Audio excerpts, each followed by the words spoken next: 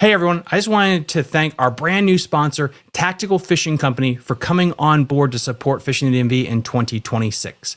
And to celebrate, I'm giving away 3 $15 gift cards to Tactical Fishing Company. To win them, all you got to do in this video, comment down below what your favorite fishery is in Maryland or Virginia, or just comment anything. Do you like what we did? Did we get something wrong on the list? Was there a place that should have been higher or lower? Let me know in the comment section down below, and I will pull the winners and announce them at the Richmond Fishing Expo here in 2 weeks. Thank you so much. Enjoy. You're listening to Fishing the DMV with your host, Thomas Ahrens. Fishing the DMV is brought to you by Jake's Bait and Tackle, located in Winchester, Virginia, and Tactical Fishing Company. If that doesn't get you jacked up, I don't know what will.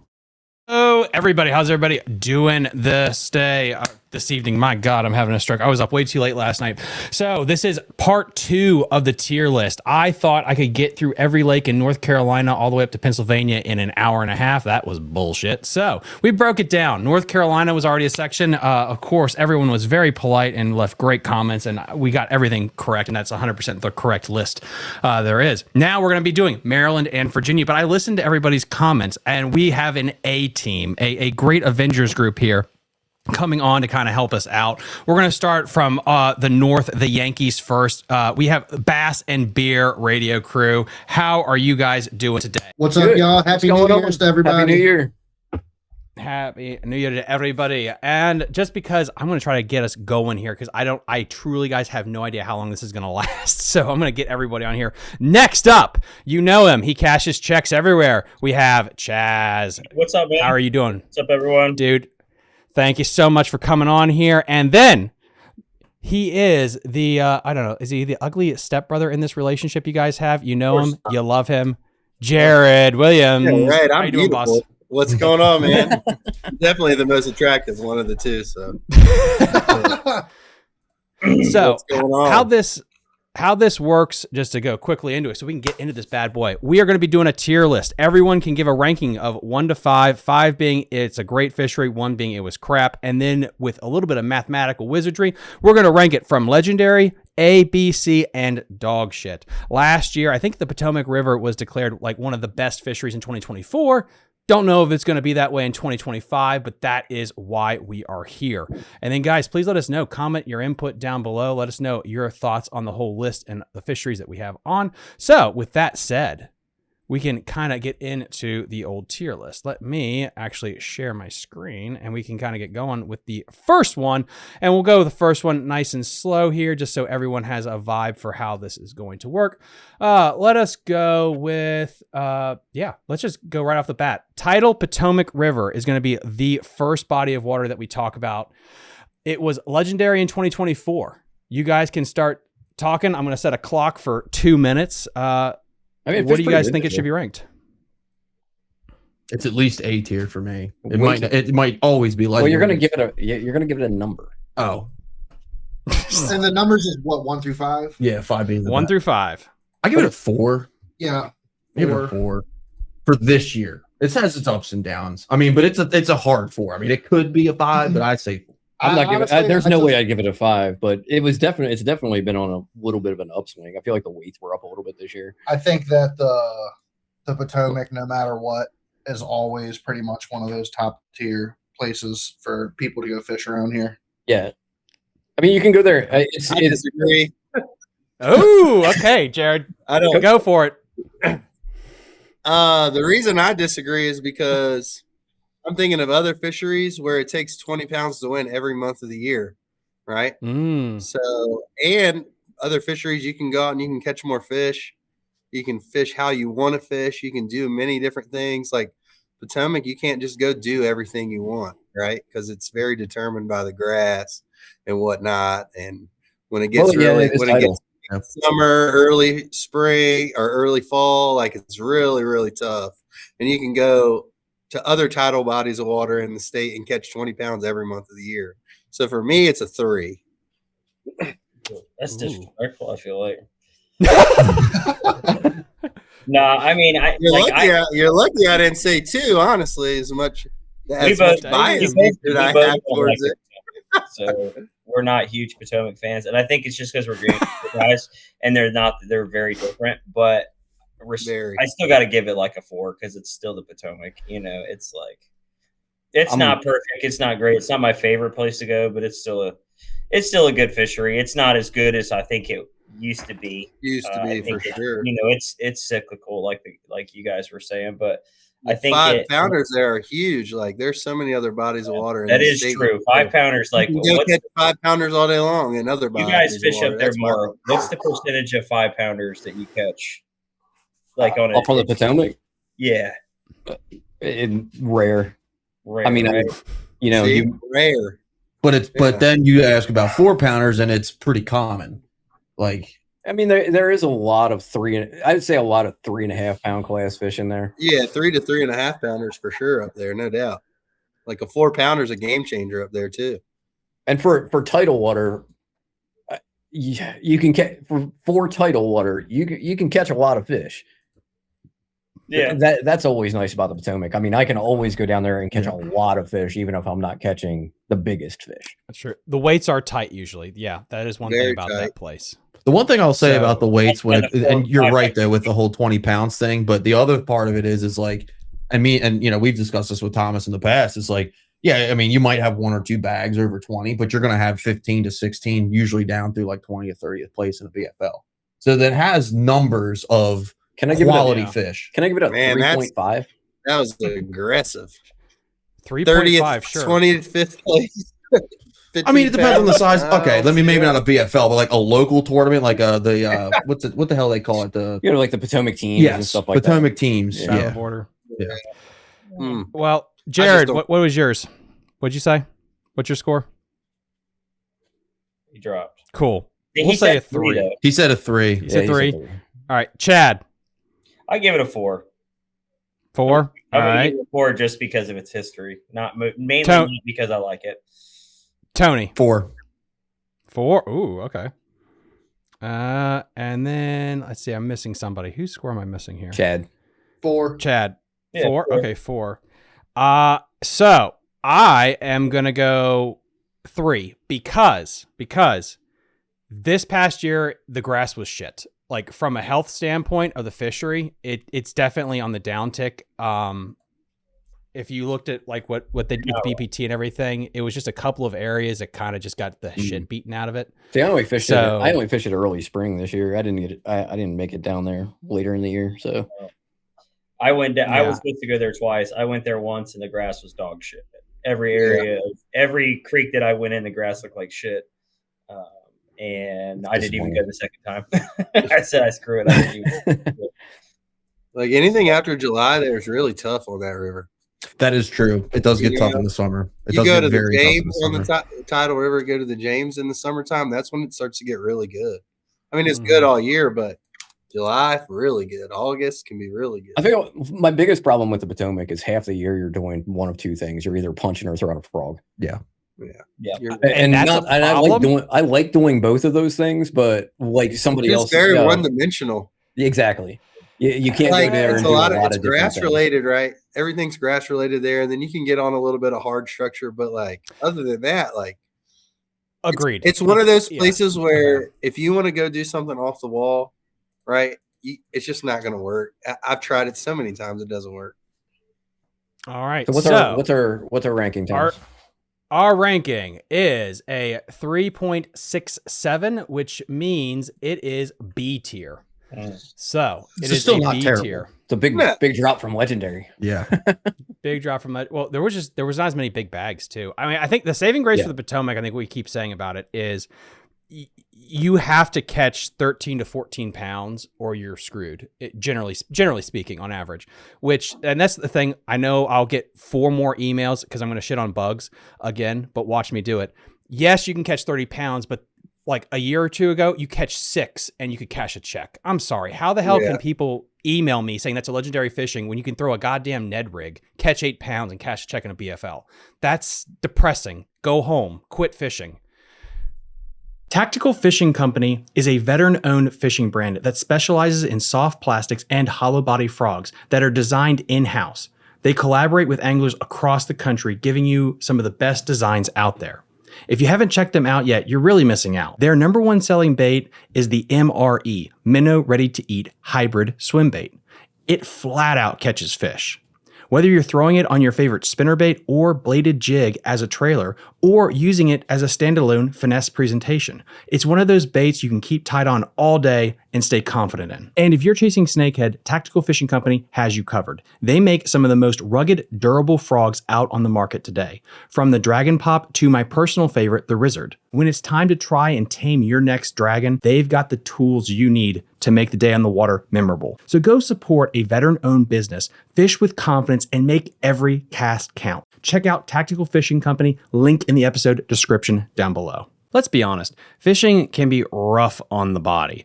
Whether you're casting all day, battling a big fish, paddling to your favorite spot on the water, aches and pains are legit, especially early in the morning. And as the temperatures start dropping this winter, those aches and pains can really flare up. Shoulders, knees, your back, everything seems to kick into high gear once the weather starts getting a little bit colder. That's why I trust Super Blue Stuff Natural Pain Relief Cream. It helps keep me feeling loose, comfortable, and ready to fish all day. That's why I keep a roll-on version with me on every trip. It's compact, fits right in my tackle box, truck, or boat compartment, and when my shoulders start to ache, my knees are starting to scream at me, or my back really starts tightening up, I just roll it on and get right back to fishing. The best part, it works fast, sometimes in as little as 5 minutes. And it's made with all natural ingredients like emu oil, herbs, botanical extracts, no harsh chemicals, no side effects, just relief that actually works. Right now, my friends at Emu Therapy are offering Fishing the DMV viewers and listeners 15% off any roll-on when you use the code BLUEFISH at checkout. That's Bluefish, BLUEFISH. Head over to bluestuff.com/fishingthedmv, link in the episode description down below, or call 866-571-BLUE. That's 866-571-2583. Trust me, your body will thank you. Okay. The thing about the Potomac to me is it's always talked about in the past. Like, oh, it used to be so good. And it did. It used to be like 5-6 pounders. There was multiple 20-pound bags weighed in. You could go out there and just catch them, but like it's just not what it used to be. And it's always a pedestal. You know, you had the Maryland state record called out of the Potomac. See, like that's never going to happen. 13, 14 years. I think it was 13, 14 years ago. Yeah. You know, hey, real quick, 11. You get an 11-pounder called out of there. When we say 20 pounds, could we establish whether or not it's like solo or team tournaments? Because that matters. It does. Yeah, but then if we do that, but we might not get through this at all because it just took us 10 minutes to think. Let's just pick one. I'm saying let's pick one and have that be the standard going forward. How much do you think it actually affects it, though? I don't think the ranking should be based solely on tournament weight, so it shouldn't really matter. Right. Yeah, but if we're going to talk about 20-pound bags, I mean, you go. If a place is a great place to fish, and you don't just because you don't, in my opinion, if you don't catch it, just because you don't catch big bags there, doesn't mean it doesn't make it an amazing place to fish. I agree with that. I mean, but to me, like I know a lot of people, like I've had a lot of friends go to the Potomac, and they're like, "Man, I can't catch nothing out here. It's tough." I'm like, "Yeah, well, you're going in July and August, like, yeah, you know, different things like that." Fair enough. Tidal James, is that the next one? Tidal James, why not? Let's bounce back to the other boys' home court. All right, Jared, make your case. You just shit on the Potomac. I mean, dog shit.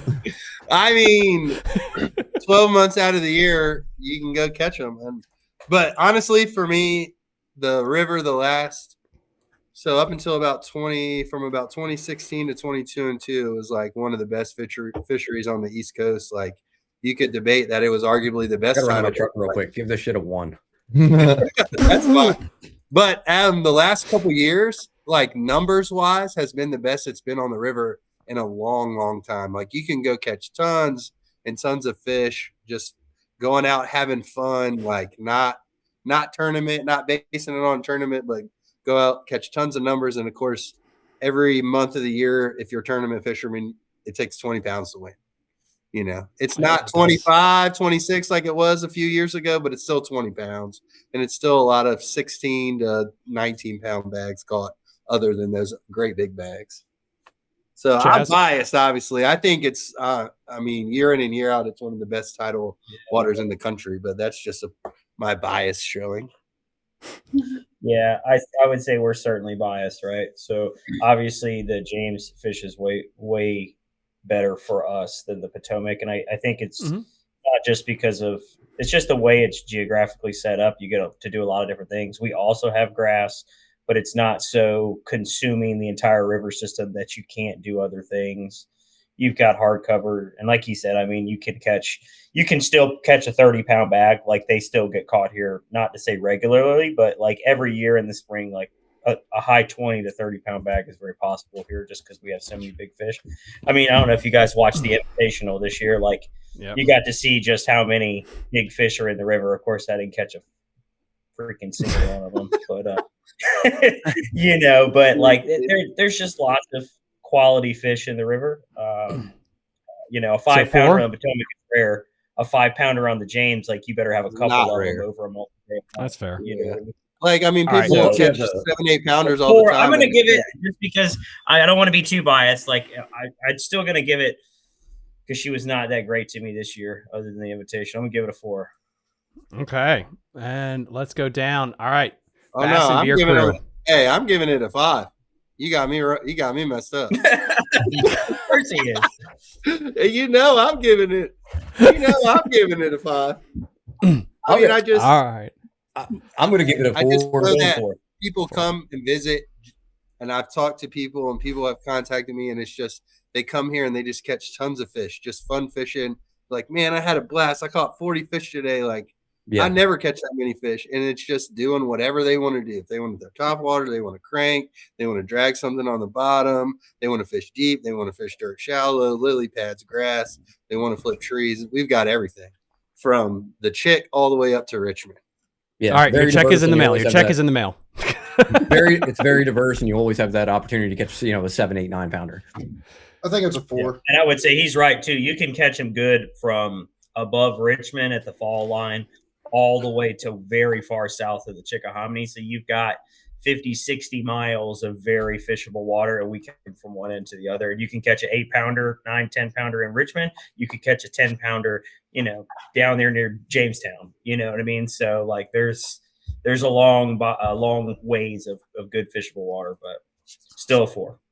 I'm going to give it a 4 because I know that it is a really good place. I have never had the opportunity to fish it. Hopefully you get to fish it this year. But the biggest thing where I say it's a 4 is because I've known a lot of guys that live in Virginia and fished with and against in college. Nobody does not like going there. I've never met anyone that's like, yeah, I don't like fishing there. Everybody that I know, that whether they fish Elite 70, Virginia Bass Nation, so why are you only giving it a 4? I've never experienced it. I can't say from experience that it's legendary per se, right? But it seems like it's really, it seems like it's really, really You're good. talking about Bassmaster Classics, everything, you know. Wait, you're right. No, only this past year. Hold on.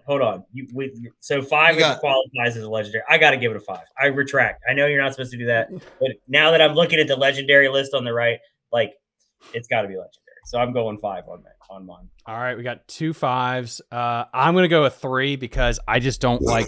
I'm a grass guy, and so this is the antithesis of me.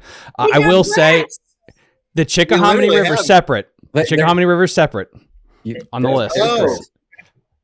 So we're not doing. So the Chick and the James are different.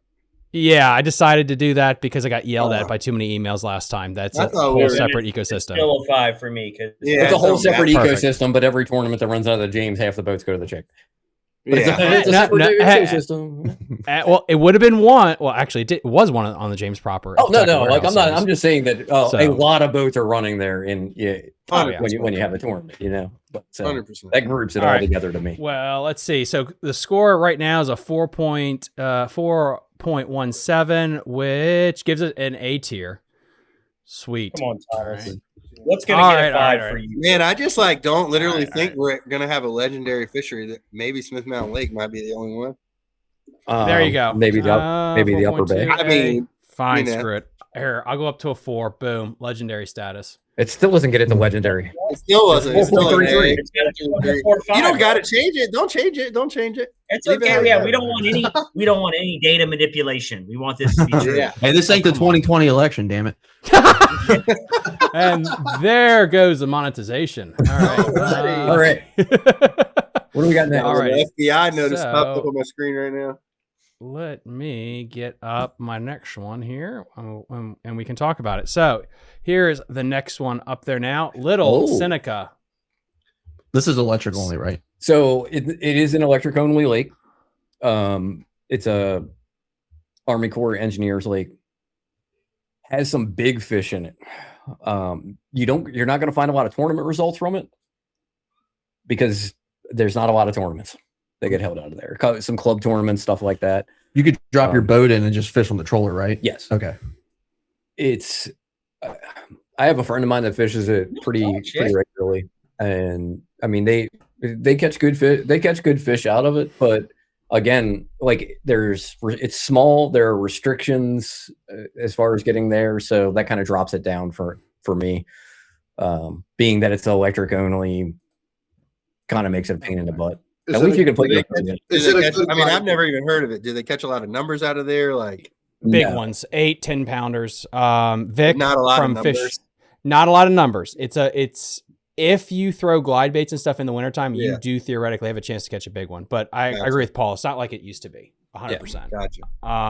Because I like never being there. So my question would be, if I go there, is it something like I'm going to catch a bunch of fish, like, or if somebody else wants to go there for fun, like, is that a destination for people to go, even with like an electric only?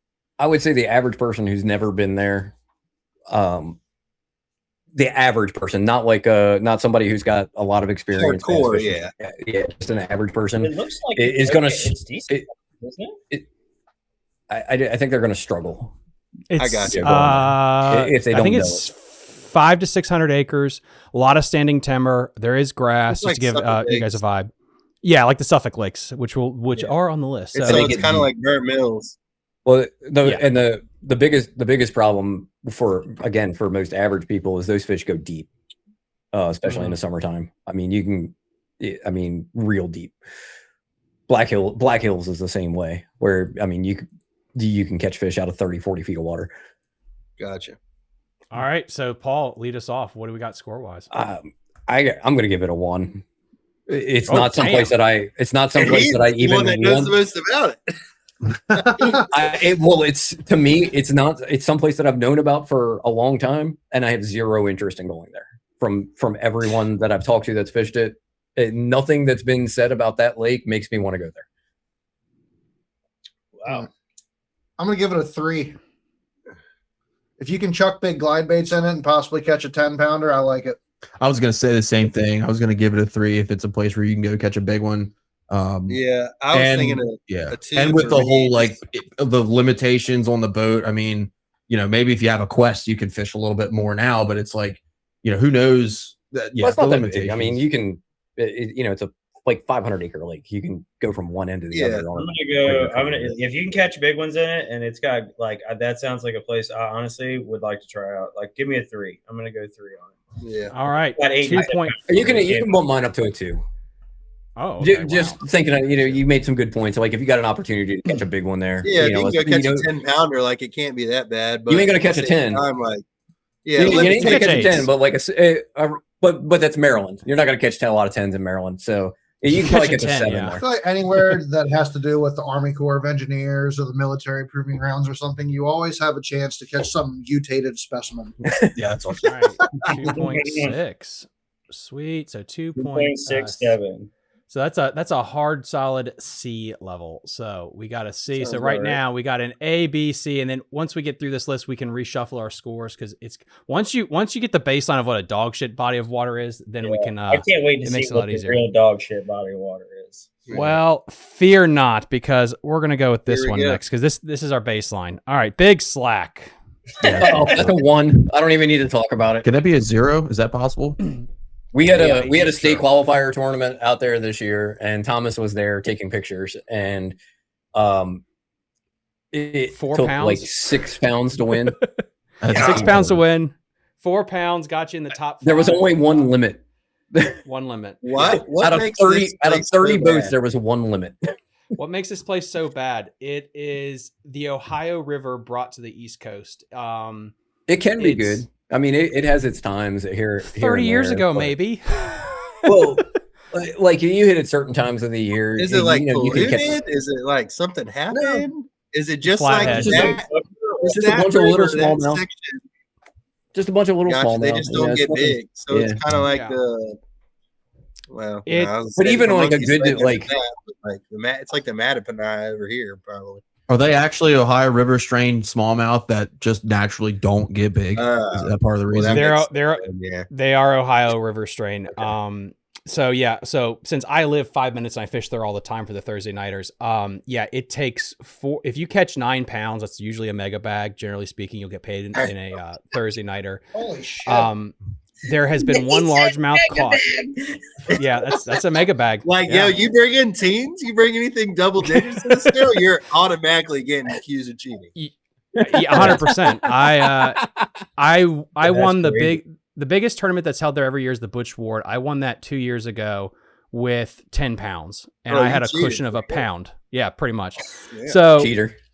With that said, you can drive at 60 miles an hour for about 20 minutes from the dam all the way up there. So it's a big stretch of water, but there's like literally just no fish. Like it's wild how few fish there are in that section. It sounds like it's not taken care of either. No. But it's the only lake. Yeah, and it's the only lake in Maryland that you one of the few lakes that you can just hammer down. Like it's Deep Creek, Conowingo. That's Conowingo. Yeah, that's it. Cumberland, I guess you could call it. So I'm not going to grade this. I'll give it a 1. I'll follow y'all's lead. I'll give it a 1. Yeah, I'm giving it a 0. It was so bad that people 0. People fishing our Bass Nation trail have said if the trail goes back there, they won't fish the trail. But here's my thing. Like, even if you don't fish it and get and weigh in 0, like you're not out of the runnings by any chance. Well, like, no, you don't even because got to show up. And we get a drop anyway. So it sounds like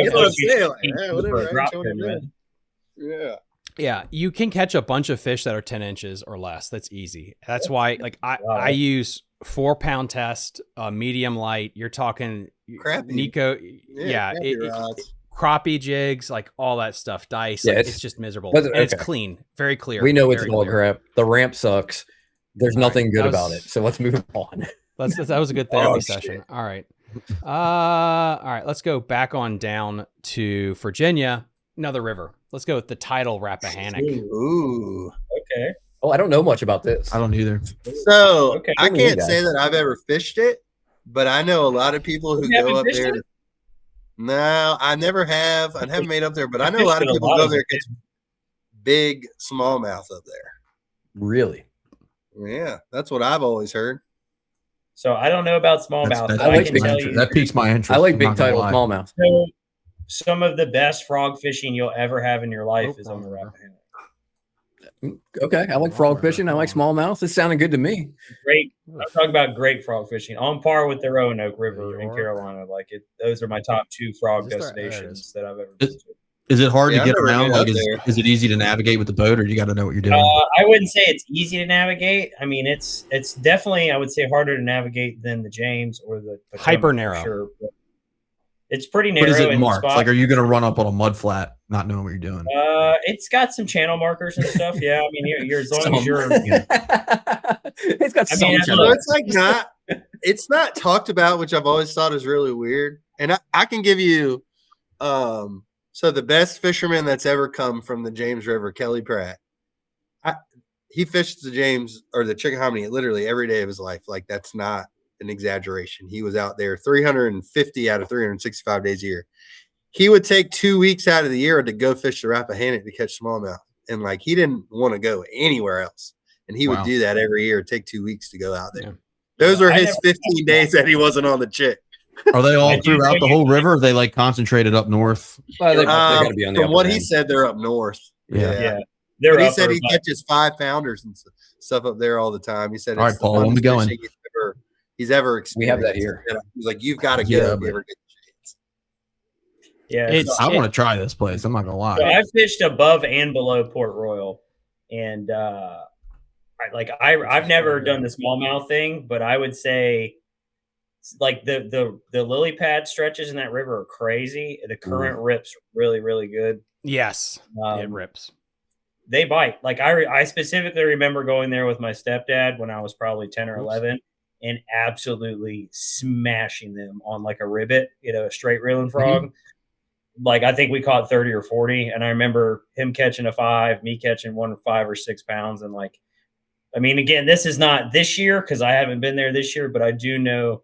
I just don't think with the Potomac being above it and the James being below it, like it just don't. It gets no. Yeah, the tournament organizations just don't go there. It's a little far out for like Virginian guys to go up there. It's a little far out for Maryland guys to go. What are there? Like, do they have local tournaments there? I don't even. I don't think it's super small. Yeah, I don't think anybody seen any results from them. Man. There are kayak tournaments because my organization goes to that thing. It usually takes about 90 inches, so divide that by 5 to give you a vibe for it. Okay, so that's an 18-inch average. I mean, so 3.5 pounders.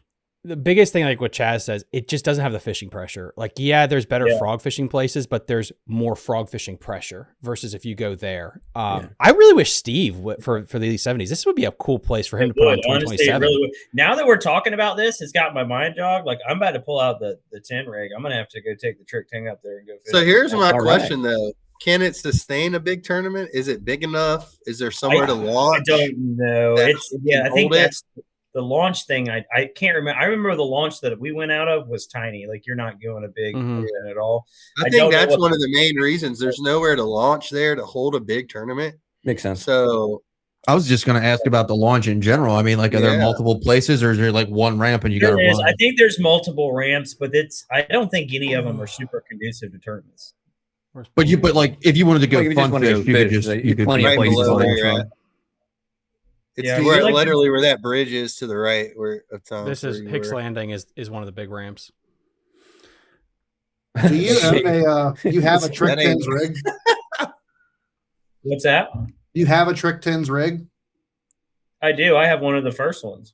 Really? That's sick. That is sick. That's awesome. That's we love Matt. Yeah, so I think you have the first one. The first one he like really did. I don't think it was the exact first one, but yeah, my boat was built before Neptune. Oh wow! Okay, word. Yep. Yeah. We love Matt. He's Matt's cool people. Yep. He's good people. He just did some work on my boat last week. Actually, as a matter of fact, he just did a video and stuff on it.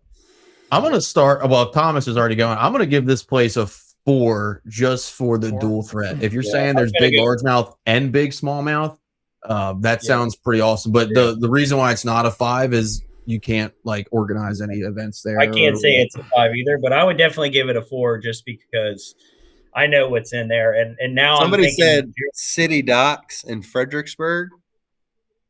So I wonder if that's like a big launch area. I don't know where that is, but I would say so. I'm going to give it a 4 also, just from what you guys are saying. I mean, it sounds like you can catch good numbers there. You can catch some big fish. You can catch largemouth and smallmouth. I mean, that's a solid 4 for me. The whole river looks like a spaghetti noodle. Based on what I can remember of it. I'm gonna have to. We might have to later. We might have to go down there. Yeah, that would be fun. Yeah, I'm gonna go 4. 4, especially if they're like up in the pads and they're eating frog and stuff. You can make some good videos. Paul, that sounds like a good place that you could have practiced for the Wisconsin event. Honestly, don't remind me of just Wisconsin. So Ricky said they can hold 50 boats at that city dock. I mean, that's not terrible. 50 boat grant. Yeah, that ain't bad. I mean, you can have a decent sized tournament out of there. Yeah, like a decent sized local tournament. I'll go 4. I mean, like I said, dual threat is huge. Like, you want to go up and fish like the I'm assuming they got to have like rapids or somewhere up there, kind of where. Yeah, I think it gets rocky above Fredericksburg and stuff. Kind of like the Potomac does. You can go up. Screw it, peer pressure. I'll give it a 4. So that's a solid 4. So that's A tier. Yeah, that sounds right. Sweet. All right. What do we got next? Yeah, that one is fun. That one is fun because you do just want to go explore it. You might not have a tournament. Yeah, I feel like I have to go there. I'm gonna go there and just explore around and have fun because I remember it being fun as a kid. I'm thinking it's probably still fun. Yeah, and the guys, this is again when people are watching the Rapload, this is the kind of duality of it here because you'll have like the Tidal James and the Rappahannock, but they're there for 2 different reasons. One's a better tournament fishery. There's another one that you just probably want to go vacation, which is kind of cool. Yeah. All righty, let us go with Roanoke Rapids. I know it's in North Carolina, but there are so many clubs around here in Virginia that actually go there for tournaments like New Horizons. So we're going to talk about Roanoke Rapids. Let me pull that up on the old mappy map here. And we'll talk about it. It is. I don't know much about it. I have heard some things. Talking about the old lake. Chaz, you're Yeah, talking you about got Old Lake, right? Buzz, here's my Gaston, thing. Roanoke. If anybody lives around Bugs and Gaston and chooses not to fish this lake, they're an idiot. Yeah. This All lake, right. Chaz and I were just talking about this. Chaz and I were just talking about this the other day because I talked to one of my buddies who fishes Kerr all the time, and I said, dude, you've got to go to the old lake, Roanoke Rapids Lake. I was like, but the problem is you'll never want to fish Kerr ever again. You'll never. You won't. It's true. That lake is, dude, you're talking about 5-pound spotted bass and giant largemouth. All It's got- it's yeah. It's grass. got 5+ pound spots and 10+ pound largemouths in it. literally. And it's Okay, got this is a personal five for hydrilla. me. It's got And a lot of them. 10, 15 foot topped out hydrilla in the middle of the lake. Like Oh, that's my kind of stuff. you can go crank, chatterbait. You can go to the dam to catch the spots when the water's running and do whatever you want. That place, that's a 5 for me all day long.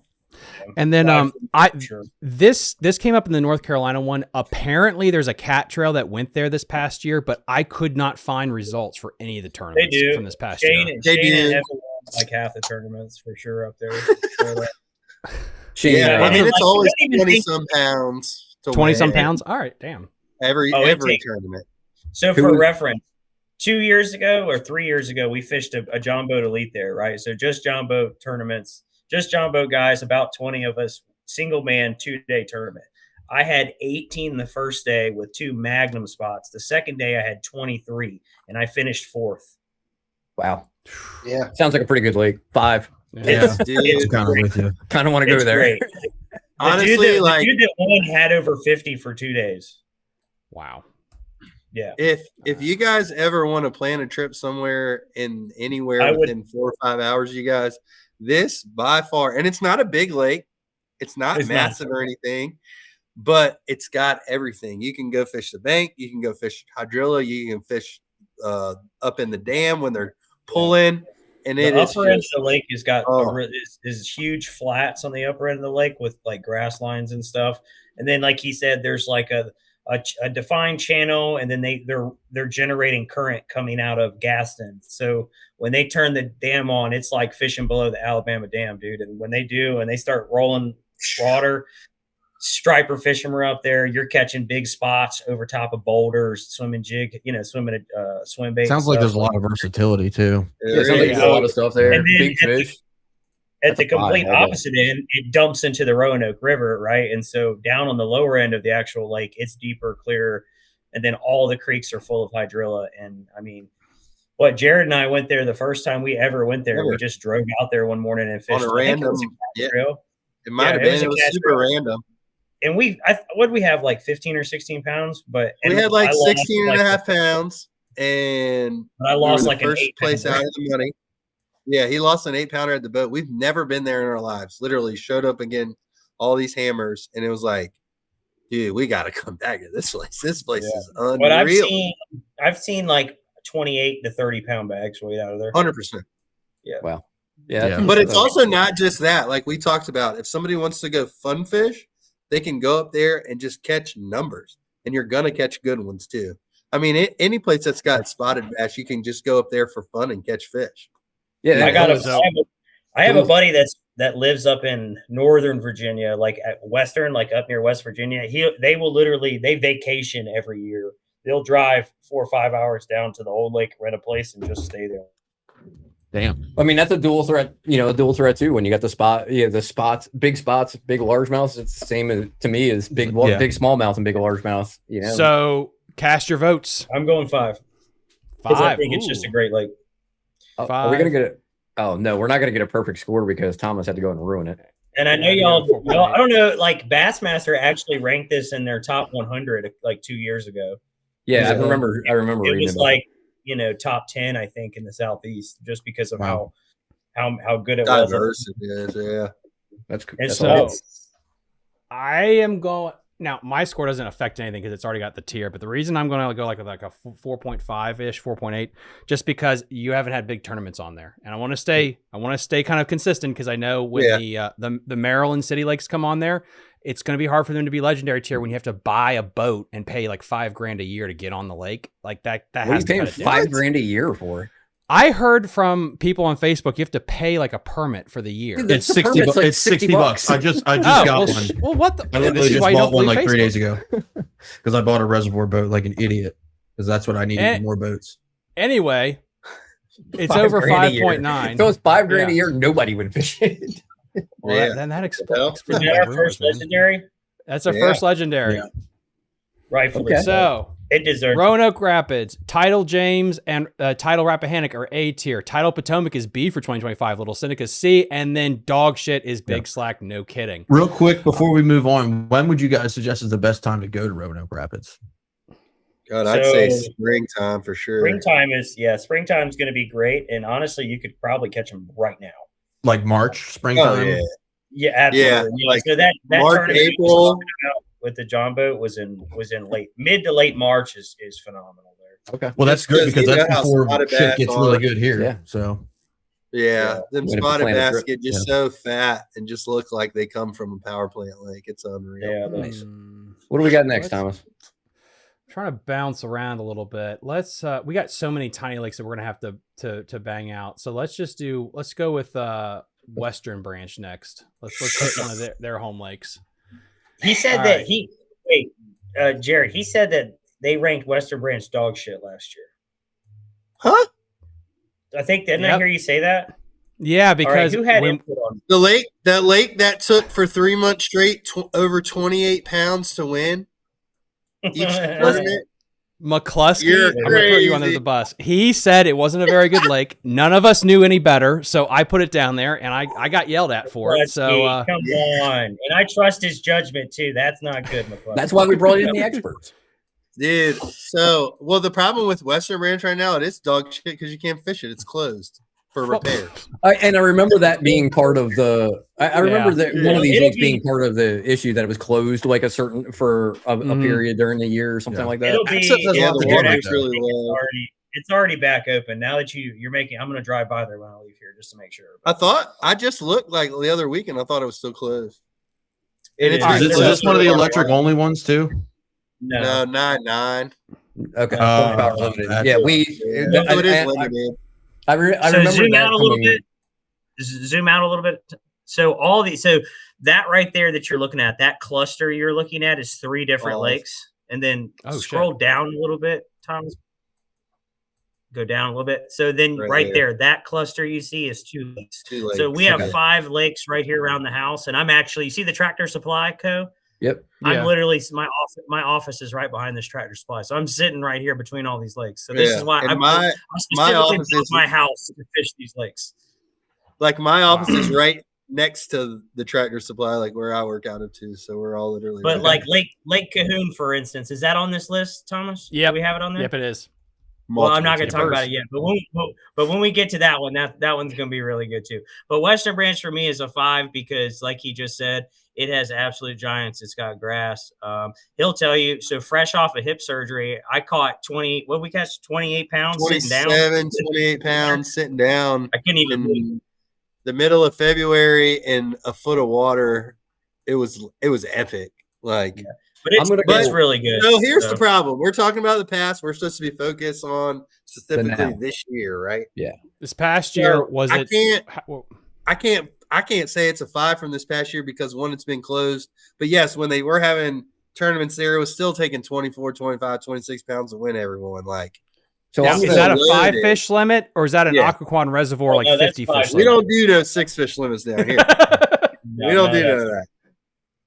Yeah, so the around here in Suffolk, there's been a few 30-pound bags weighed in tournaments. I know of 2 specifically. The Suffolk Lake record unmuted is it, 32 Kev. something. It came off Western Branch. Yeah. So, And I'm a little but this biased year- to Western Branch. That's my Yeah. favorite lake out of there, which it's funny because that shit Chaz's actually least favorite lake.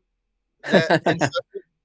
And So- it's my favorite lake for sure. So it sounds like Because there's a lot of it big fish sets up there. more like a reservoir. Yeah.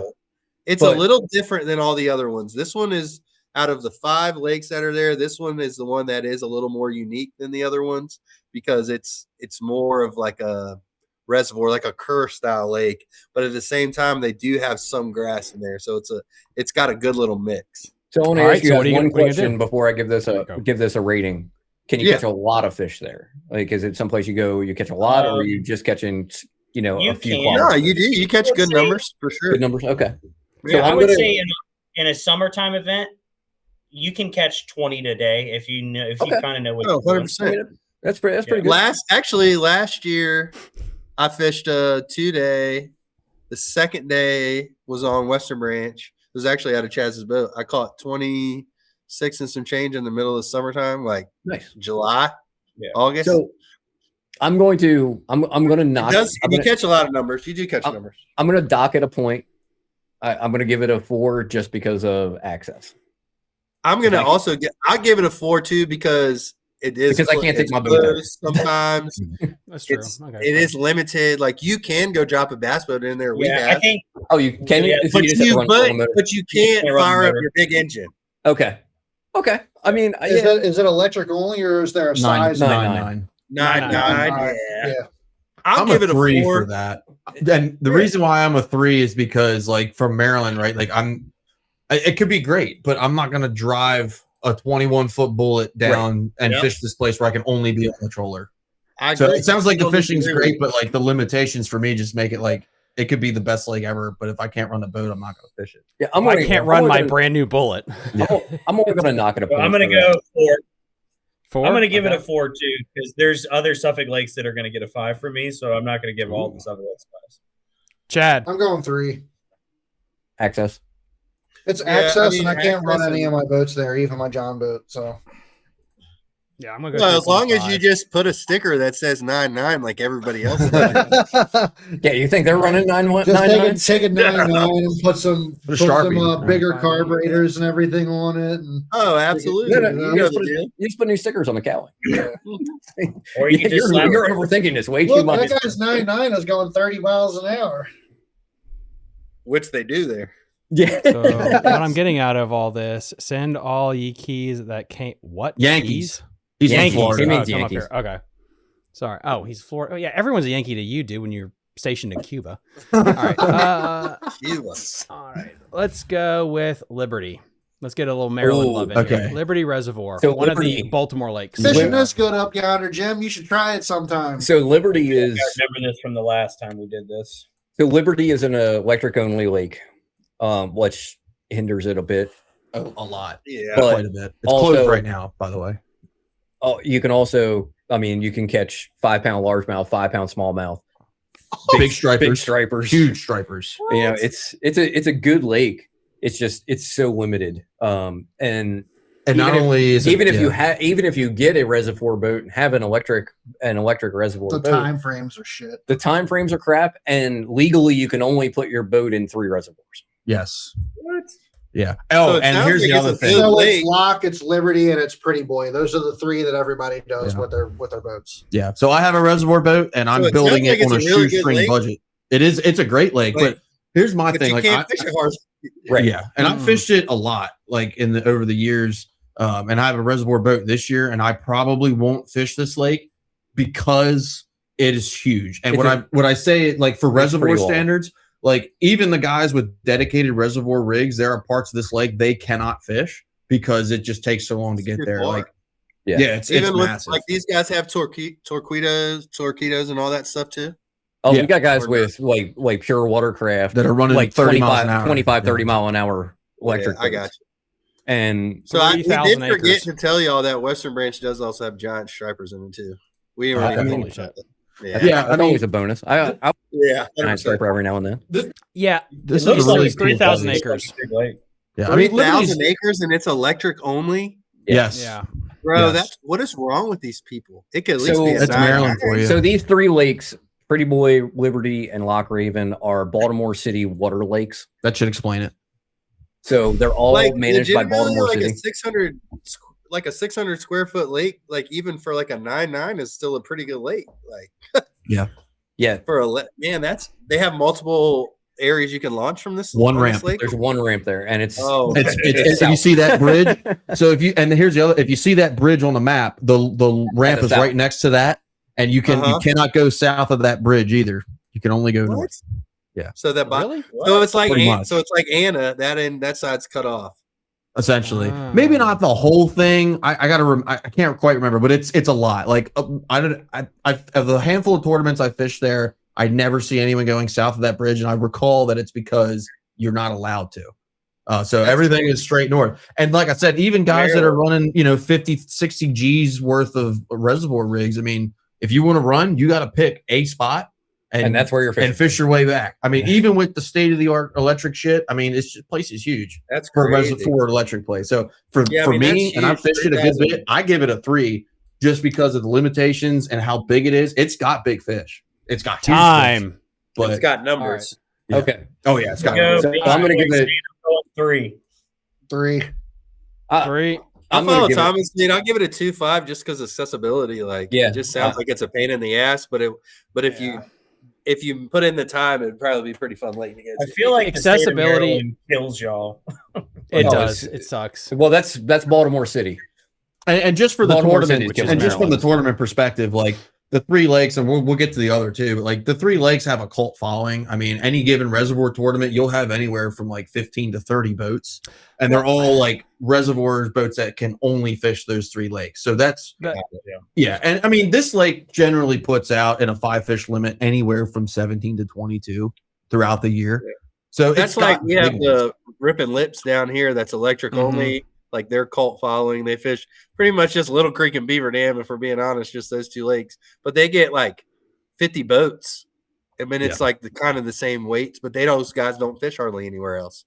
Right. They just, like you're saying, they fish those lakes, and that's what they fish. Yes. Paul, 2.5. What's your score? 2.5.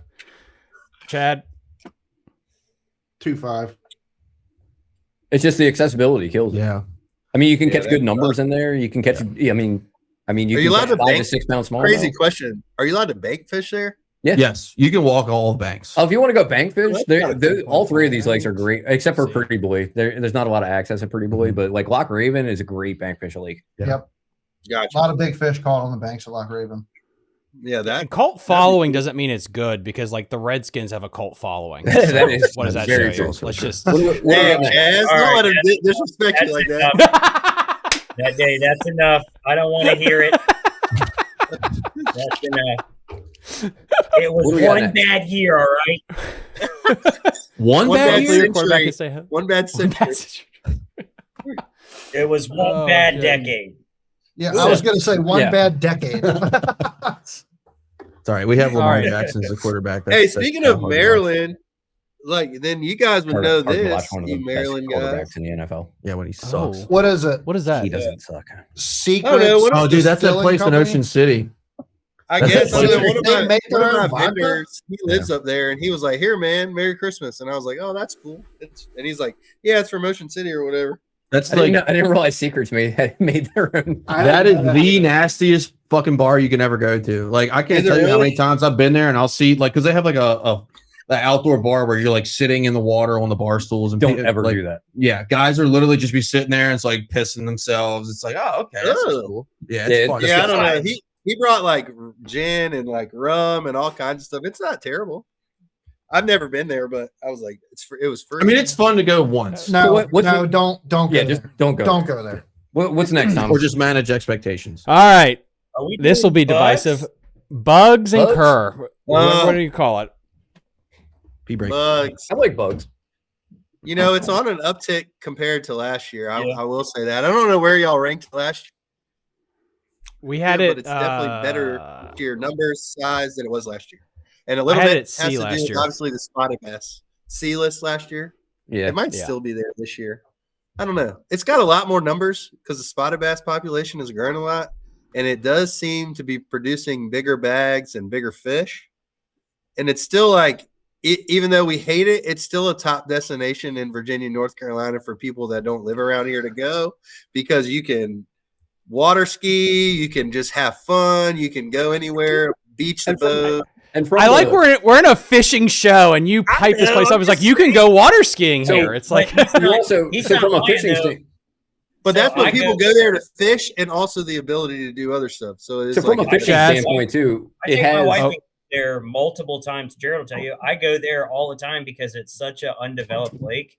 So That's I true. take my wife and my kids, and we'll literally just launch at North Bend, and I'll just drive around till I find a sandy island. We'll beach up. I can fish and catch fish off the bank while my kids play on the beach. Like no one messes with you. You can camp wherever you want. Like it's pretty cool. But fishing wise, he's right though. It's been very good this year, and I will say especially the back half of the year. Woo, yeah, a lot of 20-pound bags. I mean, not just like if you look at the cat Old North, any of the cat, any of the cat Bass Kings that come there, like it's been producing a lot of 16 to 20-pound bags, especially at the end of the last couple months, which has been really. Yes, I fished it. The fall was very strong there.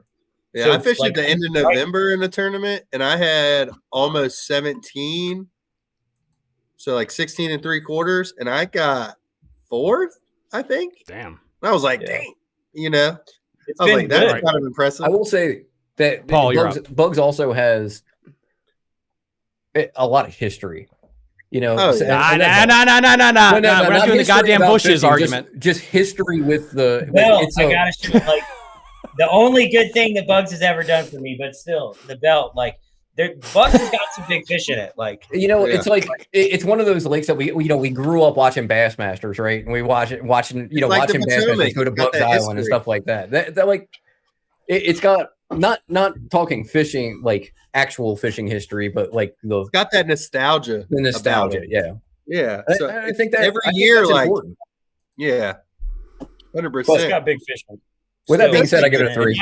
I agree with the 3. I'm a 3 as well, just because like I agree with that. You know, you guys say that it's got big fish, and I'm sure it does, right? But it's like Now they're not comparing easy it to catch. some lakes around now. here. Like he said, he go like, well, I had 16 pounds and I got 4th, and like 16 pounds doesn't even get you a thanks for coming around here. So yeah. Yeah, But I mean, here's my question: is like, can the average guy that knows what he's doing go there and catch fish like some of these other places?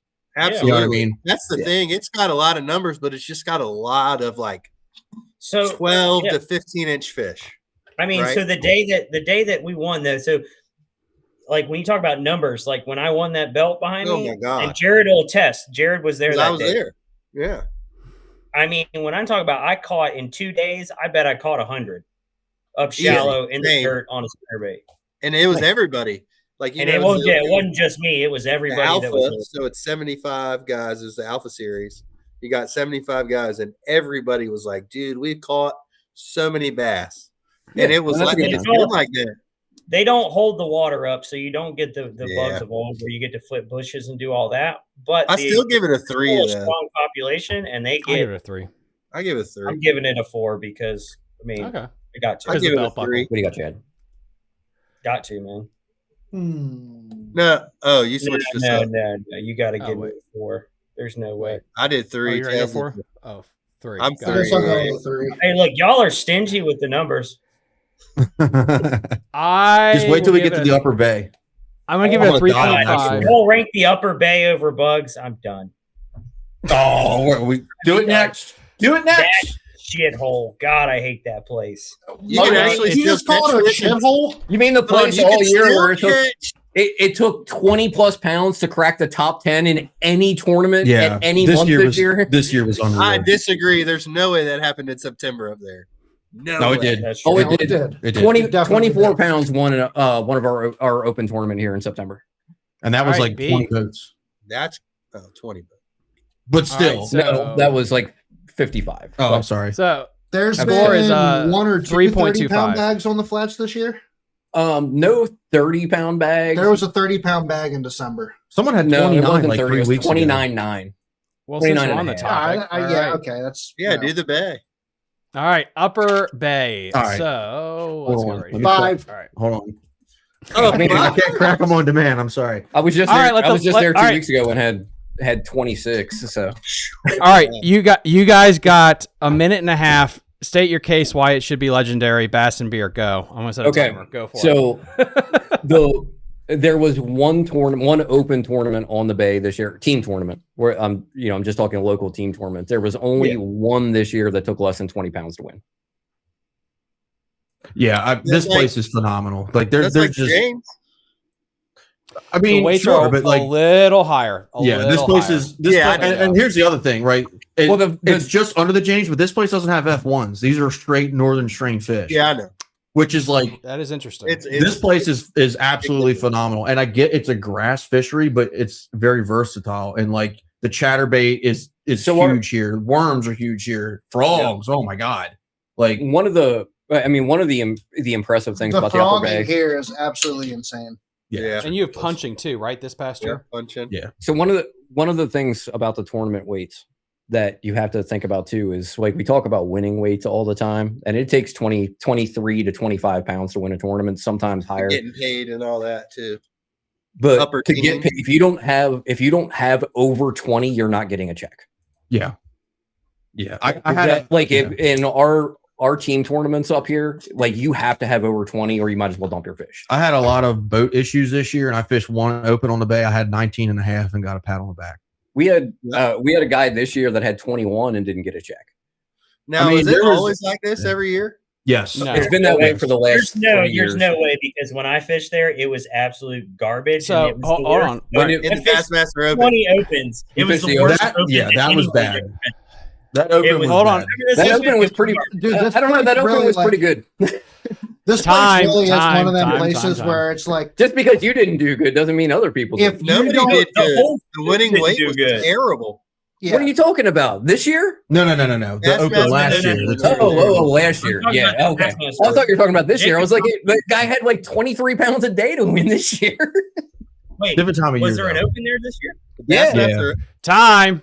So Bassmaster we're going based. Yeah, there was a Bassmaster opening. I worked the way in. I'm very familiar with it. The guy from Rhode Island won. It was in July. Yeah, different time of year. Yeah, that would be much better. I could see that. So September is September. Just like anywhere, September can be tough here. Yeah, the guys who know how to catch them are still going to catch. The guys who know how to catch them are still going to. If you're fishing a local team tournament up here, it's still going to be 22. So I gotta know is the majority of the tournament still won on the flats up there? Or guys going to the Gunpowder or running the chest? Like, are they running around and catching them? So yes, it is the flats, but there are times of year where those other rivers play, but not all the time. There's like the spring and every now and then the fall. I mean, I'm sorry, 21 pounds a day, not 23. A couple years ago, 62. I mean, that's strong. I mean, 62 is good. That is a couple years ago. There was an SQT on the bay. The boat only this past year. Okay, fair enough. But like the other rivers, like the Sass, the Gunpowder, they do play a lot in the spring and the fall. But once you get past like June, the flats is where it's got to be. But like like Paul said, it's a small area. It's a very small area. There's so many fish. Yeah, so and here's you my still catch question them. for you guys. I gotta say, it's small, but Jared's up. Let Jared do it. We're talking about how good. I've never fished there. Can I just hold on? Let Jared talk. Can I just go there and catch fish? Yes. That's a numbers thing. Are you guys catching 30, 40, 50 fish a day for somebody who obviously I know what I'm doing, but I've never been there. So like just if you're doing a little bit of research, I can pull up and catch them. So me and Tony went out. I was practicing for a club tournament one day. I took Tony out with me. Yeah. I think we caught 45. Yeah. That was in November, but you know what you're doing. I don't know. I mean, but I think, if you like a good, a decent fisherman, someone who knows what they're doing, knows how to fish and knows how to fish grass, you have no problem if you know tidal water. So that's a key, knowing tidal water. Just being open and honest. Catching 20. I probably spend easy. The least amount of time on the water every year. 100%. I spend the least amount of time on the water every year compared to these guys. I can always go to the flats and catch fish and put fish in the boat. The flats is one of them places where, yes, you can go there and catch numbers even if you don't know what you're doing. Cool. But there's also the guys that have that place dialed in and they know where where those big fish are and the locations and the places to go and whatnot.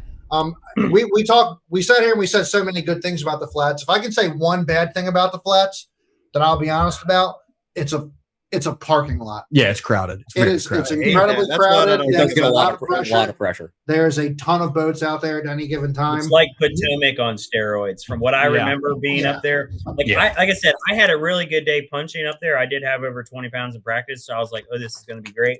But then, as you can imagine, how many boats are out there on actual tournament day? It was. What year was that? That was in 20. Either 21 or 22, whenever that open was in September. 22 or 23. It's still the same. Nothing's changed. The flats were so bad in that tournament that all of the majority of the good weights came out of the Northeast. Which is well, and a lot of that too is because like so when a lot of the guys in that tournament, there were a lot of guys in the Gunpowder area too. Yeah, the Gunpowder fish well that when it starts to get tough, then it spreads out a lot more. But early summer, you better be on the flats. That was also a terrible tournament in terms of like off limits, and Bass really dropped the ball in telling us all what was off limits until official practice had already started, and then you realized. Of the proving grounds and all those things we didn't know about, the people that weren't from and you had mega flood tides. That didn't help either. Yeah. So based on, I think all of us are going to agree it's a 5, right? I mean, I caught 26 pounds 2 weeks ago. It's a 5. Biggest change from 2024 to 2025 is the health of the fishery when it comes to grass and weight drop off. When we ranked this last year, it was an A because there was a steep drop off around like 15th place, which didn't happen this year. It did take a little bit on your lower end to raise it up. And the last piece is the grass is a lot healthier this year than last year. A lot healthier. And the wintertime fishing is stupid. My friend of mine was out. Sorry, I had 26 3 weeks ago. 2 weeks ago, a friend of mine was out and caught 60 pounds or 60 fish. Oh, 60 that's fish. solid. I find it very hard to in my gut to give this place a 5 with my past experience. All right. I know it hurts you. Understandable. I'm a 5. If you guys, I mean, I fish it 3 times a week, so she has 1.2. I'm gonna give. I'll do whatever I got to do to put it in the same bracket as the. What I will say is one of the days in practice, the day I was punching and caught him really good. I remember being out in the middle of the flats, and I'm sure you guys know there's like ditches and all that kind of stuff cut through the flats. I do remember seeing a massive amount of giant fish swimming around that I could not catch because it was clear and calm. Thinking, man, this place has got to be great to fish other times of the year. So you guys, it sounds like it's on an upswing. So I'm going to give it a 4. 4? All right, cool. Jared, what do you want? 4. I'll give it a 4. I'm going to hate Paul. And not to mention, isn't this the last place Aaron Martin's ever won? It is. That's true. It is. Holy shit. Well, with Bassmaster, I think with BPT. You should have seen in that open how many guys were down there fishing that set of docks in the marina. So the funny thing about that is what's crazy is that marina had a fish kill later that year, and it hasn't been relevant since. Hold up. Yep. So I'm probably going to go with the 4.5, and I'm giving it the 4.5 just because of how crowded it is, and it's you're fishing grass. That's it. You know, you don't have a shitload of other things. Is it dangerous to run out there? On the flats, yes. Yes and no. Like, is it dangerous? You got to know the tide. Yes and no. Okay. So for the most of the flats, like if you run something shallow and get stuck, you're just running into sand. The other thing I'll say there are some logs and stuff out there. If you guys get wind up there, no markers. There's no markers on the flats. No. I agree with that. It's pucker your butt cheeks and run. Yeah. It's you got to be comfortable running over, like running in 2 feet. Like I understand. The James. I mean, you got all the flats and stuff on the James. It's a lot like that. When Bassmaster ran their article of the most dangerous places to run, the Delaware, Chesapeake Bay, and the Potomac were in like the top 10 of the most dangerous places to run. Because if that tide and that wind and everything, Oh yeah, you get a northwestern. You get a northwestern. Really get rough. Yeah, the Upper Bay to me, and like on a heavy south wind, because I feel like one of the days of practice we were there, I remember trying to come out of the northeast, and I remember thinking, I'm not doing this shit at all, because it reminded me of the Albemarle because it's so wide and so big there, right? I mean, you guys know, like that stretch from the northeast looking across the Harbor to Grace, that's a deceivingly big area. When you're looking at it, you're like, that's actually a huge chunk of water. And if you get a south wind or a north wind and it blows against the tide, it gets nasty. And the other thing about this place is like you saying with the wind, if you got fish south and you want to make a long run and you got bad wind, you're just not going to do it. So that sucks. But there's lots of places. I mean, you can say that about the Potomac, Kentucky Lake. I've been on Kentucky Lake where it's brutal. What's that now? Well, Jared, I think you had a question. I was saying, did they do BFLs and stuff out of there? Oh, yeah. There's a BFL this year. Oh, we didn't even talk about this, by the way. Like smallmouth are huge. Oh yeah, forgot to bring it up. In the springtime, especially, you can catch a 20-pound bag of smallmouth and a 20-pound bag of largemouth in the same day. That's the other thing. I thought I remember seeing some smallmouth. Like they get on the flats up there, don't they? Don't they come down? You can get them on the you can get them out on the flats. In the springtime, you can go up in the river. I mean, I had my biggest bag of smallmouth out of there was just under 22 pounds. And that's not like going way up in the river where it's dangerous. I mean, that's easy running stuff. Yeah. So here we go. That's one thing about the James that's underrated too, by the way. People don't talk about. You can catch some pretty good smallmouth in the James. Or let's go to our next cool fishery. Smallmouth just don't play on the bay because the largemouth are too big. Sometimes five. Chickahominy. 5. Oh hell, I'll even give that a 5. You don't even have to talk about it. I'm a 5 on that one too. 5.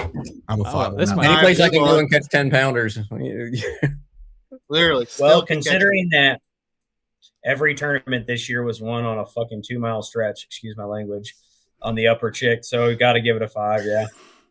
I can't believe you said that, you son of a bitch. I mean, you know what? A buddy of ours speaks for itself. A buddy of ours just caught a 10-pounder the other day, actually.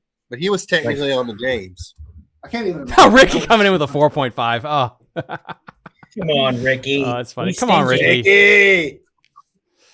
Yeah, the chick is great. One of my good friends loves fishing down there, and like he every year he's like, you got to come to the Chick with me. You got to come down to the Chick with me. So, dude, I'm telling you, it's not just a big fish thing; it's a numbers thing. You catch tons and tons of fish. And they're not all big. Like I said, you catch a ton of 2-pounders. Like right now, the river is the healthiest it's been in. Man, I honestly, and I've been fishing it my whole life. So I'm 37. And I've been fishing it since I was a little kid, before I could walk. I honestly don't know that I've ever fished it where the amount of numbers you catch right now. Just quality, beautiful, healthy 2-pounders.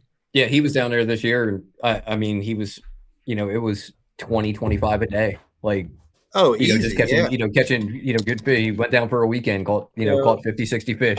I mean, that's such a good. I'm kicking myself because we all just gave it a 5, and then like I do. So the reason I don't like it is because of how much pressure it gets. And Jared knows, like I've been trying very hard the last 2 seasons to not fish in the Chick. Like in the Invitational, I knew that it was going to be one out of the Chick, but I specifically did not fish down there because I knew the boat pressure, and I thought everyone was going to cannibalize each other. And it kind of did work out that way for the most part, except for a couple guys. Honestly, both of us, we've both for the last 2 years done most of our damage out on the James, just because the pressure. And for me, like I'm really big on fishing grass in the James or in the Chickahominy, and like the grass was not set up right this year for me because the spring was just heavy winds, like it couldn't grow and different things like that. But I mean, but the thing about the Chick too is just like how it produces every single weekend. I think I'm frustrated the most about it is that like especially the upper end, like the lower end's great too, but upper end there's a few stretches up there if you know exactly what you're doing. And now with the advent of live scope, you can just sit there and kind of hit the same 2 or 3 spots. And if you time it right and you just never give up on it, you can catch 20 to 25 pounds like every freaking time. Nice. I hate that about it though, because it really just the whole river kind of shrinks, and then you just get the same couple of guys up there cycling the same stretches, and it's just like it works. Downriver, so you guys really can have hate it. that, man. You guys can have the upper part towards the dam. Here we go. I know where that is. Where is this? Deep Creek Lake. 2. That's a tough one for me. It's so hard because I'm going to say 2. I don't even know where we're at. So this is in Western Maryland. It's out in the mountains. This one's tough for me because I love fishing out there, but it ends up being pretty one-dimensional. 90% of the time you're fishing floating docks. Really? All right. Yeah. I got some information. My thing is glide bait, swim bait, wacky rig. All right. So I got some information for you guys here. So if you're floating docks, like you can throw some glide baits. All right. So I got some information for you here. It's about 5,000 acres. I talked to the DWR guy like a couple months ago. It's on the same geographical like height as Lake Champlain. So it freezes over in November. It has grass. It has floating docks or pole docks like you see on Lake Champlain. It has smallmouth and largemouth, yellow perch, and it has. Don't worry about the smallmouth. Yeah, biggest pike this far south of Canada in the world. It will have the next United States record. Not a big smallmouth population? They're Ohio River strain. There's a ton of smallmouth, but I've never caught one over 3 pounds out there. No. Gotcha. Yeah, not that. But every dock's got a fish under it. Yeah, they got relatively deep. It's got a lot of it's got a lot of cabbage. It's got a lot of cabbage. It's got a lot of eelgrass and a lot of milfoil. Not a ton of hydro. Milfoil. Yeah. Milfoil it's fun. It's a fun place to fish, but weights are generally what 17 to 18 only in the fall. You will get the occasional 15 to 18 not even in the spring. Well, so Maryland, we don't fish a lot of tournaments out there in the spring because season's Maryland sucks. So. Yeah, I got you. Hey, Paul, what is the Paul? What's the tournament organization that fishes there? I can check the stats real quick. Maryland Bass Nation. Yeah, Maryland Bass Nation. That's really only. Yeah. I'm gonna jump out of the gate. I'm gonna give this one a 3, and it's got big fish, but it really is only good in the fall, and you're gonna see some 6-pounders out there. But you're not gonna like between like Memorial Day to Labor Day, don't even fish on the weekend. Yeah, the smallmouth are small, even though they're not big. But that's part of this, right? Just going to catch fish, right? Going to catch fish, great place. Like you can go out there and skip a lackey rig under docks and catch as many fish as you want for the entire day, as long as it's not during the summer. Literally every dock has a bass on it. Yeah, but you can't even fish this place. You can't even fish this place in the summer. Yeah, like if you go from Memorial Day to Labor Day. Boat traffic. Oh, it's traffic. That's like it's like Lake Anna there. Yeah, when I say it's unfishable, I mean it's unfishable. Yeah. Like it's unfishable. I will say this will be a hot take for everyone. This is probably one of the top 5 best fall lakes in the country because it is so high up in the mountains. By November, it's ice. So those fish eat hard from September till it ices over. So that to me, there's a fun vibe there. That's a pretty strong opinion. It totally strong opinion. But your average weights out there. Your average weights out there in a tournament. Like when we fish it in the fall, we fish it in like beginning October every year for our state qualifier. Yeah. It's going to be you're going to have 1 or 2 guys who have 15 to 18 pounds, and then everybody else is going to have 9 or 10. Oh, 100%, but you're catching a shit ton of fish. You're catching a shit ton of fish to get to that 10 pounds. Yeah, but once you catch your 20th 8-inch smallmouth, it kind of gets old. Fair. But that's because we're tournament anglers. Like if I took a buddy out there who doesn't fish, he would love to catch that. That's true. Small fish. That's true. Ooh, Paul, could you take it? Is that an easy place to take a kid fishing? Oh yeah, because sure. there's a big panfish population out there, which is. If you're taking a kid fishing, is it limited on your accessibility? No. It's got a great ramp, big ramp, state park ramp. I mean, it's not. There's no limitations to this one. Like it's not no limitations. You can run. Nope. There's a pontoon boat out there that runs like 75 miles an hour. Good Lord. Yeah. It passed my best boat. Like to me, it sounds like a great place to just go catch some fish. It is if you go up like we said, if you go there in the spring, you go there in the fall. I absolutely love fishing there, but it's not what I would consider a great place to fish. You're going to catch a lot of numbers, a lot of small fish. I'm going to give it a beautiful 4. area though. Beautiful area. So I mean, I would give it like a 3.5. I'm going to give it a 4 because it is destination-y. You go there in the fall. All the leaves are bright colored. You're out there. Yeah, you're up in the mountains. That doesn't make the fish way better, though. It's a great place. It is enjoyable. The vibe, though, like you're talking about where would you want to vacation and fish? Like you're right. The weights are not necessarily the best or whatever, but you can catch them a bunch of different ways, and you're going to catch fish. And you can catch them, and that is one thing that you can do is it's very diverse. Like most of the time, you're getting it's being won from flipping docks. All right, Paul. I fished out there and caught, I caught smallmouth one year because I for some reason I couldn't get them to eat on docks. I caught smallmouth in 30 feet of water. That is a great idea. I should have done that at the beginning of this damn thing. Tell you what, I will go back through this energy drink and I will take all of the scores, tally them, and I'll put it up there for you guys. But yeah, so 1 point. I'm sorry. Whoa, Paul, what's your score? I just said 3.5. A 3.5. Okay, cool. Pay attention to this. It's really hard. Chad. 3. Take your 3. Adderall. I do need some more Adderall. I don't know if I should mix that with a tequila and an edible though. Tony. Sounds like a good time. Sounds amazing. Yeah, I'm a 3 on that one. 3. And then Chaz, are you abstaining or? I'm gonna go 2. 2. That's fair. Awesome. Sounds like too small a fish for me. 3.0. All right, so it's a B. That's solid. That's B. All right. I like that. I think that's a fair judgment. I think it's fair. I mean, it's a fun place to fish, but it's not a fantastic fishery, you know. So yeah. I think that's fair. What do you got next? All righty. I got, where does it go? We already did that one. There was another one to do. Where are you? You got any Eastern Shore rivers on here?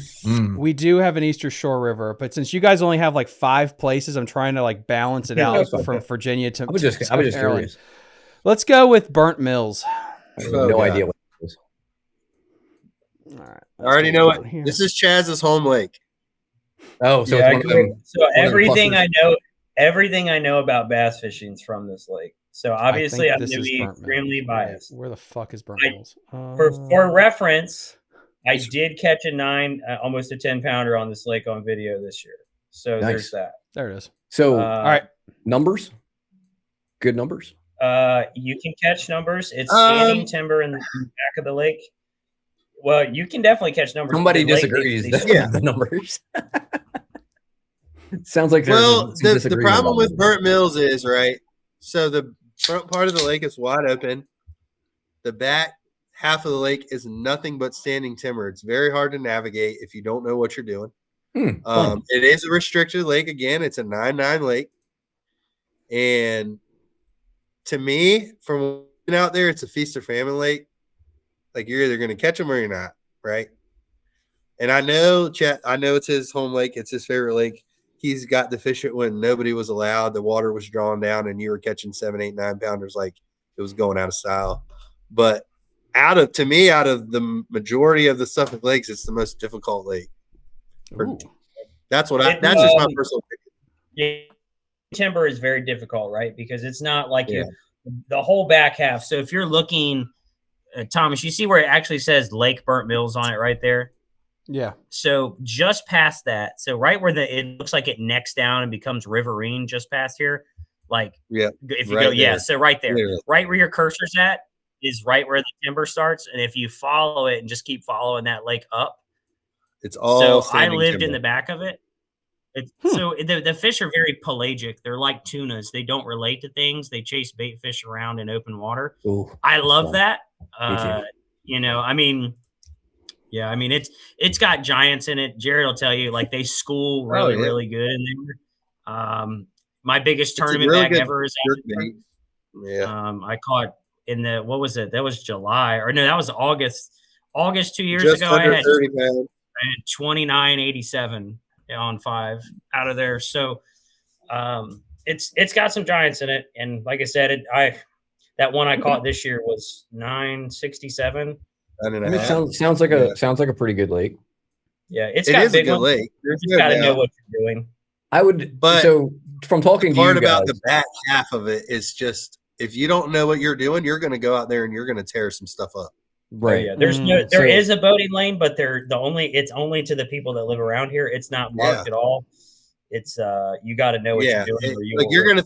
Because if you're going out there and you don't even know, you're just going to start hitting trees and you're going to tear your motor off. Like I'm gonna have to rank this a 3, Thomas. 3, and for 2 reasons. One, the feast or famine type fishing. It sounds like it's not easy fishing, and the navigability and the 9-9 thing. And plus the restriction. I'm going to take it down to a 3, knock an extra point off of it. But I'm a 3 as well. All right. I still think it sounds like a fun place to fish. Like I'd love to fish there, but it's so a good like place when you were fish, saying when it was closed, I've had 36 on 5 when it was closed, just fun fishing. So that sounds. So I'm obviously gonna go 5 just because I'm biased, and of all the Suffolk lakes. I'm a 3.5. Ooh, okay. I'm a 3.5. That's my least favorite lake to fish. You're wild. I'm gonna go like a 3.5, 3.4, just because like it's not gonna have the pressure. It's really cool. Like there's a cool factor with me, which is really kind of big to me. So I'm gonna go with like a 3.5. So that is a 3.50, which makes it nice, sits nice, locked into the B category. Oh, let's look, hit or miss. Yeah, it's just like what you said, feast or famine, right? Yeah, it is. Where did I put sure. Where the hell does it go? Sandy, Briery, goddamn. I wish these things were labeled. That'd make it so much easier to find the Burnty. Pocomoke will be next. Let's do Pocomoke next. How about that? Pocomoke. Okay, so Eastern Shore. Apparently they have bass.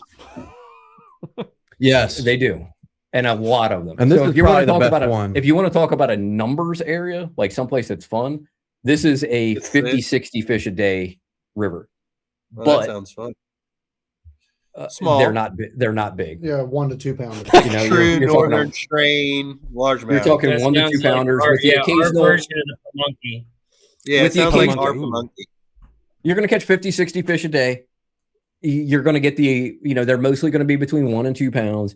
And then throughout the day, you'll probably catch a couple of 2.5 to 3 pounders. 5 pounder. There are 5 pounders in there. I've called 5 pounders. It's rare. They're pretty usually, it's like you get a 20 boat tournament, big, there'll be 1 or 2 4 or 5 pounders. It it's literally not big, sounds like catch, a monkey. You catch so many fish.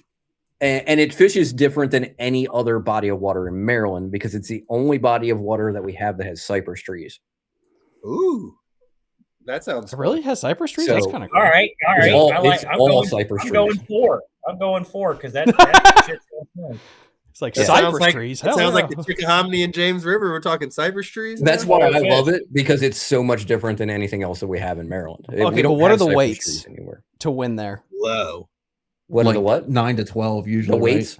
Right? So big around slack. 10 pounds. It's going to be around 10 pounds to win a tournament there. Occasionally, Better you'll than have big slack. It's definitely got to be better than big slack. Well, yeah. If it's taking one 10 person will pounds or catch less. more than 30 boats will catch on big slack.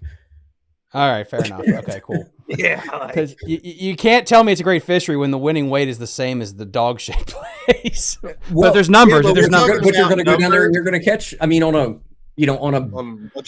bad day, a really tough day, you're still catching 10 or 15, and that's a super tough day.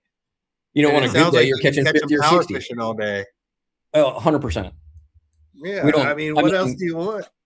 You're catching them on a jig. You're catching them on a spinnerbait. Catch them on crankbait, chatterbait, frogs. Frog fishing is pretty good. Frog fishing would be so it's really good. Basically, the Chickahominy River, just a lot smaller fish. Yeah, essentially. I'm at like a 3.5 for that one. I won the state championship tournament on that last year. Kind of. I'll say 3.5. 2, 4, 3.5. 3.5. Yeah. I would give it a 3.75. I don't think it's quite at a 4. Way to go autismic with it. I like that. All right. All right. I'm going to follow it 3.5. But I think it's fun. 3.5. I mean, it's a really fun place to fish. I really enjoy fishing down there. Tony. I gave it a 3.5. Chad, did you rate it yet? That's somewhere I feel like I'd like to take my son when he's 3 now. When he's like 5 years old, you can go out there and just let him throw spinnerbait. I'm probably absolutely. I'm probably a 3.5. You go out there, throw a spinnerbait all day. Yeah. You're going to catch fish. You need a spinnerbait, a spinnerbait, a jig, a Senko, and a crankbait, and you're good. 0.4 above Burnt Mills. I'm feeling some slighted type of way. But isn't the majority of the river in like wildlife refuge? So it's completely natural. There is nothing else. I will say that from a visitation standpoint, Tony's right. The majority of the fishable river is in a state park, so there's no houses. Like there's just nothing. It's just woods. It's really not a lot of base traffic. Yeah. For about 15 miles of river, you have that. So a great place to dump a body is what you're saying. Yes. Thomas, is Back Bay on this list?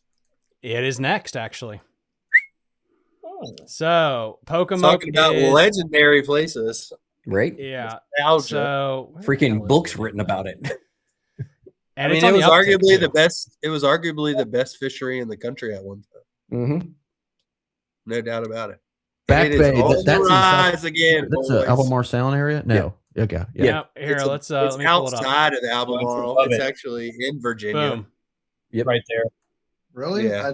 This is off the North Landing River, isn't it? It is. It's crazy. Well, you have to go around it. But yeah, the North Landing is the river. Places like that around, down south and even places out west. Yeah. At one time, the North Landing is that little river you see to the left. Yep. Okay. I drove over that. I was in Virginia Beach for a training exercise a couple of years ago, and we drove over the North River like 15 times. I was like, man, I want to fish that. I would say that without even knowing that much about it, I'm going to rank this place pretty high because it's someplace that I've always wanted to fish. I've heard it's coming back too. Heard it's getting definitely better. coming back. I mean, there were plenty of guys in the Elite Series that ran there last year. Yeah, or this John year. Cruz ran up there. Yeah, he ran way to the upper end too, and that's where he caught He was up there in North Bay. Like we're looking and you can see where he was at on this map right now. Yep. So it looks like it's a pretty difficult place to navigate. Yeah, it's a legendary place. It is weather dictated, obviously. It's, the other thing that you get a big hurricane or something come through, destroys it, right? Yeah. But we're just talking about right now. Yeah. Yeah. But the ramp situation, the ramps are not really for us. Yeah. So most of the tournaments, you can kind of see it. Scroll down a little bit, Thomas. If you scroll down, right there. Right. So to your left right there, there's the Northwest River, which is that river with that bay right there on the left side of the screen. So the Northwest, there's tons of tournaments that go out of the Northwest. Are we talking about down here? Yeah, down farther south. Down farther south. Right there. Oh, right here. Okay.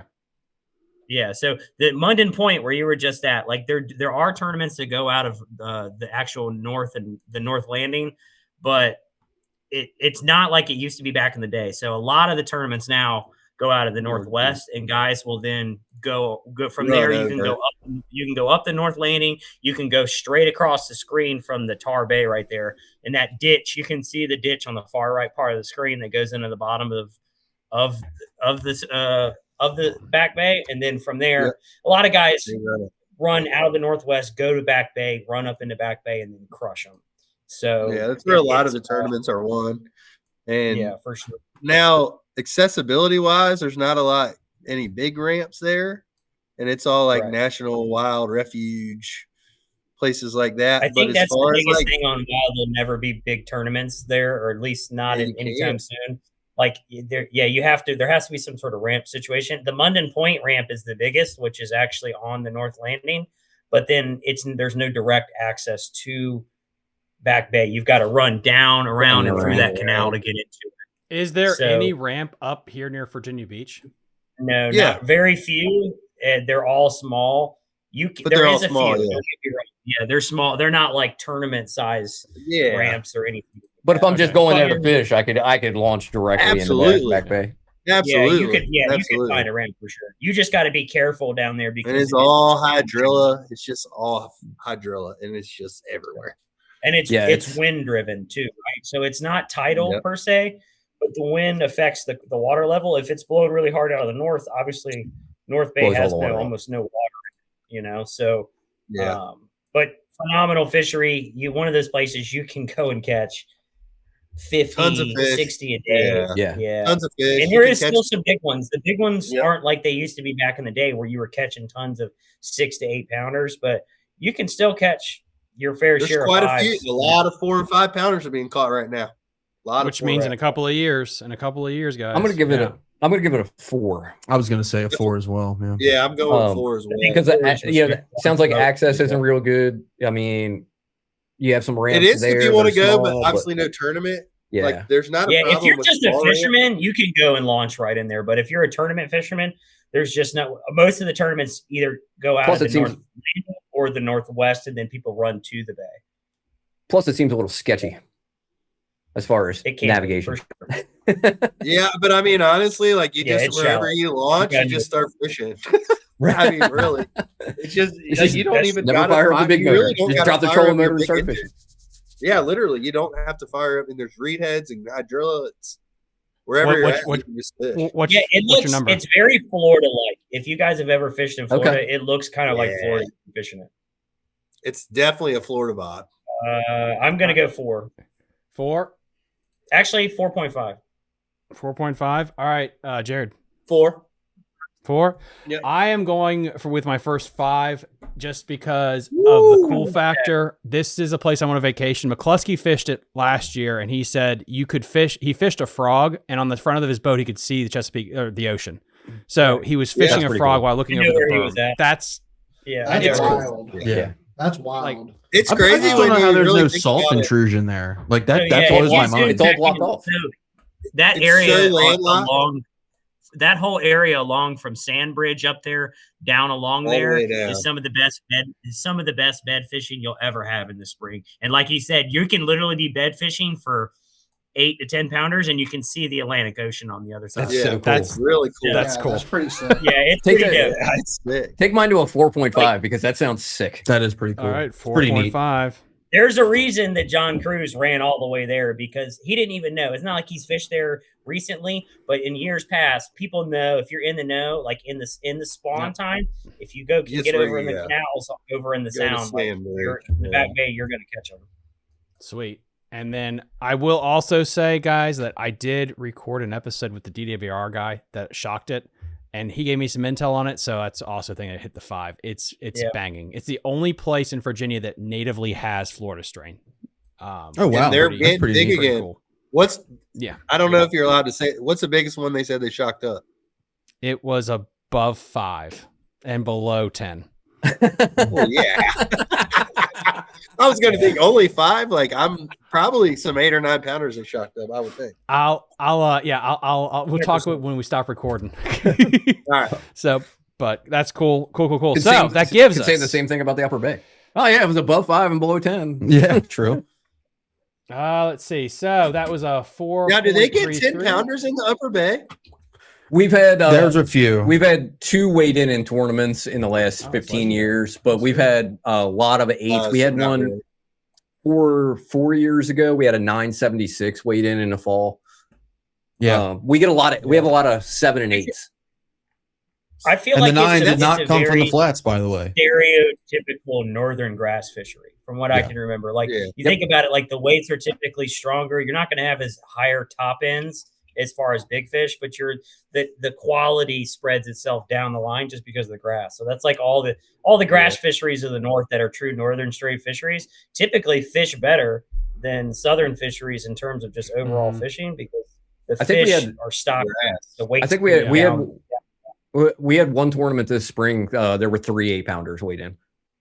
Yeah. I mean, I weighed an 8-pounder. I weighed an 8-pounder on the.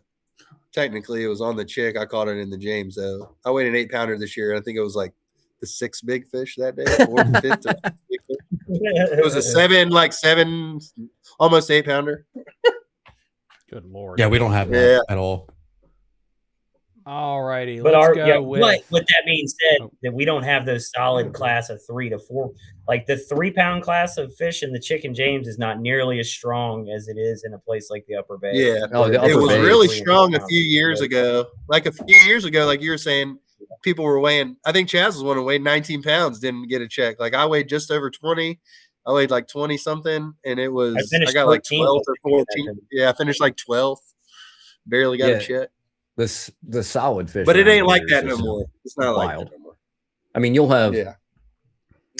have 20 or 30 boats that have 15 to 17 pounds. Yeah, there's so many. It was like that for a while down here when the F1s really finally started to take a hold, but it's died down. Like that F1 strain is not very strong here anymore. It's very godly. What's a good open tournament to fish on the Upper Bay? Because you guys might see me pop in up there this year. So the best open tournament that we have on the Upper Bay is the Susquehanna Fishing Tackle Summer Slam, and the entry to it is a $250 purchase of specific brands from their shop. It's like Shimano, G Loomis. You make a $250 purchase, you get into the tournament. it pays well. Really? Plus, it's kind of like a free entry because you're just buying a reel. Where's it go out of? Where are most of your big tournaments going out of? Northeast. Northeast. They're going out of the Northeast still. Yeah. Yeah. Almost so the all other of the thing tournaments go Northeast. Right? Not to bring up is the damn boat launch fee still $25 or $35 to go out of Northeast? Stupid. It's $20. Yes. That's why we launched in Haverty Grace. At least it's only 10 over there. They screwed up in the opens. They jacked the rates up. I was so mad about it. Like that was one thing I remember people were bitching terrible about how much it cost to launch up there. It's like the owner of that ramp that owns that the owner of that marina has been trying to build a new ramp and new like launch facility specifically for tournaments, but he's pissed so many people off in the local government that they won't approve any of his permits. Yeah, and the big reason I feel like the site, didn't he already purchase the site, but he can't develop it or something? Yeah. All the stuff to build everything is sitting on the bank, like outside this old marina. Yeah. So exactly where I know exactly what you're talking about because I fished the shit out of that marina during the open. I know exactly what you're talking about. Yep. But the local government won't approve any of his permits because he's pissed too many people off. Yeah, I could see that. I remember thinking that this was highway robbery, that we all had to pay that every single day to launch up there, and we got no waiver from Bass for the launch fee. They were like, "Oh, it's terrible. Hey, you just got to pay this guy." There's a couple of other ramps around. There's a couple other ramps around up there that you can... When you launch it, I was going back and forth from Harv to Grace to Northeast trying to launch there. And then I did not know that there was like a $25 toll when you go up and around that place. Yeah. I got screwed when I got back and got $250 worth of toll fees in the mail when I got home from that. Yeah. Yep. At least it's only one way. It's $24 one way. When you come back, you don't have to pay a toll. Anyway. I found out. We are halfway through. Let's speed it up a little bit. Sorry. This lake fucking sucks. I hate this lake. If I could pick between fishing this lake and never fishing again, I'm never fishing again. That's how much I hate this fucking lake. I'm always because I've never fished it and I've heard it's terrible and I trust everyone. It's fucking awful. I've only ever heard negative things about it. Is this where the state record spotted bass is? Yes. So it's a little even though it's been broken. God, so many times in other places, and they don't count them as true spots. But is it? Those look like some pretty big fish going out of there. Yeah, I just interviewed. Yeah, this hasn't dropped yet, but I interviewed the guy. He caught a 4.5 pound meanmouth out of there before Christmas. I saw this post. I saw this guy post this. Yeah, he got shit on big time by the locals too for it. But they were like, "There's no way those fish came out of there." Yeah, and because if you've ever fished there and you saw a fish that size, you're like, what? It's like you may as well find a Sasquatch in that lake before you find a 5 pounder. Those cheating scopers. Yeah, exactly. I hate that place so much. The place is a 0 for me. Can we rank negatives? Yes, you can rank negatives. All right, it's negative 78. Whatever makes this dog shit is what I'll rate. No, I'm kidding. It's a 0. I'll be honest. It's a 0. But hold on. On a like people don't catch fish there. They do. I mean, there's for like a month. I could go there and catch them for like a month, right?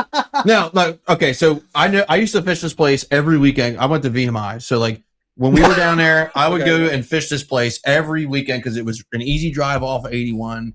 I think the best day I ever, and we fished in the fall when like it's supposed to be good.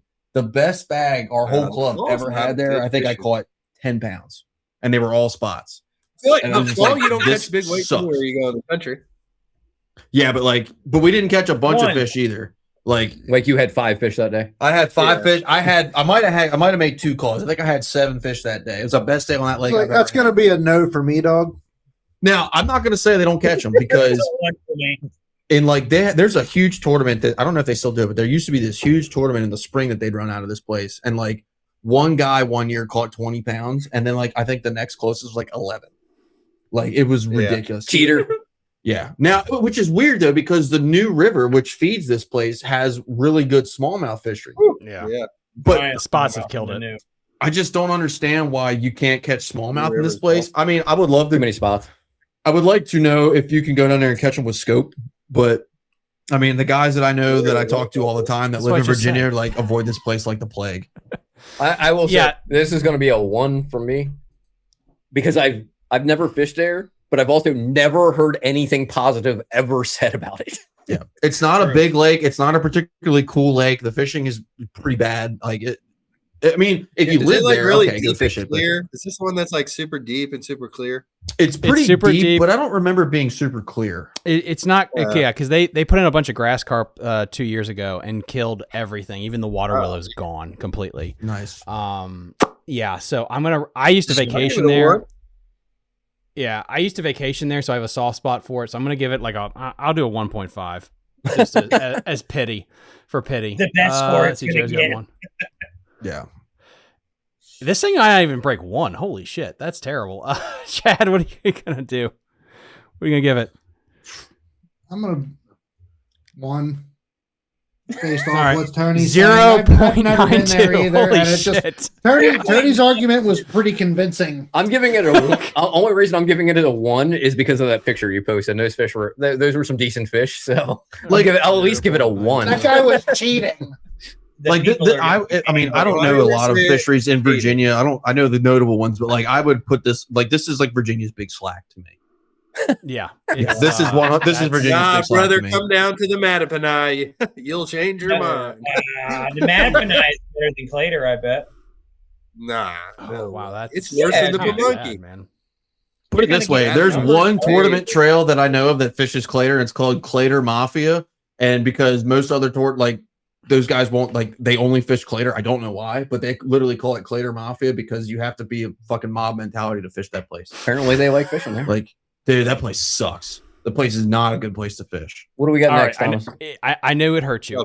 We have the York River. What the fuck? So this is not a good. The York is saltwater only, but the York splits to the Pamunkey and the Mattaponi. Okay. So the York River is 0 for bass fishing. Yeah, that's 0. York River is 0 for bass for sure. So but right where right where your cursor is at West Point. That's the paper mill. To the left is the Pamunkey, and to the right is the Mattaponi. Sounds like they both suck from what you guys are saying. No. Okay. The Pamunkey is actually fun. I've heard the Pamunkey. I've heard people talk about the Pamunkey. So the Pamunkey is like your river over on the eastern shore. Okay. Oh, okay. Tons of numbers. Tons of 1 to 2 pounders. You'll catch 40, 50, 60 fish in a day. And there's usually a 4 something weighed in for big fish. And usually 12 to 15 pounds wins every tournament. But I've won big fish a lot of times with a 3 something or. That sounds like a lot like all of our shore rivers. Yeah. So then I won a tournament last year. It was the first one my dad actually won together. It was we won with 12 pounds even. But then the spring this year in February, I had 15 and a half, the biggest bag I've ever weighed there, and I got second. I still didn't win it. I had 16 and a half. So the Pamunkey for numbers wise and for just going to fishing to catch fish, it's phenomenal. But there's only 2 little ass ramps. So accessibility isn't great. And it's got a huge tide swing. So the Chick is 3 feet. The Pamunkey is 4 to 5 feet. It's not quite like Delaware River tide swing, but it's huge. A big swing. And you could definitely it rips. I have my trolling motor on 100 and hardly go anywhere. It rips. So, I'm assuming the Delaware's got to be like that too, right? With the Delaware's is cheeks as well. Yeah. But it's really fun. Delaware's not bad. It's a really fun river to fish. I fish there every year. I have for a long time, but it's just accessibility, not great. So it's not like a 4. To me, it's a 3, 3.5. So we're both really fun to fish. If he's talking about the York, that's kind of including both of these. How bad is the other branch? So the Mattaponi actually has bigger fish, but you don't catch nowhere near as many fish. Okay. But it's all you can fish both in the same. Yeah, you can definitely fish both. Just run it. You can run out one, go to the other. Yeah, people will run out of the Mattaponi, go to the Pamunkey, or vice versa. Okay. But it's got grass, it's got laydowns, lily pads. Chaz, what are you saying? The first time I ever went there, I took a John boat there. The first time I ever went to the Pamunkey, I remember specifically, this was one of the craziest events of my life. I caught 27 fish in a row on the same duck blind. 27. That happens. And the 27th one was a 4-pounder. So like, I think for just terms of fish catching, it's very fun. Like Jared said, top waters, crankbaits, worms. It doesn't matter. It's an incredible like Rico pop art place for just catching on a popper. I love throwing a Rico. You're not going to catch any real big ones, so I'm going 3. Yeah, it's just like you catch a 2 3/4 to 3 pound fish. There is like you get excited about. You know what I'm saying? That's a good fish. Yeah, you're like a 3-pounder. There is a real quality fish. Okay, I mean that's a lot like the Pocomoke. 2-pounder. Yeah, I'm gonna rank it the same that I ranked the Pocomoke. Yeah, what did I rank the Pocomoke? 3. I give it a 3 as well. I'll give it a 3. 3. I'll go 3. It's too, just really fun. All right. Yeah. 3. It's really fun, but like I said, that makes it as average, hit or miss. I would say that. Yeah, it's an average fishery. It's one of those places that I fish a couple tournaments of the year just to literally go have fun. Just to like, it's like look. If you go there, it's got to be a decent fishery. Crazy. Yeah. If you go there, if you make a trip there to have fun, it's got to be a decent fishery. I mean, we have a lot of places around 100%. Here that we do that. Yeah, 100%. It's super fun place. They're not fantastic, but like they're just fun to fish. 100%. All right. Next up, we got Lake Gaston. That's in North Carolina. I thought we weren't going North Carolina. It is actually part of it is in Maryland or in Virginia, not Maryland. That'd be wild. Yeah. It's like Kerr. It's in both. I mean, a part of it is in Carolina. Yeah, it's better than Kerr.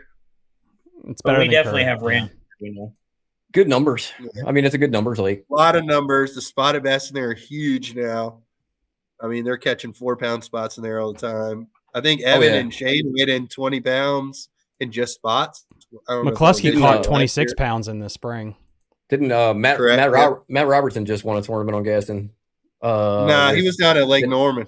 Or was he on Norman? Oh yeah, he was on Norman. Yeah, he was down on Norman, and then he went to like Lake Hickory too. Hickory. Yeah. Hickory's the one he won. He won on with Shane LaHue on. Yeah, that was on Norman, I think too. Norman. They and then he won on Hickory, and then he won on Hickory with Tater Hog. I mean, Gaston kind of has a little bit of a legendary status too, though. Like, and I will 100%. For me, I'll say like the guys that I know that fish like the Elite 70 and stuff. Everybody would rather fish Gaston than Bugs. So whatever I rated Gaston, I think was a 3. I'll probably give it 3.5. Minus Chaz. I had it backwards. Whatever I rated Bugs a 3, I'll give Gaston a 3.5 because it does seem to be a little bit better. And I know a lot of guys would rather fish Gaston, and it seems like it's similar, just better in my opinion. So there's variety. A lot more numbers for sure. It's actually not similar at all, though, to be honest. In the way they're actually really different because it's a boat dock lake. It's water willow. There's there is. And you got Gaston grass. We call it Gaston grass is what we call it, but I don't even know what the grass everywhere. Yeah. It sounds like I mean there's a good variety of fishing. I'm gonna go. Yeah. I'm gonna go 3.5. I'm going. I mean, you can go out there. It's a great fishery. And honestly, you can just go fish a jig and have a good day. That's my kind of fishing. You can. Sounds fun. If you like fishing docks. Docks, right? I'm not a big dock guy. And fishing weird because I've 90% of the tournaments I've fished on Gaston, I've cashed a check, and it's like the opposite for Kerr. But I'd rather go to Kerr because it's more of like a reservoir style than Gaston. But the fishing absolutely is better in Gaston. There's no question. So 3.5. I give it a 3.5, yeah. I'm at 3.5 as well. Stingy, man. Yeah. Stingy. 3. I'm gonna give it a 4 actually because I think it's. You just ignored it. Wait, did I just ignore you? Wait, what'd you say? 3. Chad said 3. Oh, Chad said 3. Okay, I think you said 3.5. All right. Anyway, the water is stable there. It doesn't fluctuate as much. You can catch them shallow and deep. And again, McCluskey caught, I think it was like 24, 25 pounds in a spring tournament on all largemouth there. And they'll tell you that there's no largemouth left in that place. I'll give it a 4. Yeah, bullshit. Evan and Shane catch 18, 19 pounds all the time, and they're mostly largemouth. So anywhere where you can catch 24, 25 pounds is definitely a little bit above a 3. I would have to agree. Chad, say it again. I fished a tournament there 2 years ago in mid-March. Yeah, and I caught I had 17 something the first day, but I caught quite a few of them on a buzzbait in 40-degree water there. So it's an interesting place. Yeah. That's the upper side in there, even though people will tell you that'd be pretty wild. Yeah, like the upper end of Gaston is definitely like a river. Dude, it's got some big ones. Yeah. Last year. Yeah, the upper end is very interesting because you're talking about the Roanoke River. You know what I mean? Like it's got stumps and flats and all kinds of crazy stuff. But the bottom half is just basically all it is offshore structure, bank grass, and boat docks.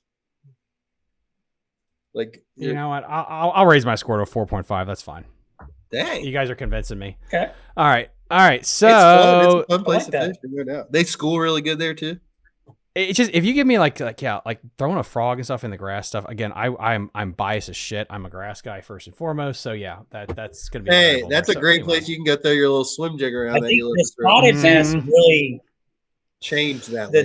Those are not small spotted bass either. I want to preface with those are not Kentucky spots. Those are Alabama spots in there, and they are big. Big. I thought it was the other way around. I thought the Alabama ones were the small ones. Aren't we getting into the swim bait? Nah, the Coosa spots are the big spots. Coosa spots are the big ones. That's what 6, 7 pounds. You're right. You're absolutely right. They're like a Coosa style spot. They're not a small like a Kentucky spot. Or I don't know if in Alabama and a Kentucky spot are. I've always considered the small ones Kentucky's, but those Coosa River spots are big spots. That's what I know. They're like because like if you go to any lake in Virginia, there's like a fucking sign that says Alabama bass, like you got to kill them all and stuff like that. Yeah, well, there's like 4 different species of spotted bass. Yeah, well, that's what they tell you. They want you to kill them in Gaston too, but when the guys start catching 5-pounders, because I've seen at least 2 legit 5-pound spots waiting there this year. Like, you know, they're good not. ones. That's not the only place in Virginia that's got them too like that. I don't know if this lake's going to be on here. Yeah, I did hear. I thought the spots were supposed to be a problematic fish. They can be. It has affected the largemouth fishing to a degree. It's just changed how they act. Right. Like there's still tons of big largemouth there. I mean, it's like almost the same thing as the snakehead up here. Like kill all the snakehead, but they really haven't changed anything. They ain't changed it. And the bass fishery is on the uptick. Yeah. All right. Next up, in basically outside of Williamsburg, we have Diasis Creek Reservoir. Hey, I was just talking about that. That's just the lake I was talking about. It's got big spotted bass. All right, hype her up. Go for it. You got. I'm not gonna hype it up, but it's got. I mean, the state record spot. It's not a great fishery. It's been you catch a lot of numbers out there, and it usually takes 18 or 19 pounds to win a tournament, but it's electric only. There it is. It is electric only. Dyson's is electric only. It's got rocks. It's got like deep humps. It's clear. It's got grass now and a bunch of the arms. It's got hydrilla. It's got lily pads in the back up top left side. Way up there, it's got lily pads. It's a cool fishery. Don't they always seem to have ramp problems here? Is this the one with all the ramp? No, this one it's only got a 1-boat ramp that's actually really nice. Creek. Yeah, Little Creek is the one that's like it's not even open right now. It's like 10 feet low. Always issues with that lake. Yeah. But this lake's really cool. But I will say catch largemouth and spotted bass. Yeah, the electric only guys love this. Love it. I would sure. I'm thinking this sounds like a 3 to me because it sounds like something that the way that it's laid out kind of sounds like something that I'd like to fish. Like I'd much rather go fish Lake Gaston, and I gave that a 3.5 than come here. I'm gonna say a 2.5 just because I gave the 9.9s a 3, and like a 9.9 at least is some sort of gas. Like this is on the par with it's got spots, but it's like I'm not gonna drive my bass boat down here to fish it and only fish the. Now, if I was in the area and I had an extra day, maybe. Yeah. You know, like to me, it's like a 2.5. Yeah, for me, and I'd never had a John boat. I've always I used to have an older Stratus boat before my Bass Cat. Like I used to launch my I've launched my bass cat there too, but I used to launch my Stratus in there and go fishing because that was the only place around for years that you could catch spotted bass. So like that's why I wanted to go there, and that's the only reason I wanted to go there. You know, makes sense. But they catch a lot of. I mean, they still catch a lot of big largemouth out of there. But to me, I'm gonna give it a 3 because it's fun. You can catch a lot of fish, but obviously it's electric only, which hurts it. And there's only one ramp.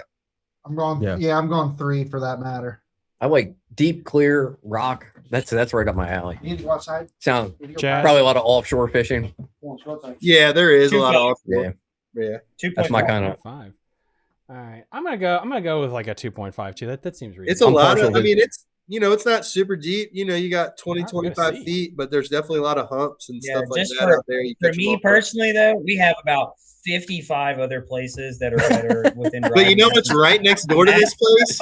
Chickahominy River and Chickahominy Lake. Like Dyson's is dammed up into the Dyson's Creek on the Chickahominy Creek, which is on the Chickahominy. Yeah. So like literally. Chickahominy Lake is 5 minutes down the road where you could go catch 20. I would much rather go there. Yeah. Correct. Unless I was already down on the Chickahominy and smashed the hell out of them for 2 days. Yeah. You know what that seems like? Go catch a spotted bass. That seems like a good blowover lake. Fish that place is if I broke down nearby. Like I would never go there. That seems like a kind of a decent blowover lake. And when I don't know if that's a like official term, but a couple of the guys I know up in New York that fish the St. Lawrence, they have what's called blowover lakes, where like if they have a tournament on the St. Lawrence and it's blowing 25, they'll pick a little lake like that and go fish so that nobody. The problem is dies. like for Chaz, right? To get to Chickahominy Lake's like an hour and 20 minutes for you. So like if you're gonna drive that far, why would you go to Dyson's? Yeah, I could drive 40 minutes and be at the Pasquotank and be at the Albemarle Sound in 40 minutes, or the Chowan in 30 minutes. What do you got next? The next one, we're just going to stay in this region before we head back to Maryland. We are going to Chick Lake. Where the hell is the dam? I got to see it on Google Earth. There it is. Dude, I've looked for this on Google Maps so many times I can never find the dam. You're right there. Where That's because it looks like you're right there. That's it. Right there. You're right there. That's it. No, the dam is right there. Right there. We see Lakeside Restaurant. Yep. And the Lakeside Restaurant. Lakeside Restaurant is right where the boat ramp is. One of the two ramps. Yeah. I can't find the dam. It literally says Walker's Dam. That's it.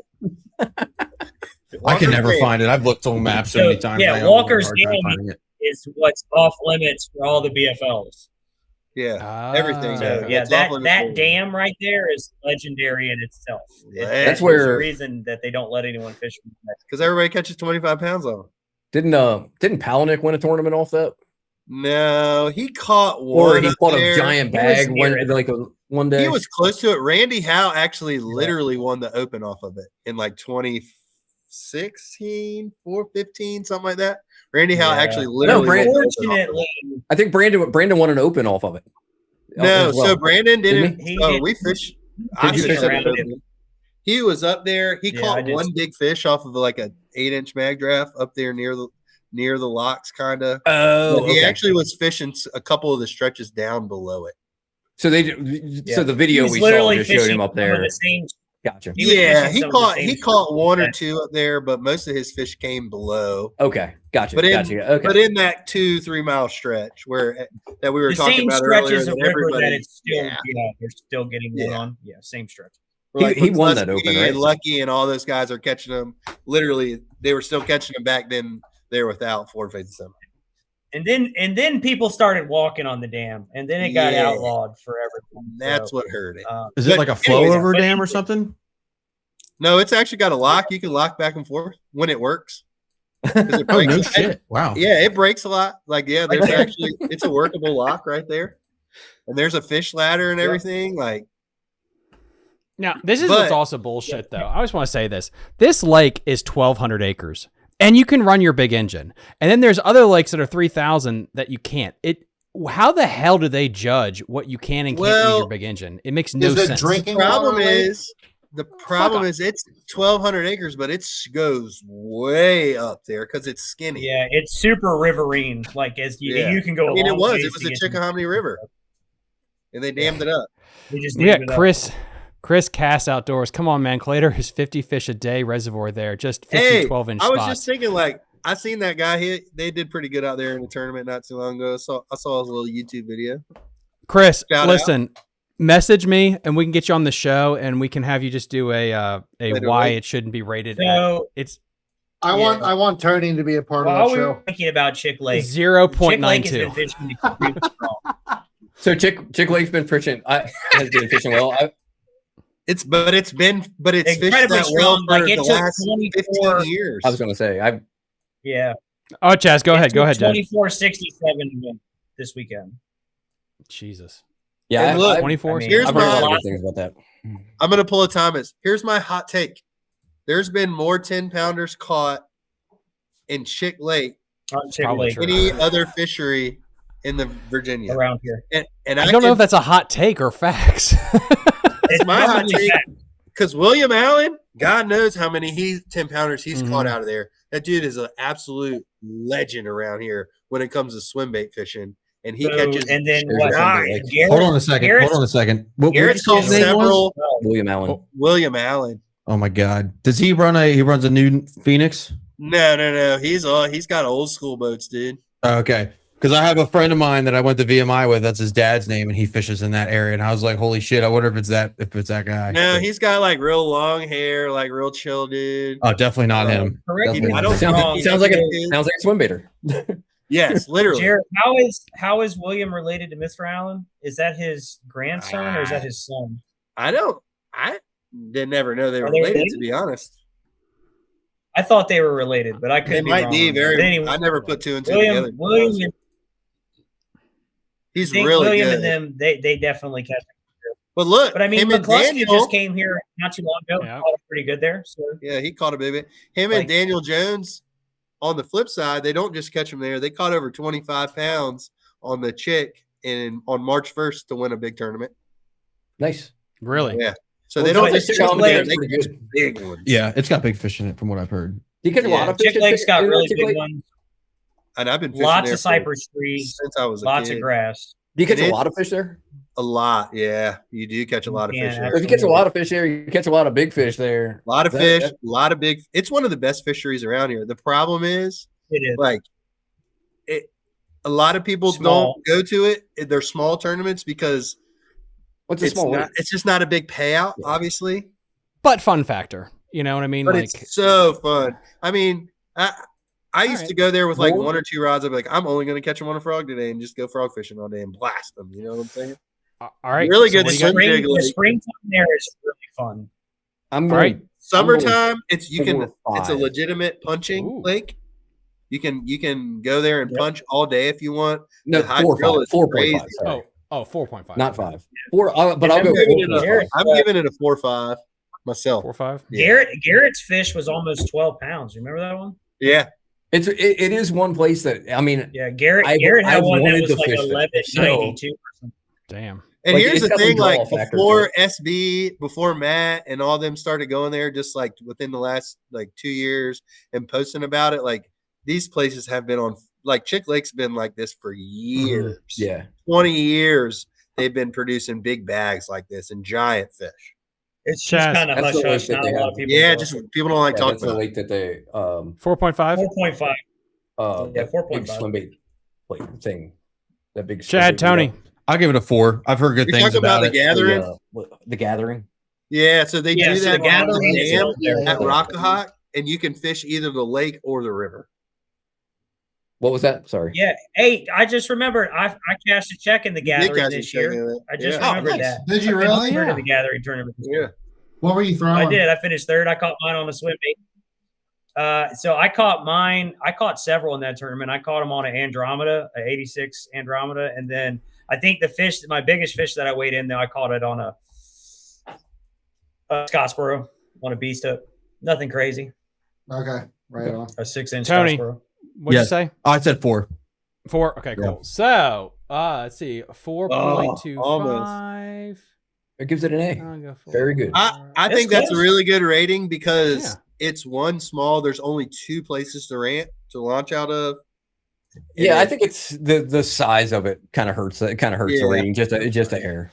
And it's just a hush hush. Like, don't talk about it. That's just kind of how everybody's always been.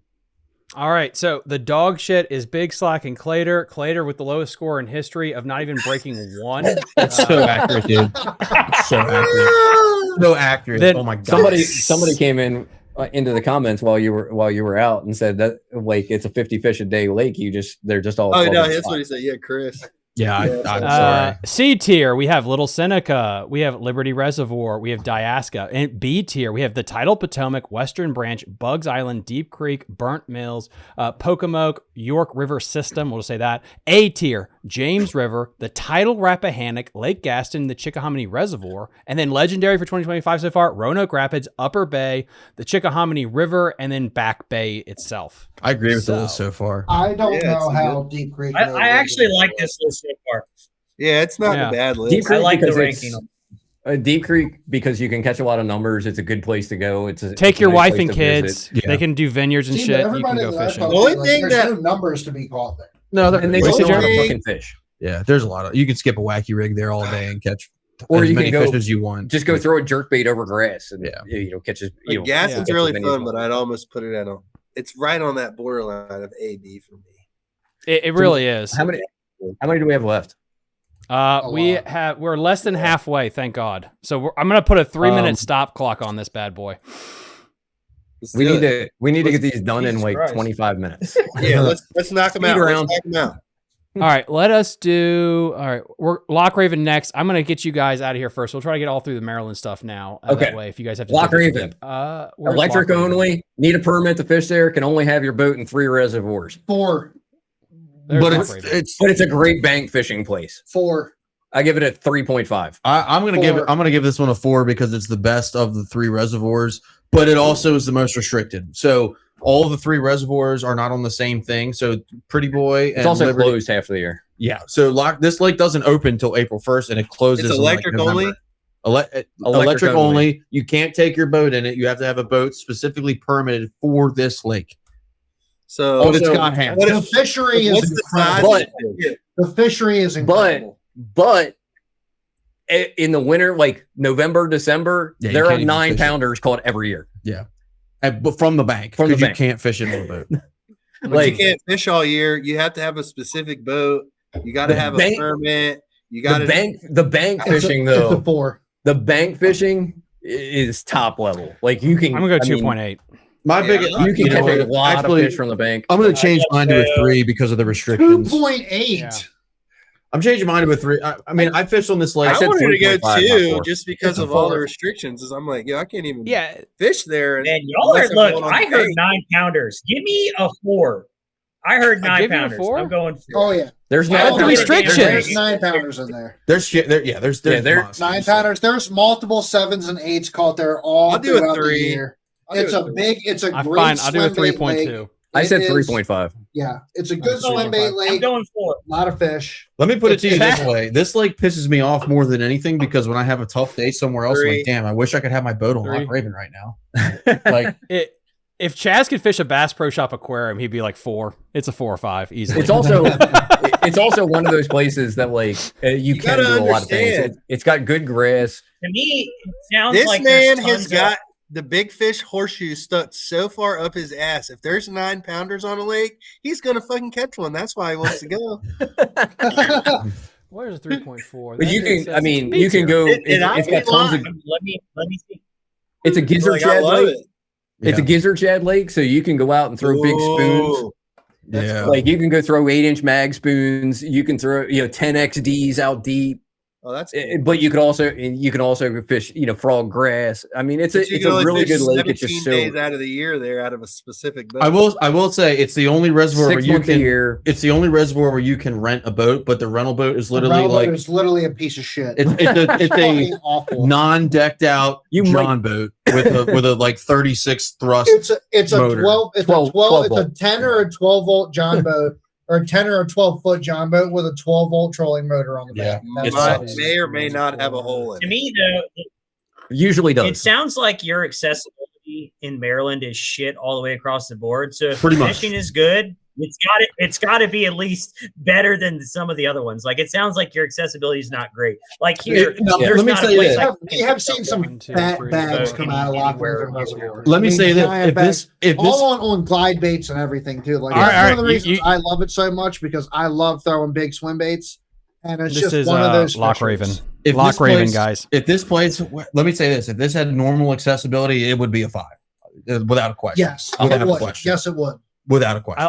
I like how you guys said we have a hard stop, but let me say one more thing. Okay, so we're at Pretty Boy. Okay, so this is the third. This is the third of the 3 locked in whatever lakes. It's our best smallmouth. It's the best. It's the best smallmouth. The best smallmouth lake in Maryland. Yeah, and it's not the greatest smallmouth lake. 3.5. Good. Not as good as Loch Raven. No, 3.5. It's a better smallmouth lake. Yeah. It's not as good overall, but it's a better smallmouth lake. I mean, there's like still isn't that good. 6 pound smallmouth. That's huge. What? Not numbers though, but not numbers. Yeah. There's big ones, but there's been 7 pound smallmouth pulled out of here. It's got 1 ramp. The accessibility sucks. You can't fish. The 3/4 of the lake is not accessible. What? It's kind of like when we talked about Liberty. It's just give me a 2. Yeah, you said 3/4 of the lake. You can't even fish. Well, okay. It's not as bad as Liberty. If you have a really nice reservoir rig, you can get around. But you can fish half the lake. Yeah, even with mine, like if for me to run down to Pretty Boy Dam, I pretty much gotta fish there. Like because it's a. But lot. The accessibility sucks because you can either go south or you can go north. You can't do both. Yeah. I'm still giving it a 3.5. I'm a 3.5 because it does have big fish. 3.5. This has the biggest. He said 7 pound smallmouth. This has the biggest, I would say. We're talking about average. this year, not in the past. Any big smallmouth? Yeah. Yeah. Yeah. We have a friend of ours that fishes the tournament circuits over there, and I mean he catches 6+ pound smallmouth out of there every year. Buck fishes Pretty Boy a lot, doesn't he? That's what I'm talking about. Yeah. It's got really big smallmouth. It's got numbers of fish though. No, that's the downfall. It doesn't have a lot of numbers and the accessibility. I'm going 2.5. Accessibility, low numbers. I'm going to go 3. I'm going to say 3 because I probably fished this one out of the most. There and fish, and then this is the one that I've fished the most, and I love fishing there. I think it's a cool fishery, but it's got a lot of downside to it. I mean, it doesn't have a lot of numbers. The accessibility sucks. It's limited to electric, and the main forage is perch, so it's very different. Yeah, I'm cool with the 2.5. Yeah, the main forage being perch makes it hard because those fish just do weird shit there. That's such a weird thing. They're like, and you know what I hate about it? It's fucking perch. It's like that's such a weird reason to not like a place. But okay, cool. Well, there's nothing category. Yeah, there's nothing like that where we're from. It's the only place. It's the only place where the main forage is perch. All right, what do we got next? All right, we're gonna go with the Nanacoke next. Let me first too much. The Nanachoke. So 2.5 Eastern Shore. You catch decent numbers. You can catch decent numbers. It's very tide dependent. Here it is. I think it's the no, you're in the Choptank. You got to go one further down. It's not as good as the other one that we did earlier. Bigger fish than the other one, but not as many. And I will say this river has been on a downward swing over the last couple of years. It gets a lot of pressure. Yeah. The biggest team tournament bag I've heard of on this place in the last 3 years has been 16 pounds out of the last 3 years. Yeah, it's 0. No, I'm just kidding. It's a 2 for me. It's a 2. I was gonna say 2. The scenery is really cool. I can usually 2.5. I can usually catch a lot of fish over there, but I've fished it a lot and I know how the fish set up over there. Yeah. People who go there who aren't familiar with these Eastern Shore rivers tend to struggle. Yeah. All right. I'm 2's pretty fair. I would say 2. And even in its heyday, it was never much better than that either. To be honest with you, no, occasionally you get a 17. You'll get like a 17 pound bag out of there in the fall, but that's generally summertime. It's 10 to 12 pounds to win. All right, so scores. Let's go for it. Let's go, Chaz. What are you gonna give it? 2.5. 2.5. All right, Jared. 2. Ooh. All 2. right, now we're gonna get into the home 2. Chaz. And I like the Nanacoke. Yeah, I'm 2. I mean, you can go down there and have fun, but you gotta want to go there to have fun too. You gotta know it to have fun. It is dog shit. Yeah. If you have if you go there on high tide, you're going to struggle to catch fish. Yeah. Those fish eat for like 6 hours a day at the most. The first little bit of the outgoing tide, or is it the last little bit? 6 hours? No, it's probably less than that. It's probably 60 minutes. You have about 2 hours.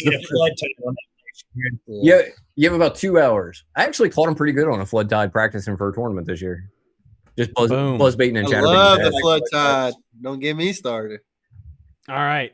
We got 1, 2. We got 3 more Maryland reservoirs left, guys, and you can dip. Sassafras River.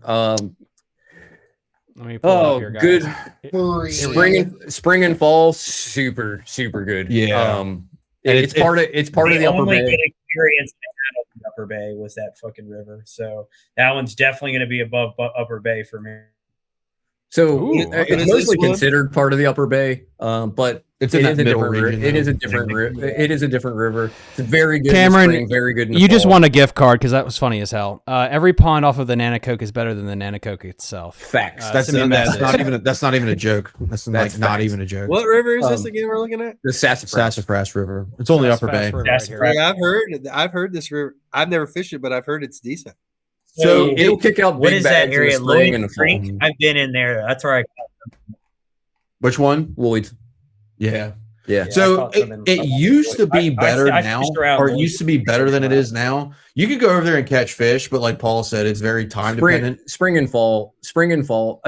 So spring and fall are very good over there. Summertime is tough.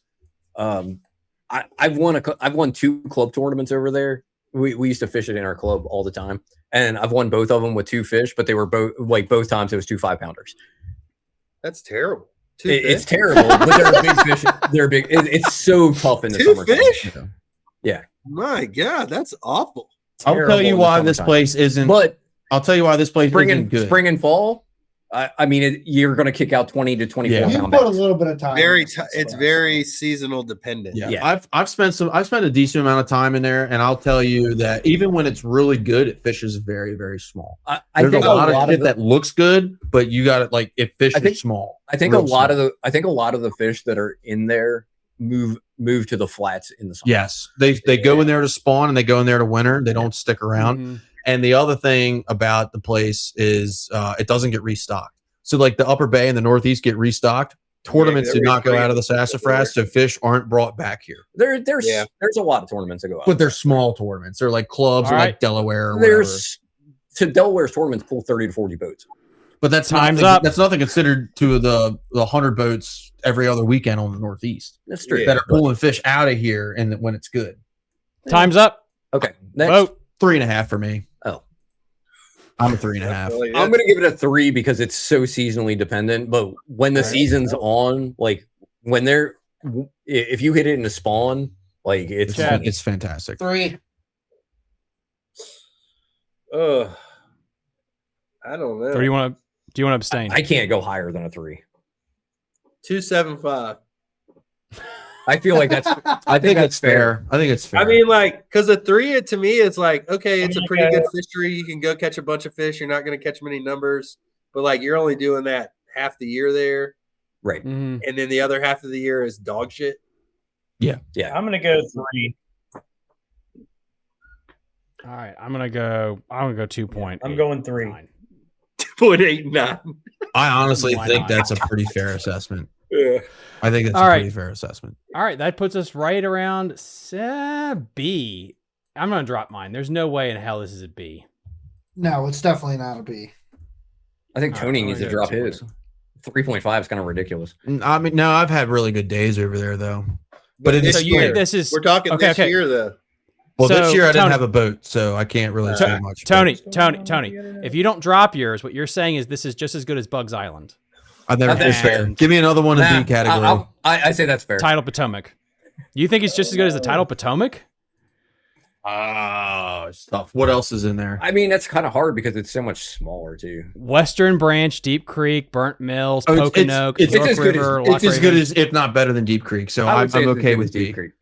You may not catch as many as fish, but you're going to catch. I mean, if you fish it regularly, you're going to catch 6 to 8 pounders. Let me put it this All way: right. if you get on them in this place, if you get on them, We got 3 left. We got 3 left. Let's get through this. The Choptank. The Choptank. The 0. last one on the Eastern Shore. Choptank's been on a huge downswing. It's one of my favorite Eastern Shore rivers, but it's been on a big downswing. It was not good this year. It's gotten a lot of. It's a small river, and it's gotten a lot of pressure over the last couple of years, which has really put it on a downswing. And it fishes small too. And again, it's super tide. It's kind of like the Nanticoke. It's super tide dependent.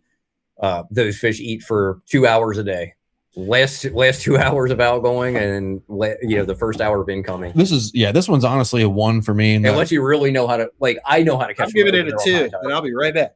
I'll tell you this. Cool. 2. My club used to go over here every year, and they would say if you catch a total weight higher than the amount of fish you caught, you did well. Your club sucks. Well, if you catch, I'm just saying, if you catch 5 fish for 7 pounds, you shouldn't feel bad about yourself.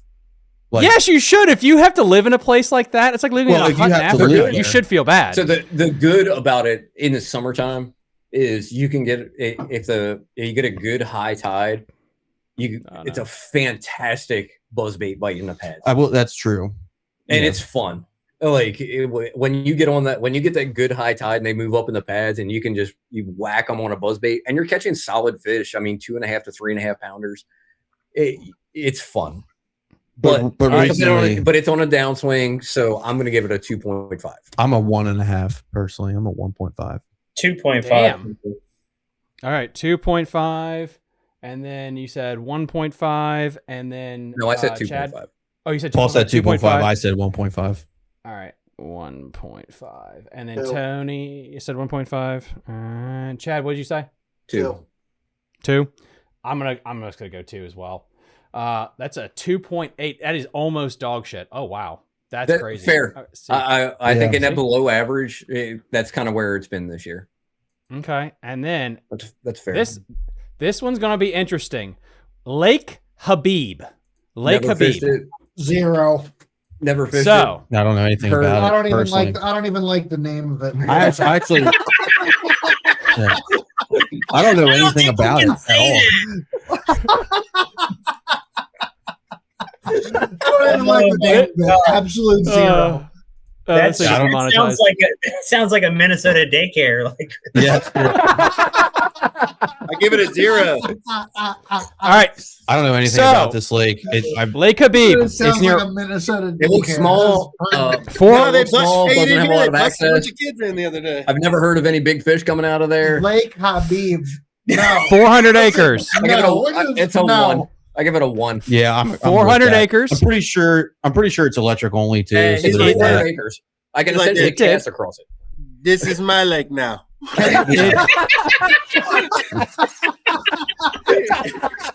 Yeah, I think a 1 is. I think a 1 is a camel accessible. Yeah, shit. It is electric motor only. It did have this past September a largemouth was weighed in that was 10 ounces away from a new state record. Oh, was that where that 10-pounder was caught? Is that out in Western Maryland? It's out Western Maryland. I thought that was a different lake. No. It's called Rocky Gap is the other name for it. Okay. That confused me. Other than that 10-pounder, everybody else says it sucks. So I'm giving it. It does suck. You're going to give it a 1. Okay, cool. It does. Somebody went out there with forward-facing sonar and finally caught a big one. Is what you're and a minnow. Yeah. Live minnow. No, I'm pretty sure it was like a 70-year-old guy that caught her on a jig. That doesn't surprise me. On a spinning rod, probably. Give me a 1. Give me a 1. 10-pound. Yep. Thomas, did you give it a 4? I am gonna give it a 4 because I'm gonna bet house money that's where the new state record largemouth is gonna come from because it was so close to being the new state record. If that thing lives another year in Maryland. Yeah. The new state record largemouth. It'll come out of 1. Yeah, it was 10 ounces away, dude. It'll come out not coming out of Lake Habeeb. It'll come out. It'll come out of. There's a new state record. Will come out of a farm pond. It's either going to come out of a farm pond or it's going to come out of Lock Raven. All right, Jared. What was yours? 1. All right, so dog shit. 1.25.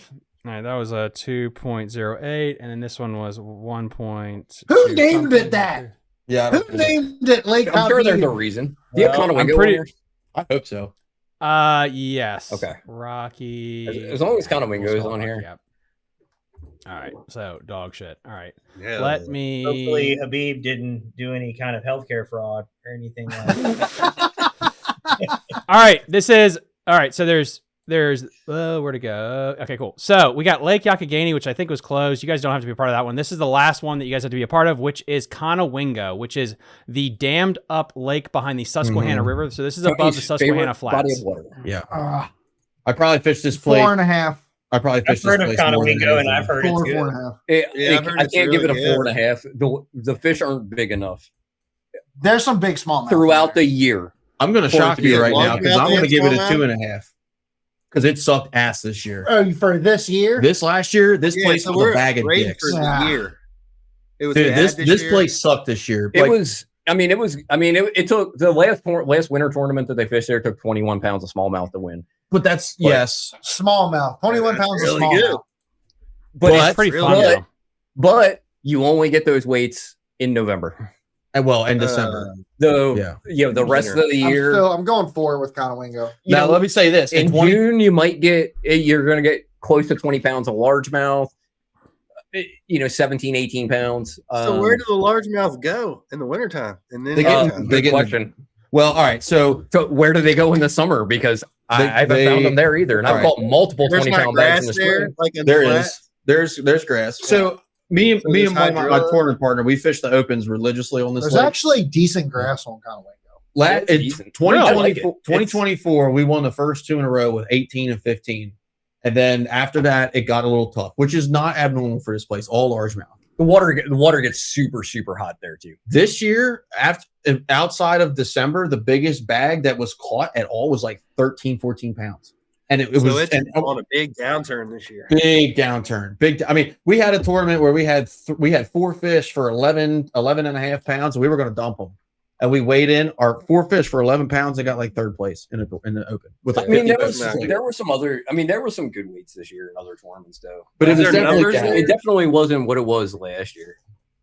Okay, here's why I give it a 2.5, because I know what it's been, and what it was this year was a major downswing for me at least. So that's why I go 2.5.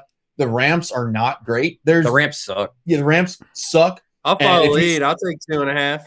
Especially if you scroll all the way up, Thomas, if you scroll up to like the Holtwood area, keep going. All right there. All that shit, none of it's marked, and if you don't know what you're doing, you're gonna fuck your boat up. You might fuck your shit up. You might kill yourself. There's boulders there the size of the Holy fucking shit. Titanic that will wreck You'll your go from 80 feet of water to a boulder 2 feet under the water in a 50-yard stretch for no reason. I mean, this is my favorite place to fish. It fishes like a beast up there. So I'm gonna say more than anything. Not this year right now. This year it sucked. Like this year it sucked. But not this year. I'll give it a 3. That's why this year I would give it a 3. I'm going 4. I'm gonna give it. I'm not going to give it a 4.6, Thomas, when they said I'm giving it a 4.6 because I like smallmouth, and it's one of the few places we've talked about that you could catch a 20+ pound bag of smallmouth. And here's the other thing: I think there's bigger smallmouth on the Upper Bay, you only scored that like a 4. You can catch 20-pound smallmouth at Kerr.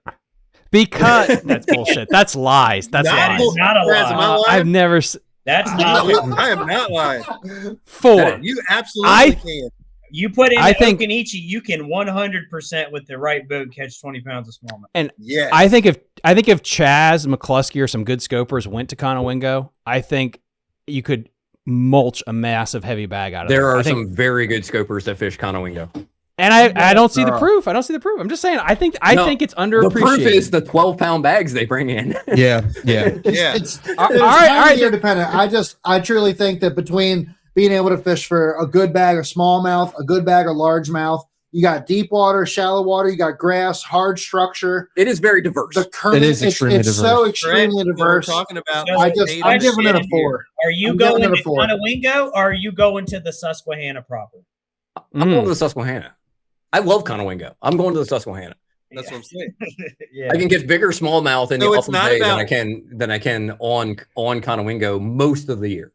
But I can tell you this: I've fished. I will say it's very weather dependent. We're talking about the fishery. It's also very and it's man-made current. This year, it's very current dependent. All right. 3.5. If they're not running water, it sucks. I'll give mine 3.5. If the wind's blowing from the south, it sucks. All right, Paul, what's your score?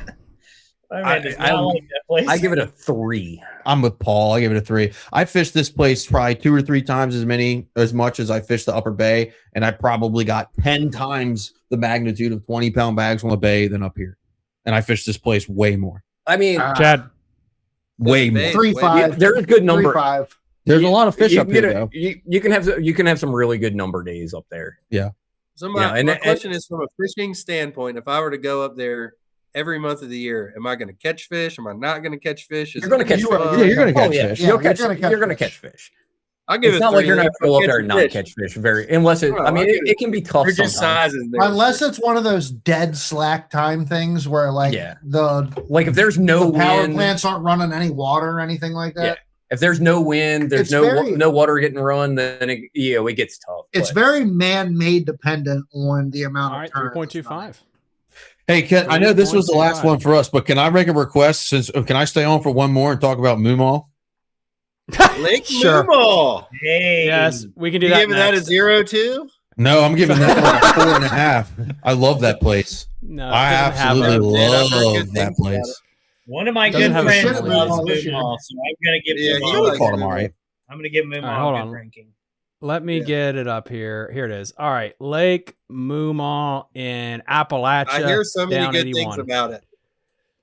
All right, That place is amazing. go Tony. It's got some big smallmouth in it. All right, so I'm biased, right? Like I said, I went to VMI, so this was the closest lake. Before I discovered how much Clater, or after I discovered how much Clater sucks, I found out about this place. The third or fourth tournament I ever fished on there, I caught a 7-pound largemouth. I weighed it in. It was 6'11". I got beat out for lunker by a 7-pound smallmouth. Then that got beat out by 8.5-pound largemouth. That was back in 2019. I make a trip to go here every year. They have a local tournament, Moomaw Sundays. I fish it one time a year. Yep. 2 boats. One of us will win it or get second or third every year. But it is an awesome, awesome, awesome fishery. I love it because we can come here. We're talking about this year. How did it fish this year? 3. Like It fished pretty good. I think catching out of there. Like, is it deep? Is it clear? Like, it's deep and clear. We actually so in 24 we caught all our fish on the bank. This year we caught them all. We caught a lot of fish on the minnow. So it was a little bit different this year, but we caught a 4.5-pound smallmouth every day. Put it that way. Yeah, that's awesome. Yeah. So, and it's a small lake. You can run the boat. There's some timber in the creeks, but it's not bad. You can fish here for 3-4 days in a row and not burn a half tank of gas. And it's got good. Doesn't get a tremendous amount of pressure. We go in the fall when it's throwing down. That ain't saying much. I fished lacrosse in a tournament lacrosse for 2 days and only burned a quarter tank of gas. Yeah. I really like this place because the scenery is fantastic. Huge. It's got big fish. I mean, it's got monsters. Like when I started fishing it, now this was a couple years ago, so not this year, but when I started fishing it, I mean, in a 15-20 boat local tournament, like 22 to 24 pounds was in the top 3 with a mixed bag.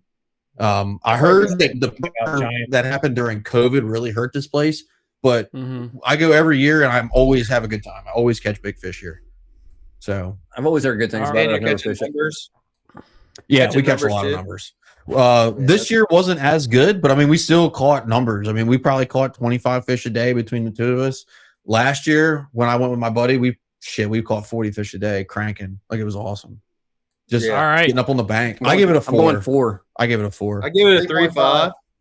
Yeah, I'm gonna actually go 4 because I know from what I've heard and people I trust say it's a fun place, and like anytime you can catch big smallmouth and big largemouth in the same body of water, I sign me up.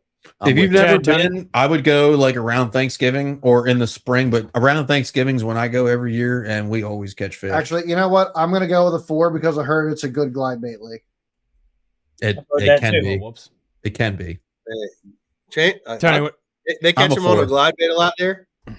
It's dependent. So it's a very diverse fishery. Like you said, you caught them cranking, catch them on a glide bait, catch them on a minnow. It is diverse. I mean, I've caught them on a lot of shit up there. I've caught them on jigs because there's a lot of standing timber. I've caught fish there flipping jigs and timber.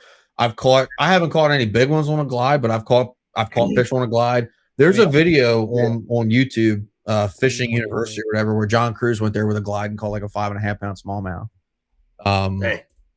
It's a really cool place. Like A-tier lake. Yeah. The only thing about it is there's like nothing near it. So like it's in the middle of nowhere. It's in the middle of nowhere. There's no phone service. If you I broke down on that lake before. If you break down, you are on your own. Like, all right, that's the only thing. You guys, before you dip, real quick, Chickahominy Reservoir. What do you guys know about it? I know that it was closed most of the year. Yeah. I've heard it can be really good, but it can be really, really bad. I don't know anyone that like loves it. I know there's some big smallmouth in there. The only thing I know about it is there's a guy that I talked to that fishes it when it's drawn down and catches them really good, but like it's only kayak accessible because the ramps are 100 feet above the water line. So they draw it down a lot. It gets drawn down like 40 feet in the fall. Put it this way, when they put it on the Maryland Bass Nation SQT schedule, a lot of guys were like, fuck, I don't want to go there. Yeah, it was tough. Paul, I mean, was that closed this year or was it open? I think it was closed most of the year, wasn't it? Or maybe that was last year. It was definitely closed last year. Yeah. Last year it was so low. There was a bridge that hadn't been out of the water in 200 years, was like 30 feet above the water line. People were walking on it. It's pretty wild. Yeah, I would. That's crazy. It's an okay place. It's not great. I mean, I wouldn't give it more than a 2. Yeah, I'm like a 2. I've never fished it, but I've never known anybody that's like, dude, you got to go fish that. 2 it is. You talk about Chickahominy. Thomas, what are you going to give it? Actually, I'll go 1.5. No, wait. What? Thomas is like, yeah, I'll give it a 5 because it's got smallmouth. I'm gonna give it an 8. I don't know. Like I have never. This is the one place I've like never fished. Yeah, it's okay. It's nothing special. I give it a. I give it a 2.5. Why not? Well, not 25. Going 2. Right, yeah, 2.5. You're going 2. All right. Yeah. Chaz 2. Chad, Tony. I'm a 2. 2. Oh my God. So that is dog shit. All right. Wow. There's no. I thought it was 2 even. That just snuck in. Snuck in to see 2.0. All right. Just snuck in to see. C rating. Don't you be shortchanging our old Chickahominy, okay? Right? The Chickahominy locals are not going to put up with that shit. Oh, we're gonna get all 3 of them. Yeah, all 3 locals. All 3 locals. I mean, most of it's in Pennsylvania, so it might kind of be dog shit. Well, and that the fact that it's in Pennsylvania and Western Maryland could lead to a lot because you don't have tournaments on it in the spring. Yeah, that's a big part of it. Is it doesn't get the notoriety. It might be really good, but nobody knows because nobody fishes it because you can't fish tournaments until. Is that a Pennsylvania thing or a Maryland thing? Both. It's both Pennsylvania and Maryland. That's why all the tournaments are on the Potomac. Down in the spring. Freshwater, you can. It's catch an immediate release only. So like, and this is kind of a point. Like, that's why they would do that to the Potomac if half of it wasn't in Maryland or Virginia. No, because Tidal's different. Our tidal water is open all year. It's bullshit. But yet you got to be 15 inches to keep them in. Correct. So you got to keep the spawning class fish in the spring. Wait, what's the next 15 on the Upper Bay? Yes, until June 15th. Yeah. So that's the same for the Potomac? That looks like Raystown. Raystown? It's Raystown. Now, if you guys need to drop, you guys can drop right now if you want to. This is the last lake. I don't have to drop. I don't have to. Yeah, I got haven't even got to any good Virginia ones yet. Yeah, I was waiting for Smith Mountain, honestly. I was just trying to speed you up.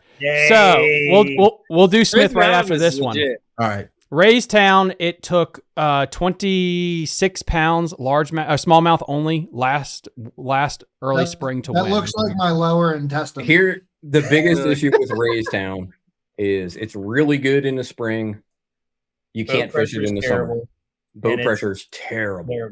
But it is the best inland smallmouth fishery probably around if you're not counting the Great Lakes. So like you have to give it a 3 because it's got giant smallmouth, but at the same time you can't fish it no other time than the spring. It's like Lake Anna, right? It's great in the wintertime in the spring, but other than that, like you can't go out there. I think we docked some points last year because Pennsylvania sucks. Yeah, don't they regulate the shit out of this place?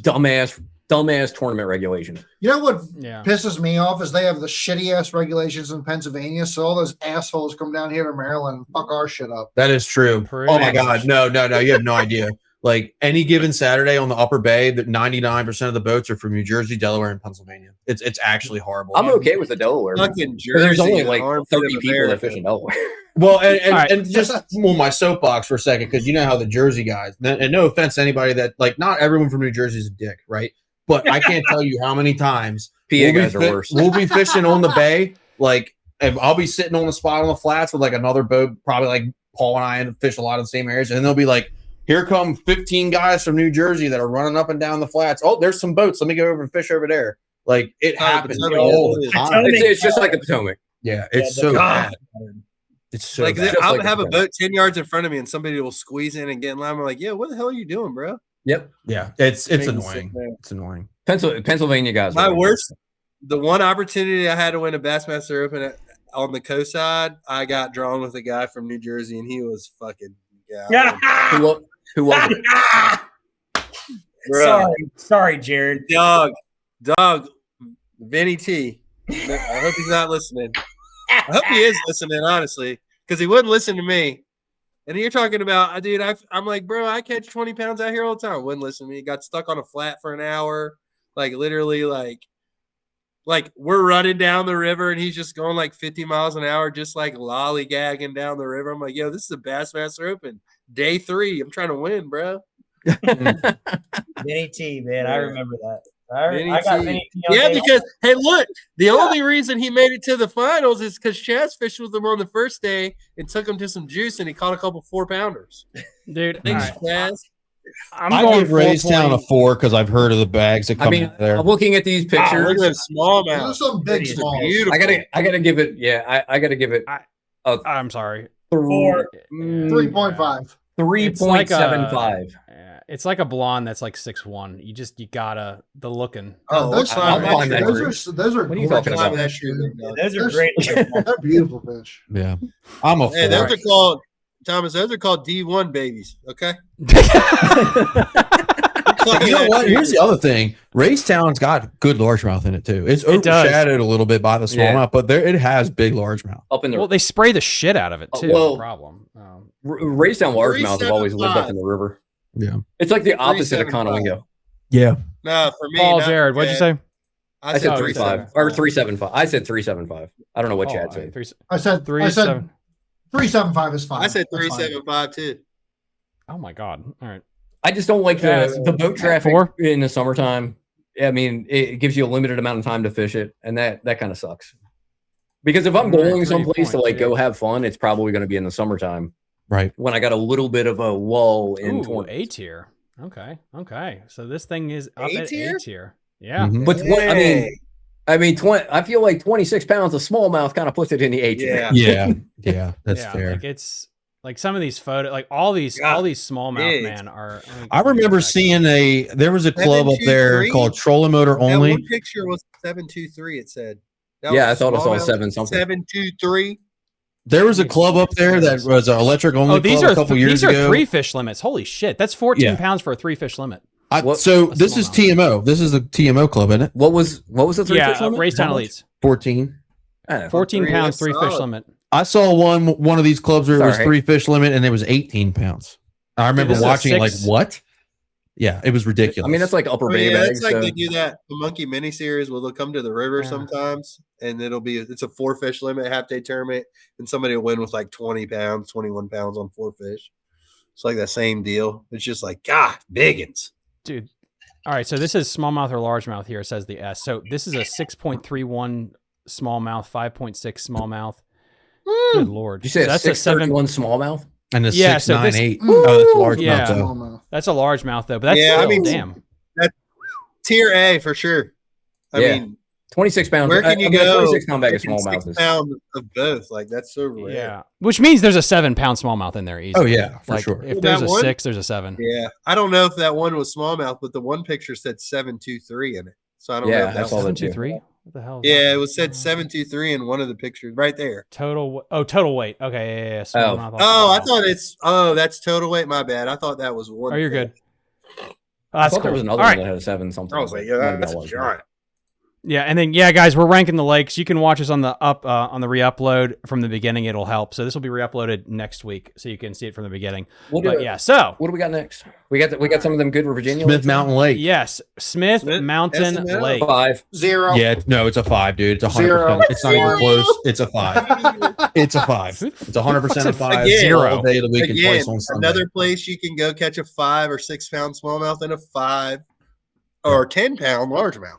Yeah, it's a 5. Dude, that looks like one of those places where it's like, how do you even fish it? My biggest It's just bag. like there's so many fingers and everything on it. It's like, God damn. To this It day, is my a little biggest overwhelming 5 for fish sure. bag ever was on Smith Mountain Lake. It was 26.5 pounds, and it was like my 5th time fishing it. I sucked back then, and I still caught 26 pounds. I think Ridiculous. when the Now, heavy hitters this was year there. hasn't been as good as the last couple years. I will say that the weights have been down a little bit this year. Numbers wise, though, I think it's been really good. Yeah, Yeah, numbers wise. Correct me if I'm wrong, but that 36 pound bag was earlier this year. It was early spring this year. So there was 36 Chat, in there. 3 10-pounders and an 11-pounder were caught between January and March. Holy shit. And then But, like I said, this last half of the year hasn't been quite as good. Agreed. As the years in the past, the last couple. Now, you can but catch fish here overall, year-round. this lake is a destination lake. It's absolutely the most beautiful lake in Virginia. Like, and you're gonna go catch big smallmouth, and you honestly, you can catch them any way you want here. Like, even in the fall, you can go up shallow. Even in the summertime, you can get the brim eaters. I know the brim eaters were crazy this year. Guys were catching them dirt shallow all summer long. So you can go scope them in 60 feet like Lucky does, or you can go beat the bank with a glide bait, a buzz bait, pop, or anything you want. This is a 5, like no questions asked. Yeah, this is definitely a 5, 100%, 100% a 5. So when the heavy hitters was here, and I don't think it changes it, they said that this lake was in the top tier of all the lakes they fished because of the number of 4 pounds. It was like a 4 pound average everyone had. So Look, they were catching them. Cool. They were catching them dirt shallow on a spinnerbait, like in the middle of summertime or late spring, whatever. Like stuff most people don't normally do up there, and they were blasting them. I hear this place becomes very like. There's a lot of fish there, a lot of big fish there. Here, it's difficult to fish. If you're somebody that doesn't really know what you're doing, everything can get just like jumbled together and send you into a swirl. There's a ton of docks, tons and tons and tons and tons of docks, and then there's more. So, docks. Not as many as Gaston, though. Is it really? Let me ask you a question. Oh, dude, Gaston's unreal, bro. Let me ask you a question, because I've never fished Smith Mountain Lake. I know a fair amount about it, but I've never fished it. Could an average person, again, we're talking like that average fisherman, not junkies like us, could they just drop in and go down the bank and catch fish? Absolutely. Yeah. That's what I was saying. Absolute 5. Like, yeah. sure. Anybody who wants to go fishing can just go catch fish all year long. And like, you can just catch them fishing down the bank. You can literally just go down the bank, throw a shaky head, throw a wacky rig, throw a crankbait. You can catch them. Please tell me that those ratings are not right. I said 5 before, like as soon as we announced the lake. Oh, you did? Okay. So 5, 5, Yeah. 5. Okay, so You if get a this is the perfect score. case, this is a perfect score. Yep. It's I agree think with right that. now in the landscape we're in and the way the lake's been It the is. last 5 years, it 100% is. And here's the other thing: they actively kill grass on this place. If this place had grass, oh my god, Oh my god. oh my god, It'd be unbelievable, So dude. Mm. it does have I A heard little it. bit. There's a couple areas that got some grass in there, but yeah, they keep killing it. yeah. But you Yeah, know what's crazy is you can go to the dam and go catch them in 100 feet of water, literally smallmouth and largemouth, or you can run way up the river and catch big largemouth Yep. and smallmouth. Have you ever run all the way up this lake to, has everything? If Have you ever wanna run fish- as far up as Bay Rock? So I mean, I've only been up there 7 or 8 times now, so I'm not too familiar with the names. But I went up.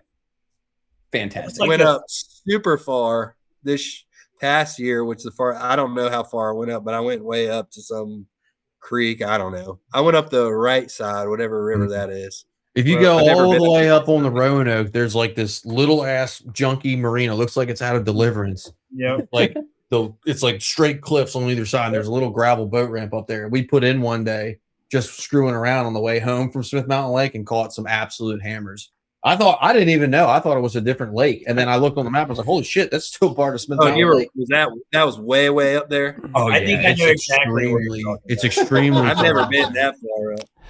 All right. To keep this going for time, we're just going to stay down this chain and we're going to go to this little hidden gem, Leesville Lake. Well, I've heard some good things about Leesville. I heard that place sucks. It can be good. I've heard. Yeah, I think it's a hidden gem. Is this off Smith Mountain? It's down below. It's below. It's like a water like it's got huge lake fluctuations because of the way they're pulling water out of Smith Mountain, and they push it back and forth through there. But I mean, it's got some big. I've heard good things about it.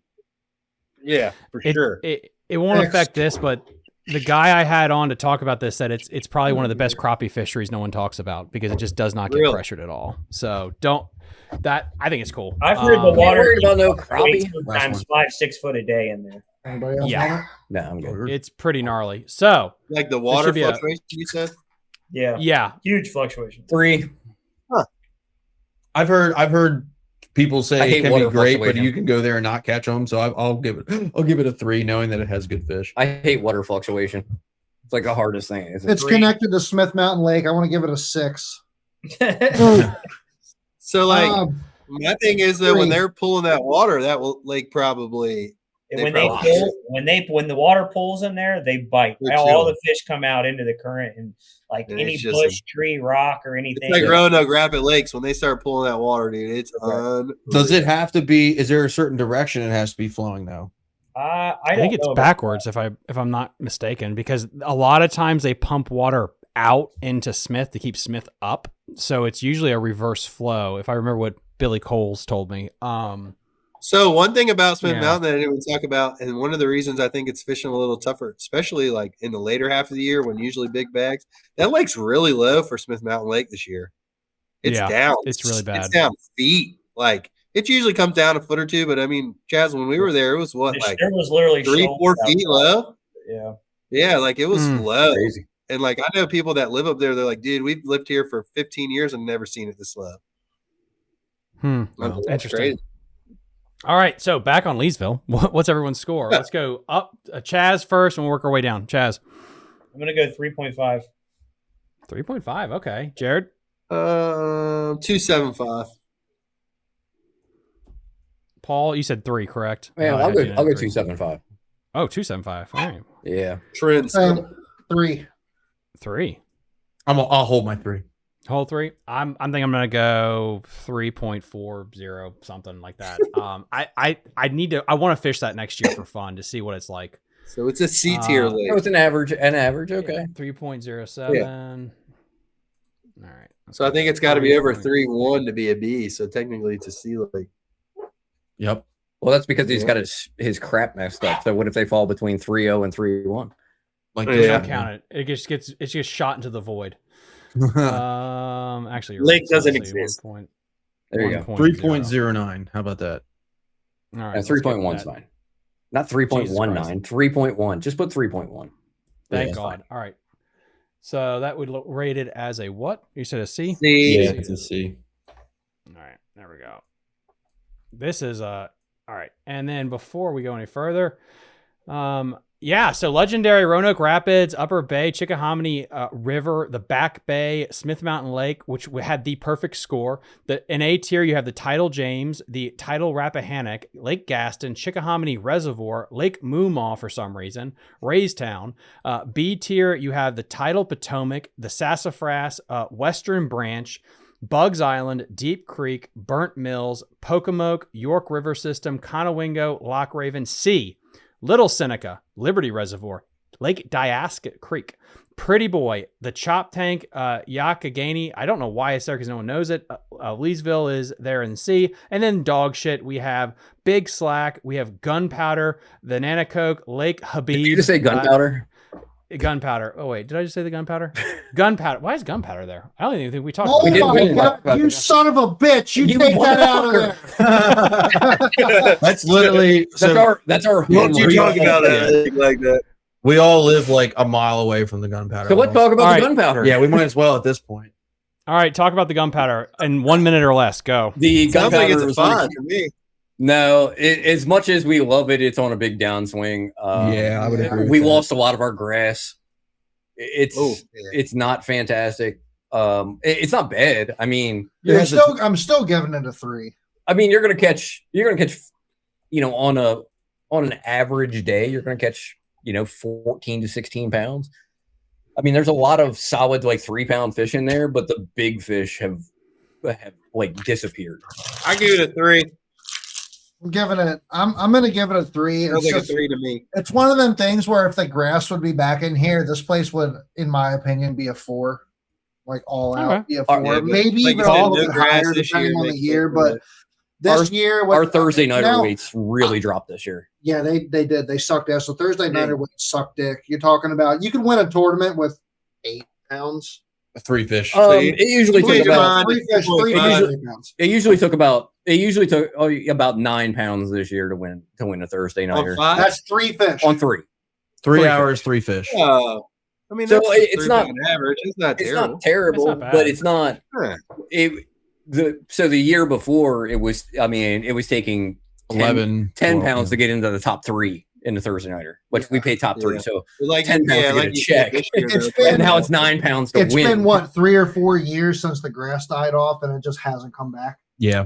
It started to come back a little bit this year, so hopefully next year it'll be. It's just like better. Kerr. If they would let the grass come back to Kerr, man, it would be. It's like all the big fish saw that there's no grass here anymore. The water's not as oxygenated because of it, and they've all pushed out to other places. But I call it. I mean, I ran over there for a club tournament in what was that, June, I think. And me and my co-angler we caught 40 fish. We both had 15 pounds. I had 16, he had 15. We caught a lot of quality fish. Yeah. It was just this is off the bay, right? This is the gunpowder's off the bay. South part of the. Is it a long run though to get there? Depends on where you launch from. 40 minutes. Well, 40 minutes. I mean, we launch it. I mean, I live a mile and a half from the boat ramp, so. All right, time. But if you're, Paul, I fish it. What's your score? More than anywhere. I have to. As much as I love it, I have to give it a 3 because the size just isn't there. I caught very few fish over 4 pounds. I'm giving it a 3.5. I haven't lost all faith in the gunpowder. It will come back. Okay. This year, it wasn't as good though. I'm gonna give it a 3. Just knowing what it's capable of and knowing what it did this year, it was a little disappointing. I'm going to give it a 3. It's capable of so much more. That's the crazy thing. Chaz, you said 3. What did you say? I'm going to give it a 2.5 because I wasted half my fucking practice in the opens in there to find out you couldn't fucking fish there. So that is very fair. They were like, "Oh, you can only fish the back, but you got to check in with the fucking police when you go in there and all kinds of." I'm like, "No, that's the bush." Yeah, that's the bush river. Yeah. Are you sure? Yes. Yeah. The gunpowder is wide open. You're talking about the bush. Yeah. Gunpowder doesn't get closed. The bush is the one that gets closed.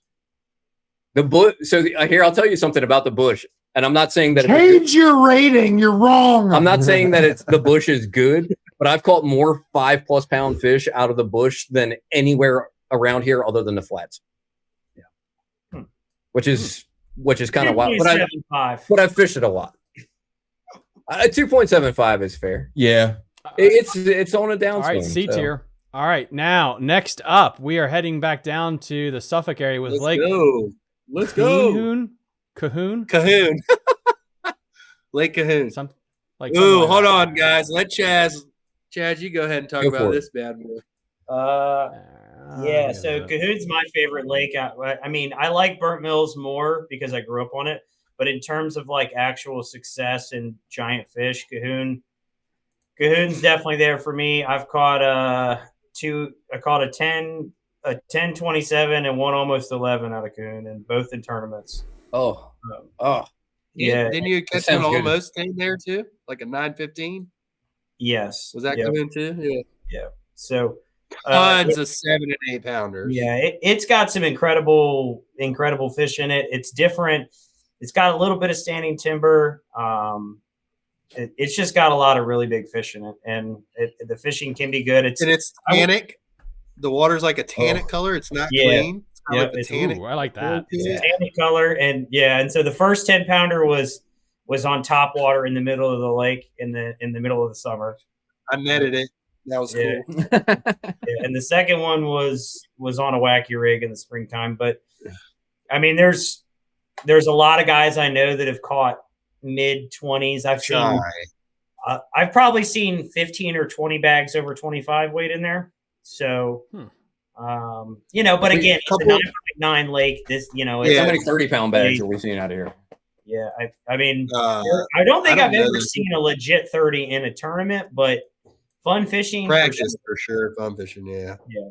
So the two downsides are, again, like you said, one is the 9.9, and the other is the ramp situation there is god awful. Yeah, it's really a very steep ramp. It's steep, it's small, it's like this.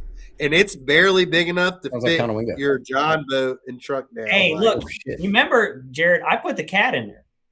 I know, and I don't know why. And literally, people were absolutely flabbergasted that I put my fiberglass boat in there because they had no idea how the hell I was going to get it out. R.I.P. Tom Cirilli. He put his Triton in there before, too, but, that's really dangerous. I've also seen you will slide into the water. Yeah, I've seen 3 different full rigs lost in that ramp.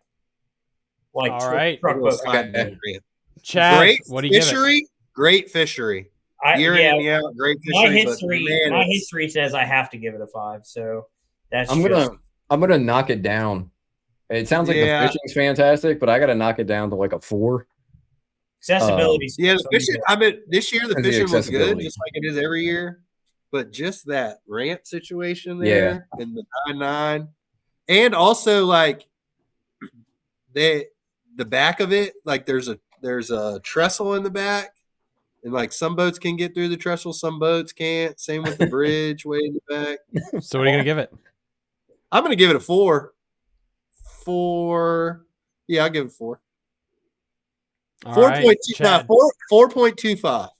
Yeah, I can't give it quite a 4. It's a little bit better than a 4. I got to give it a 4 just because of the accessibility. I think Chad, did you say 4? What did you say? I did. I said 4. 4. Okay, cool. Screw it. I'll just do the same. I heard a truck sliding into. I heard 4 separate occasions trucks sliding into the fucking lake, so I'm going to give it a 3 because. Oh, there we go. There's nothing. I don't care if it's full of 20-pounders. I'm not dumping my truck in for it. Well, I'm not dumping my truck in. I mean, your truck looks like it crawled out of the fucking ocean to begin with. So. I'm not going to dump it. I'm not going to pull it out though. That's the thing. It didn't go in. I ain't going to dump the Skeeter in there, but I'm going to dump Chad's John boat in there. Not as bad as it could be. We'll do it with you and all your rusted body panels. But you do got to have a permit. You do got to have a permit to fish there, right? Well, you can buy it at the so for a rep. How much is it? It's $5. Like a launch permit. $5 for the day or 40 for the year. Oh, yeah, it ain't bad. Oh shit! I thought you had to have one of those stickers. When you there, you get there's. I don't know. Is Lake Mead on this list? Yes. Mead? Yeah, so Lake Mead, they're in the same parking lot. Yeah, you can either the upper lake is Lake Cahoon, the lower lake is Lake Mead. Both lakes 20. Both lakes are got giants in it. But when I say they've both boat ramps have claimed trucks, and I think it's a lot of it's user error though, because they're steep, but they're not any steeper than fucking when you go to Kerr. Well, so as long as you use the parking brake and you're not the one at Cahoon, it's just the way it's situated and it's short, right? That's the only problem, right? Yeah, true. But like you said, Noah caught that 10 something out of Mead this year. Yep. So he caught back to back 20 some pound bags, with one bag having a 10 something in the middle of August. Nice. Yeah. So that's how good the Suffolk Lakes are.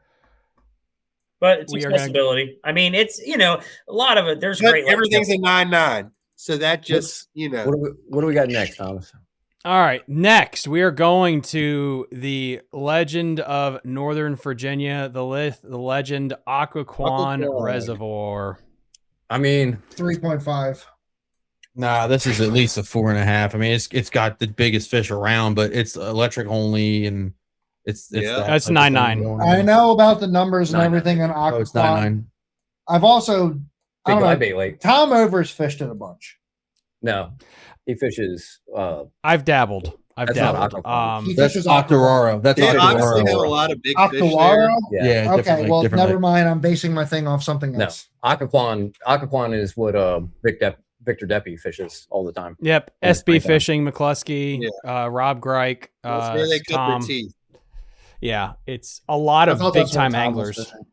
No, this place Which has Tom? giants. Yeah, this place has hammers. Like, I mean, they've got a lot of like 7 and 8 pounders. Well, maybe not a lot of 8, but a lot of 6. A lot of to 8 5s. pounders. So I did text McCluskey. I did text McCluskey because that's his home lake, and I asked him like, "Hey, dude, scale 1 to 5, how did the res fish this year?" He said a 4. Numbers and average size are awesome, but no giants like years in the past. Yeah, I was thinking of 4. That's what I was just thinking. because like their numbers do seem, and their tournament weights did seem a little down this year. I know that they're a 6 fish limit, so all the numbers are skewed compared to everywhere else. Like, like yeah, but you weren't seeing like 2 years ago. You were seeing like 30 plus. You know, like all of them were like in the spring were like 30 plus. You said everybody was catching like 32 pounds to win on 9.9. Yeah. So that's the only thing. Like, definitely the size has been down for sure for this year for them. So I'm giving it a 4. I give it a 4. Yeah, I mean, it's just there's always big fish in there. The guy that wins the most out there. I'm not going to go lower than a 4 though. 4. Yeah, nah. For somebody who just likes to throw big baits and catch trophy fish, I think that's a good place. Yeah, 4 across the board. But you know what? It's also like you see from like SB's videos, like it can be very stingy there. Yeah. Like they might only catch 6 fish in a day or 5 fish. Is this the place where he's been fishing that same tree for like 5 years now and he knows the one fish that lives on that tree? Like this is the one where he caught the same 10 pounder like back to back years or something like that. Yeah, off the same exact tree. Yeah. That's wild. Yeah. Maybe, yeah. I mean, 10 pounders. Okay. Pretty cool. Look, the only reason I'm talking about it is because I'm pretty sure he talked about it. Yeah, but that's not like that's the only 10 pounders supposedly that have ever been like talked about being coming out of there. Like that's pretty a rare. Yeah. There. Now 8 pounders they catch 8 pounders for sure. I mean, I've caught 8 pounders out of the Potomac. It's not that exciting. All right. When it's been a while. I was going to say not the last 10 years. I would shit my pants. He just said 8 pounders are not that exciting. I need to be on your wavelength. That's what I'm saying right now. I'm like, dude, if I caught an 8 pounder, I would literally crap myself. Like, I have no idea. I caught probably 100 over 8 pounds. And if I caught an 8 pounder tomorrow, I would be yelling just like Iconelli. Anytime I catch an 8 pounder, you got to check my pulse. Dude, you know what? No, I need to come fish with you because I barely even catch 6. I'm telling you. I yell like that when I catch a 4 pounder. Like, dude, I'm telling you, y'all have no idea how many big fish this man has caught in his life. Like, I believe he's probably caught over 1,000 fish 6 pounds and up. Legitimate. You guys throw a lot of big baits, glide baits, swim baits, tails? No. That's what's even crazier. No, Chad, what just crazy, dude. Crazy. So what do you guys got, Chaz, Jared? 4. Oh, it's 4 for sure. 4s. Yeah. Right. I'm going to be the lowest. Thomas, I'm surprised you rated this one so low. I'm going to be lower on this just because of it is over 2,000 acres. There's only like 2 access points. And if you're fishing with electric motor or a kayak tournament like I have, you can't fish this lake. It's worthless because it's so much water to cover. Again, I know, and I have experience on this tournament wise. So yeah, I'm gonna lower it a little bit. I know I'm gonna get killed for that, but yeah, it's if this thing didn't have the motor restriction, it would be a little bit higher for me. That's like when tactical fishing talks about kayaks or boats. I'm like, wham, like get a fucking boat. Well, the next one up here is Lake Chesdin. Boo!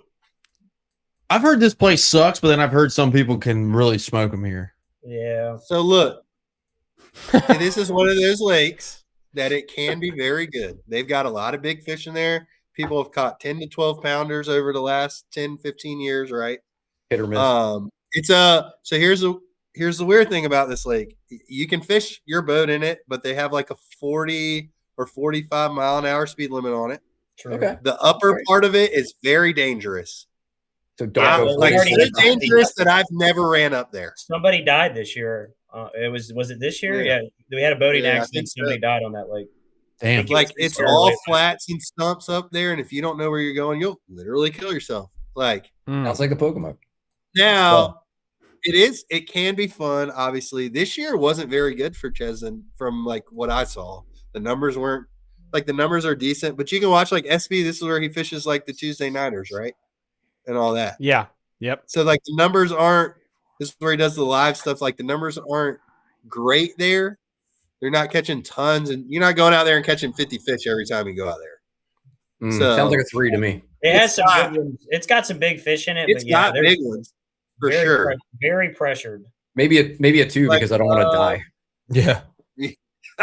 But I mean, you got to run a pretty good little ways up. But there's only I'm going 3. There's 2 ramps down. There's only like really 3 ramps. You got Whippernock, then you got the ones down the lake. You got on the bottom side, you got the public one, and then literally right across the lake is the other marina that you got to pay for. I mean, if it's got decent sized fish in it, you have okay numbers. It does. Of course, the springtime's really good there when they get up on the beds. Now, that's the other thing. Like, I fished a tournament there, was it last year? And I saw easily 25 to 30 pounds on the bed, and they just won't bite because they're so pressured. It gets a lot of pressure. Yeah. So, like, for me, 2.75. That's exactly what I'm going to give it. 2.75. And Chaz, you probably have never, I don't even know that you've ever fished it. I've never fished it just because, again, like, all the it's 2 hours away from me. All the great fisheries I've got here. Why would I go? Yeah. I'll give it a 3 because I've had a couple fun days there. My buddy and I, we had a really fun day there last year in the fall. He caught his PB bass there, which was like almost a 6-pounder. And I blasted him on a spinnerbait, cloudy, rainy, but like those days don't come along very often there. All right. Yeah. So Jared, what did you say? The problems with us. We're so far away from other bodies. The whole thing. You know what I mean? The whole thing has got that Gaston grass around the edge, the entire lake. It's 2.75 for me. Oh wow! I feel like for me to get to just because I know what's in there, I'm going to give it a 3. I'm going 3. I go 3 too. Yeah, 3. All right, that's not bad. So 2.92, 2.92. Dog shit. No, I'm just good. Yeah, see, all right, we're gonna put it right in the C tier. Yeah, I agree with that 100%. Hey, do you have Swift Creek on this list? Just curious. I didn't know that existed. So you can't really put that on here because you're not allowed to just go fish it. You got actually? Well, yeah, you can't just go fish it. That place is like 4 hours away from me, and if I'm driving 4 hours, I'm not going there. So here's the thing about Swift Creek. Swift Creek's dammed up from the Appomattox, literally the Swift Creek side, obviously. Right. And it's got big ones, tons of fish. It's got grass. You can do anything you want, but you literally cannot fish it unless you have somebody that lives on it. So it's like the private side of Lake Anna. Correct. Yeah, there's zero ramps. There's no ramps. Shit. Yeah. So it's funny you say that. Like a homemade ramp, basically, from what I've been told. It's funny you say that because one of the guys I went to college with, his family lived in like a neighborhood by Swift Creek, and I'd go hang out with him on the weekends and we'd fish Swift Creek. I never had a bad day there. Never had a bad day. Nobody fishes it. Well, dude, that place was amazing. Like, I gotta go. I gotta go get the kids. So I gotta go. All right. See you, boss. Pleasure, man. Good meeting you. Y'all have a good one. All right, Chad. See you, dude. Later. All righty. So we have only 13 lakes left. And then we ranked every. Yep. Yeah, might as well at this point. So next up is Nye Reservoir in Fredericksburg. So with this one here, it's a little weird. It's electric motor only. It is for DWR lake. It is about 600 acres. It has an aeration system through the whole thing. Oh, has through the whole tea-colored lake? water. Yep, through the whole lake. So in the summertime, you have an aerator system from the tip all the way to the dam. Tea-colored water, lily pads, water willow, shallow bite, and deep bite. I am going to have to abstain because I just won a big major kayak tournament out of there this year, throwing a swim jig in no water and lily pads. It was God's gift. Sounds like fun. So it was a blast. The boat ramp is the worst in the planet. You have to jump your thing off between trees, clay. It's terrible. So anyway, but really good fishing. You can show up there and you can go fishing. It's only open 4 days a week though. 4 days. That's like a 1.5 for me. Yeah, that takes it down to a 2. Electric only, and it's only open so many days a week. That's a 1.5. Going 2.5. I mean, what does it take to win a tournament? Maybe give it a 2. It takes 19 to 22 pounds. Okay, I'll give it a 2. 2.5. Yeah, 2. 19 to 20 pounds. I said 2. Now it just went from a 2 to a 2.5. So again, sounds good, but I can only fish 4 days a week. Like that kind of sucks. 2.5, and then I do like Chad, that. What are you gonna go? I do like lily pads. 2.75. 2.75. All right, sweet. And then I'm gonna give it a 3.2 ish, just cause. And then I'm gonna actually drop this down to 5 people. Hold on. We're gonna remath that baby here because Jared is gone. Jared is gone. So he's gonna abstain from this bad boy. Did he just dip? No, I think he just dropped. I think he lost connection. Yeah, he didn't even say anything. He was just like he didn't even say anything. He just dipped out. Dude, that's the old Irish goodbye. The old Irish goodbye. All right, so this one here, we're gonna go with 3.5. So that's a 2. Oops, sorry. So that is a 2.69. 2.69. So that's C tier. 2.69. That's about right. All right. So 2.69. Boom.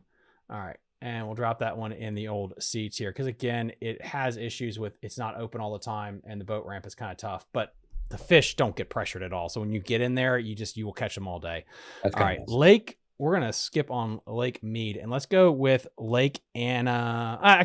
Jared's back. Let's go. Yeah. I mean, I guess you can see the guys that you can depend on. You know what I mean? Like, yeah, it's always Bass and Beer. It's always Bass and Beer Radio for sure. Let's go with. We got to go with Lake Anna. Lake Anna, you guys know it. It's in the wintertime. In the wintertime, it's fantastic. Every other time of the year, it sucks dick. I'd say there are some fat bags that come out of Lake Anna. In the winter. I truly think that Lake Anna's Lake Anna's a 4. I give it a 3.5. They have good ramps. There's good accessibility, good fish. I give it a 3. I'm back. Sorry, guys. You're good. Lake Anna. Lake Anna. 3. Yeah, I'm with a 3. Sucks in it's the only summertime. good from December to That's February. True. Right. I mean, it's decent in the springtime. You can go catch them on the bed, but as soon as Memorial Day hits, that place is an absolute madhouse. Yeah. Absolute madhouse. Yeah. I mean, nobody's fishing then. I can't give it a 4, but I guess you make a valid point with like the amount of boat traffic and everything on Lake Anna makes it so much harder to fish. And like the tournaments that they do in the summer and fall and stuff, like the weights aren't great. It literally only gets really good when the water gets cold. And that's when you see these 25 to 30 to me. Like, and I've noticed looking at the recent tournaments that like you have a 30-pound bag, a 26-pound bag, and then like 15 10-pound bags. Yeah. You know, so it's like a couple of guys catch them like, big, and I'm gonna go. It'll be 17 wins, 16 wins, 18 wins, and then all of a sudden it'll be 29 wins. Like there's like a light switch there where it's like mediocre, and then it's just like. Are those guys in the winter tournaments fighting for spots too? No, not really. To be honest, not that I've seen. It's spaced out. Well, and the other thing too is we have to talk about this. The grass this year was the best it's been in like 10 to 15 and they want to kill now. It. Yeah, and they want to kill it. Yeah. They want to get rid of the grass. They're like, oh my God, my dock has grass around it. What am I gonna do? Oh my God, I built a house on the water, and now I have to deal with water things. Lake, and there's hydrilla growing around my fucking dock. There's a lot of millionaires that live around that lake, so they have a lot of say in that. Well, I'm pretty sure every house on that lake, you have to be a millionaire. So yeah, pretty much. Yeah. Can I get one of them, Paul? Do you mind? Thank you. I'm going to give it a 4.8 because every winter, I'm going to tell you. So last January, there was, and not in a tournament, there was a 40-pound bag caught out of Lake Anna in the wintertime. Which was when you guys were down there. It was 39. Let's okay, 39 and some change. That's damn close. So, and the weights were up in the bad time because the grass was good. It wasn't a lot, but it was better than years past. So I'm saying going. People were catching them out of the grass. The grass was huge. Imagine that. The chatterbait was playing a lot on Lake Anna. Just to give you an idea. Grass confirmed. Yeah. That 39-pound bag, we were getting live updates about that 39-pound bag. 3.5, Thomas. 3.5. All right. I give it a 3.5 as well because it has the capability, but also it's like, you know, like That's Jared capability, said, accessibility. I mean, I have a bunch of buddies that fish on the Elite 70 that are very, very good. Because the accessibility kind of sucks because you can't fish it in the summertime because of the damn boat traffic. Yeah. But a lot of guys that it seems like the weights are going up though. I mean, marginally though. Like really. I mean, like you'll watch this nonsense, this circus that goes on this time of year, and then when the big tournaments come there, it's like 16, 17 pounds. You know what I mean? I was gonna say when we went, Shane and Evan won. Mind you, first time they ever been there, they won this year. That's kind of sick. I think it was this year. Yeah, this year, and they had 18 pounds won in the spring. Like that's not good. But mind you, like 3 weeks ago, 30 pounds won. And then it's just like, there's like this wall of like, when it hits this, they're biting. Yeah. And then when it gets to this certain time, it's just completely shut off. It's like I don't know. It's just like it's two completely different lakes. Honestly. It's kind of like Conowingo. Yeah, I was about to say that. Though, like, what happens on Lake Anna happens on Conowingo, except with smallmouth, and instead of 30 pounds, it's 20 Well, and the largemouth too. Well, yeah. Same thing happens with the largemouth up there. I mean, it's just like you get to a certain point and they just shut down. Yeah. It's really annoying. So this is a good point. So to stay accurate, I did rank Deep Creek higher because it's like one of the best fall fisheries around, I think. It's on. We should also keep in fact, this is one of the top 5 best winter fisheries. It's probably the best. And for like, okay, if you're gonna go big first of all, the Upper Bay, I would put the Upper Bay just because looking at tournament weights, because they drop off so much, and you really only see 2 or 3 people catching big 30s. bags, and everybody else is catching 5 2-pounders. So I have a question on Instagram. I have a question on Instagram. Hold on. Question on Instagram. Should we count the private side? Should we count the private side or just the public? No. Okay. Like, so Chaz went up there just a couple weeks ago, and it was like 28, 26, 24, and then like he had 15 and didn't get a check. And there was like some more like, so that weight drop off is to like not really 10 pounds, but it'll be like it's a lot, 14 to 16, Yeah, fair enough. It's a big drop off, but you're not getting 8 guys out there catching 20-pound bags, like right. But I will say, like, I still want to go. I still want to go and try to catch an 8-pounder. 100%. We had a winter. It's the #1 winter destination right if you now. Look at, okay, cool. So if you want to talk about like wintertime weights, we had a winter tournament up here in the beginning of December, and the weather was bad, so it only pulled 8 boats. And the lowest weight was 21 pounds. Yeah, that's crazy. That's on the bag. Yeah.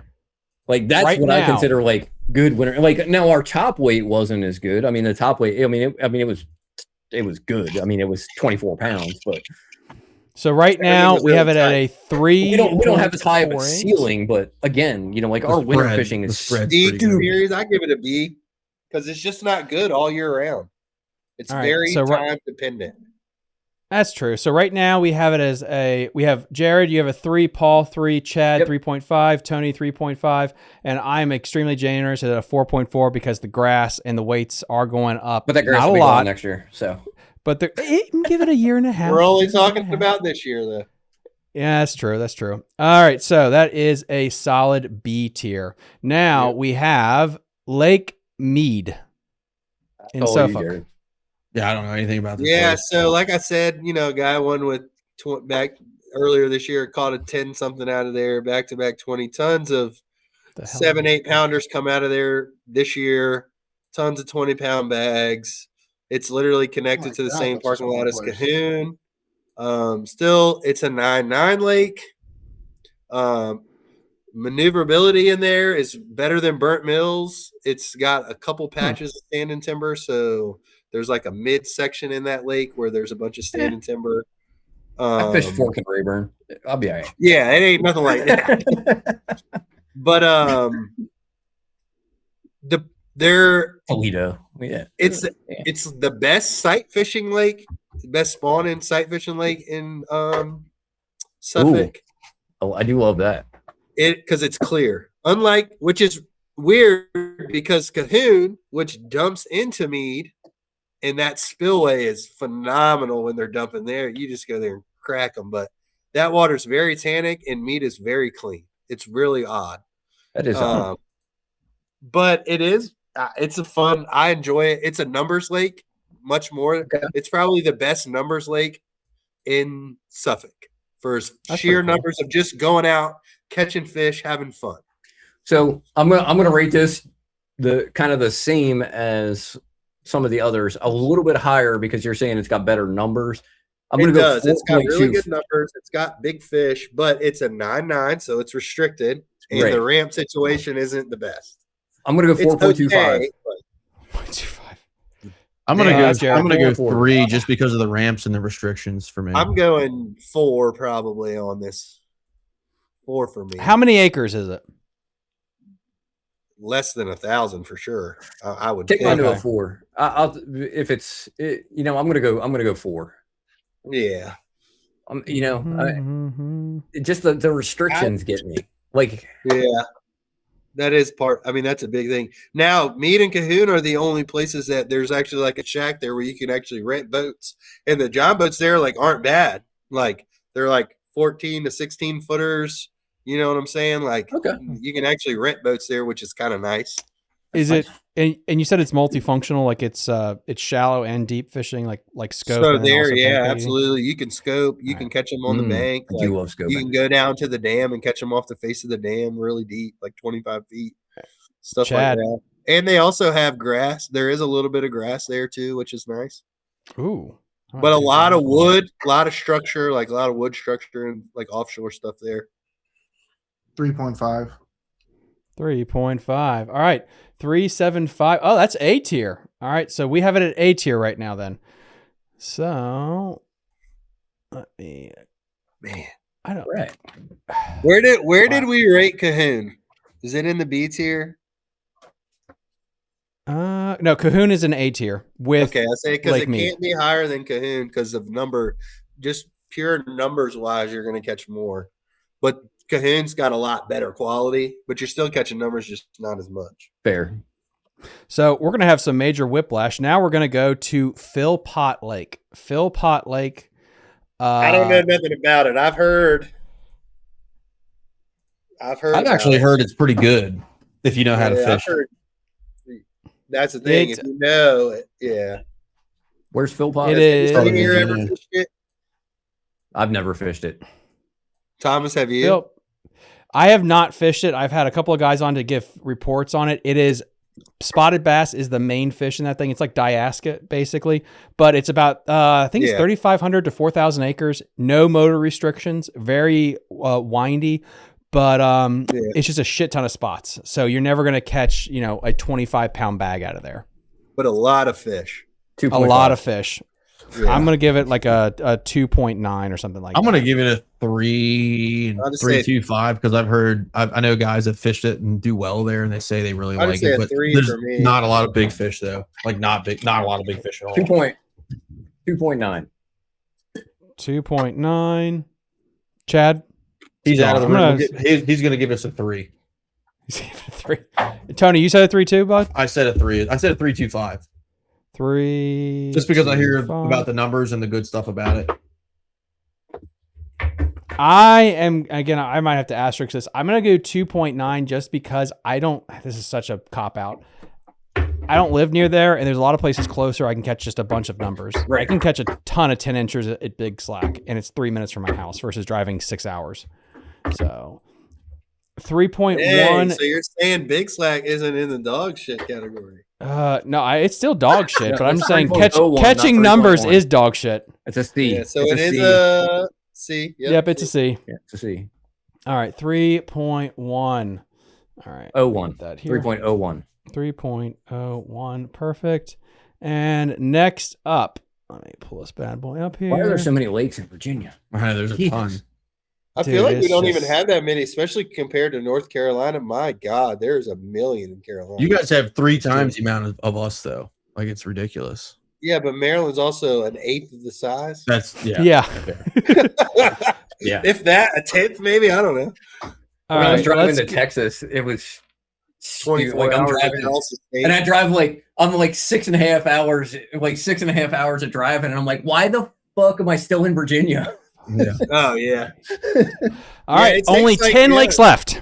10 lakes. Let's knock them out. 10 lakes left. All right, we got Lake Mooney in Fredericksburg. Lake Mooney, 500 acres, electric motor only. This is where Matt caught. I think he caught like an 8-pounder out of there. I don't know nothing about it. They also caught a 10-pounder out of Habeeb, and Oh my God! What the hell just happened? Wow. All right, Lake Mooney here. I don't know anything about it. Trolling motor only. It's about 500 acres. It has blueback herring or some kind of herring in it. It's pretty much a scope lake. Like until the grass comes back, it's just all you have to do is scope. Yeah, one dimensional. I love scoping, but you got to have some diversity. Exactly. 2, and not to mention it's electric only. And it's only 500 acres. Yeah. I can fish the entire thing in like 3 hours. All right. 2. I said Chad 2. said 2. I said 2 as well. Right, you said 2. I'm gonna give it 2.8ish just to be a little bit charitable because there are some mega bags that come out of there. Let's see, 2.16. Yeah, C category. Okay, that's good. 2.16 out of Mooney. I know there's mega bags that kayakers catch out of there all the time, but still, it's so one dimensional. So that was, I think we said C. C. All right, cool. All right, South Holston. That's a good South lake. Holston. I've heard good things about it. I've never been there. It's really far I've away. heard good things about it. It is at Mars, basically. This is the Tennessee North Carolina border. No, that's where they catch this smallmouth, right? Yeah. Yep. It's pretty much smallmouth. All smallmouth. Average bag, I think, is like 18 to 20 pounds, but it's a highland reservoir. Winning bag. Average winning bag. Average bag. It's getting a 5. Yeah, Jesus Christ. Yeah. That's an average bag or the average winning bag? Winning. Oh, I was like, bro, I'm going. Look, I'm fishing the next 2 days on the river. I was like, I'm going to South Holston.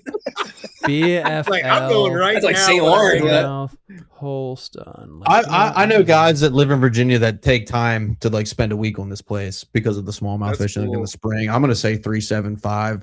Smallmouth are so cool. Just because it seems like it's really good in the spring and really good in the fall, so it doesn't necessarily play all year from what I'm told. So I'm going to say 3.75. I'm going to say 3. I'm going to say 3.5 because it's in bumfuck.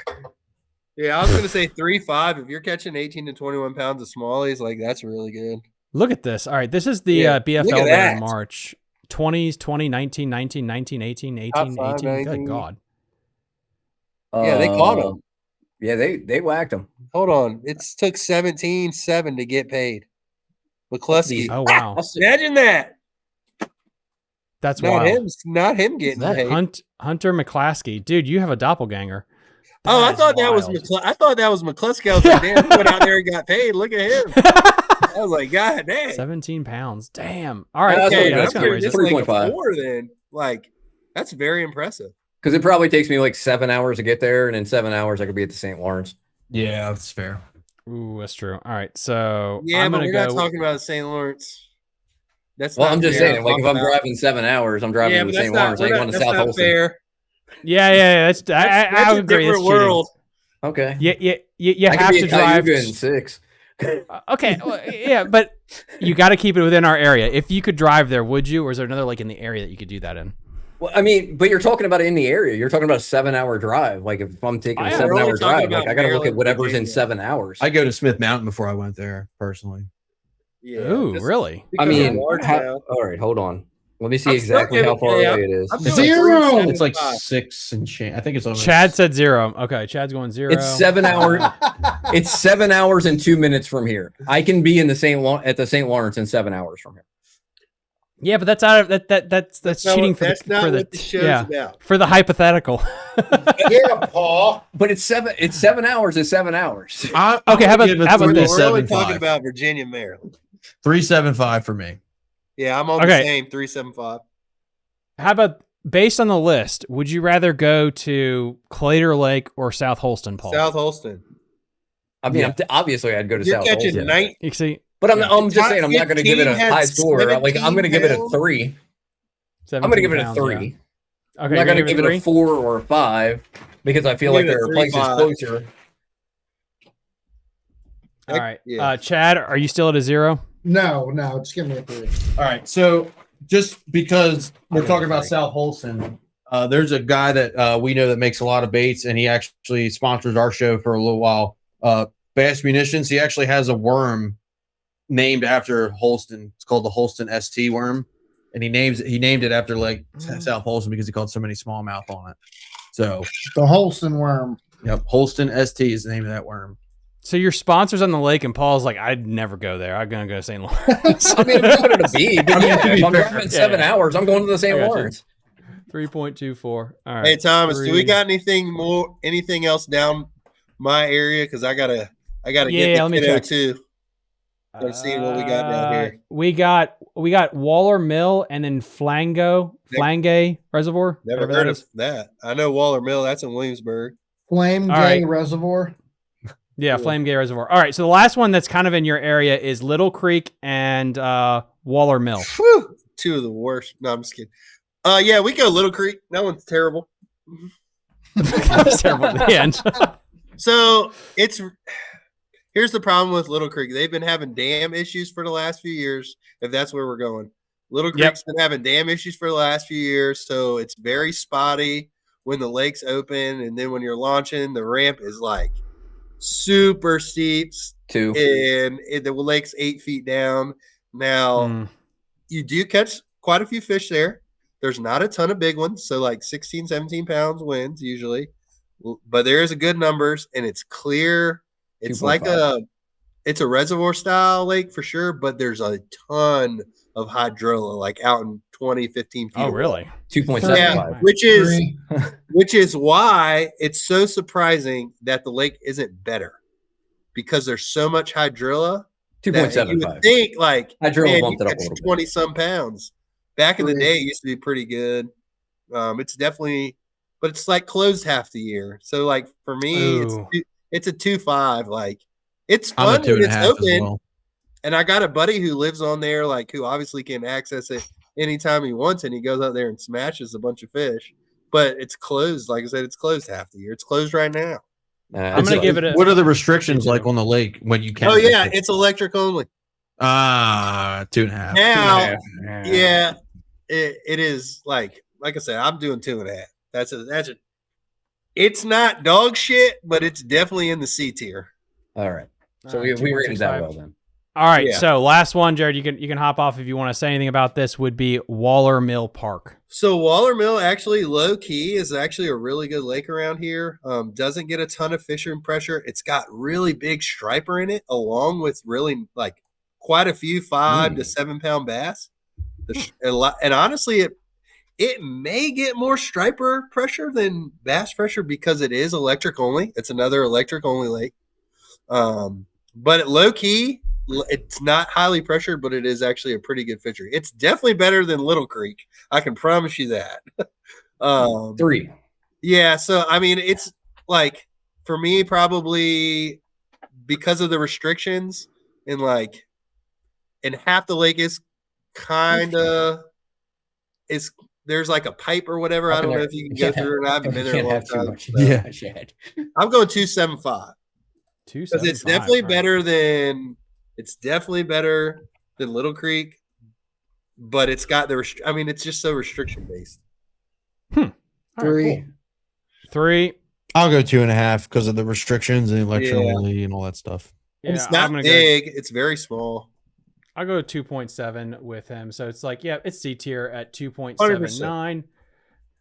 Jared, if you got a drop, I thank you so much for staying. Yeah, as long as absolutely. you I just did. want to make sure that there was nothing else on the list that I may be quite familiar with. What do you think is better, Sandy or Briery? Oh, Briery Creek. Yeah. Briery Creek. Okay, those were going to be our last two. When So, like, legitimately, Briery Creek might make it into your. You think so? It's really good, but it has restrictions and stuff too, though, doesn't it? Yeah, but it's a big bass factory. So. I'm talking. I mean, that's honestly like. Besides Suffolk, like. I know guys that fish that place and love it. Called out of there, like it could be another. It could be the state. I'm sure the state record's in Briery, honestly, because as good as it is, and it holds legendary status in the state of Virginia, like it really still doesn't get that much fishing prey. 4, for sure. I would say 4 as well. Knowing, I give it a 4. Friend of ours that fishes it every year loves it. Yeah, always catches. And with, I mean, because it's every got time a lot they of go down there, they stand catch and a 7 timber. or 8. Yeah, and with the stand and timber, the forward facing sonar there has made that place like, oh, it is still really good, you know.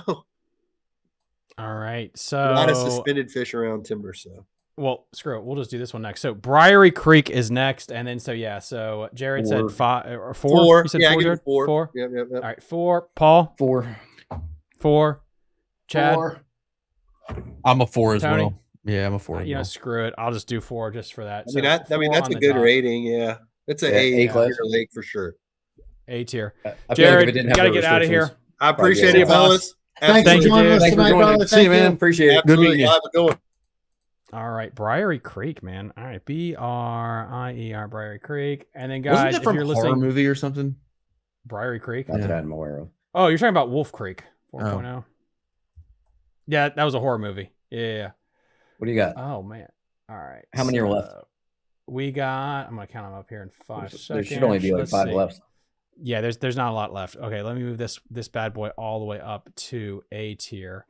So we have 1, 2, 3, 4, 5, 6 left, and we're done. And then Flango, we're gonna leave off this because I've never heard of it before. Yeah, me neither. I know nothing about it. All right, so 1, 2, 3, 4, 5 left. What we got next? All right, Burke Lake. Never heard of it either. I have Burke Lake is up here in Northern Virginia, like right in the ass end of Northern Virginia, right here next to Occoquan Reservoir. It is highly pressured, about 300 to 400 acres. 2. I'm going to give it I have to give it like a 2 or something like that. So it's too small. I'm sure there's a crap ton of restrictions. Yeah, I'm going to agree with that. I'm a 2 as well. 2. I'm going to give like a 2.4, 2.3, something like that. So 1.6, you know. You messed up. You messed up your, mathing. Picture mathing. All right. So 2 on the dot. So it is considered C. Dog shit. No, it's a C. Are you sure? 2.0 to 3.1. All right. So we'll get that there. All right. 2.0. I feel like dog shit has to, I mean, Big Slack is like the pinnacle of dog shit. Yeah, that Clear Lake would be up there. Guys, let me know in the comment section. Would you put this as dog shit? Because for the locals there, let me know. Is it just so pressured? So somebody on Instagram mentioned here's something that's interesting, that it's the fact that you're right next to borderline dog shit. Yeah, it's Potomac and Occoquan Reservoir right next to it. So does that make it more dog shit? It's borderline dog shit. That is depressing. All right. Next up is Lake Frederick. Lake Frederick. Right now, I know I'm running an online tournament. Nanacoke made dog shit. I feel like if Nanacoke made dog shit, Choptank should also make dog shit, personally. Bigger fishing, Choptank. Saving grace. All right. That's a tough one, dude. That's a tough one. There's consistently bigger fish caught out of the Choptank than out of the Nanacoke. We can look at the mathematicals here in a second with that. Let's go to where is 7. Lake Frederick. It is about 500 acres. People are catching. It is a wintertime fishery. Live scope, 100% is what kills it there. People are catching 5 to 6 pounders all the time out of there in the winter. Every other time of year, it gets insanely hard to catch them. Is this in Maryland or Virginia? This is in Virginia. This is in Winchester and Actually, this is Front Royal. Right. 2, live scope is gay. I love live scope, but if that's all you can do and you can only catch them one time a year, I'm going to give it a 1.5. Yeah, I'm kind of there too, especially with how small it is. It's good for a couple months. Yeah, I mean like a 1.25 for me, honestly. 1.25. 1.25. And then Chad, what'd you say we were? I'm going to keep it at a 2, but it should probably be lower. 2. I'm going to go 2.8 is 5, something like that. Because it's not 1.9. It's dog shit. That's what it is. Dog shit. Oh, it's dog shit. Goodness. 1.90. Okay. Look, we have a lot of dog shit ones this year. Yeah, we do. I mean, we have less this year than we did before. I don't think so. I think we have more, actually. But we also broke up the Eastern Shore into its specific areas. So it wasn't just the Eastern Shore as a whole. Right. So keep that in mind. Okay. Sandy Reservoir, which is right next to Briery Creek. I've heard Sandy River's got big fish in it, though. 2. Yeah. Not as good as Briery. I'll give it a 3. Yeah, I was gonna say 3 because I know guys can catch. I've heard of 40-pound stringers coming out of Sandy River. 2.5. 3.5.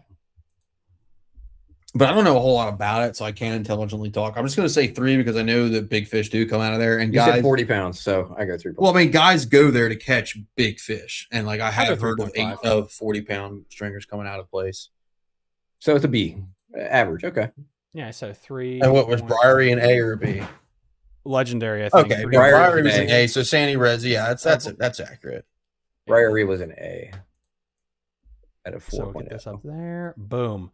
All right. Hunting Run Reservoir. John, if you're listening here, Hunting Run Reservoir, I know you're going to say that's dog shit, but that doesn't count because you and that lake do not cooperate together. I agree with It's John. not a good marriage. I've never fished it, never heard of it. I'll take John's opinion. It's like dog shit. Never fished it before. 2. 2. Guys, let me know. I'm thinking, yeah, Hunting Run.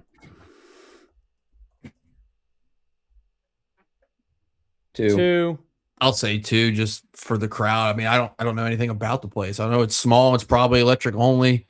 If it's small and electric only and nobody's ever heard of it, it can't be that good. It's either electric I'm gonna only or go, horsepower yeah. limited. One of the two. It's electric motor only. Yeah, 2. So 2.20, which is C tier 2.20. And let me pull that thing right up there. One above dog shit. Ooh, I'm telling you, I'm going to get yelled at so hard in the comments when this thing re-airs for Lake Frederick being that far. Burke, we already did. Perfect. And then I think that is, guys, that is all of them. So let's just go through it. Let's walk through it. Can you look at the Nanacoke and Choptank real quick? All right, Nanacoke, Choptank. Let's go. Nanacoke. Good God, we've gone through so many lakes. Yeah. All right. Choptank, There. 2.1. And Nanacoke was a 2.0. Oh, I mean, well, 2.0. That's like to par. You got it in the wrong one. 2.0. 2.0 goes into C. Okay, that makes it better then. 2.0 also goes into dog shit. It's less than 2.0. Yeah, less Or we could just do this and go 2.1. No, stop changing it. No, I agree. I mean, I think Nanacoke and Choptank should be on the same level. I wouldn't say either of them are dog shit. I wouldn't say either. I would say they're both equally C tier, low C tier at that. There's some fun fishing over there. So we did have a lovely comment that said, then it's better to fish the ponds around the Nanacoke than fishing the Nanacoke itself. Which is absolutely true. That's not a ringing endorsement of the Nanacoke. No. I mean, don't get me wrong. You could go over there to either of those rivers and have fun. If that's where you want to fish. We rated it a 2, put it in a C where it belongs. If you want to go over there, if you're trying to go over there and catch 15 to 20, you're going to be sadly upset. But if you go over there to have fun fishing the Eastern Shore, you can have fun. I mean, 15 to 20 pounds. Is that what you meant? Yeah. 50, okay. Yeah, 15 to 20 pounds. I've had many days where I've caught 15 to 20 fish. Oh, yeah. I think my best day ever on the Nanacoke was like 13 and a half pounds ever. Practicing. That's a good one. That's a good bag. Right. And that's the thing. It's like, and I caught all those fish in like a 2-hour period, and I didn't catch anything the rest of the day. So it's a little tough. So what are our dog shit level?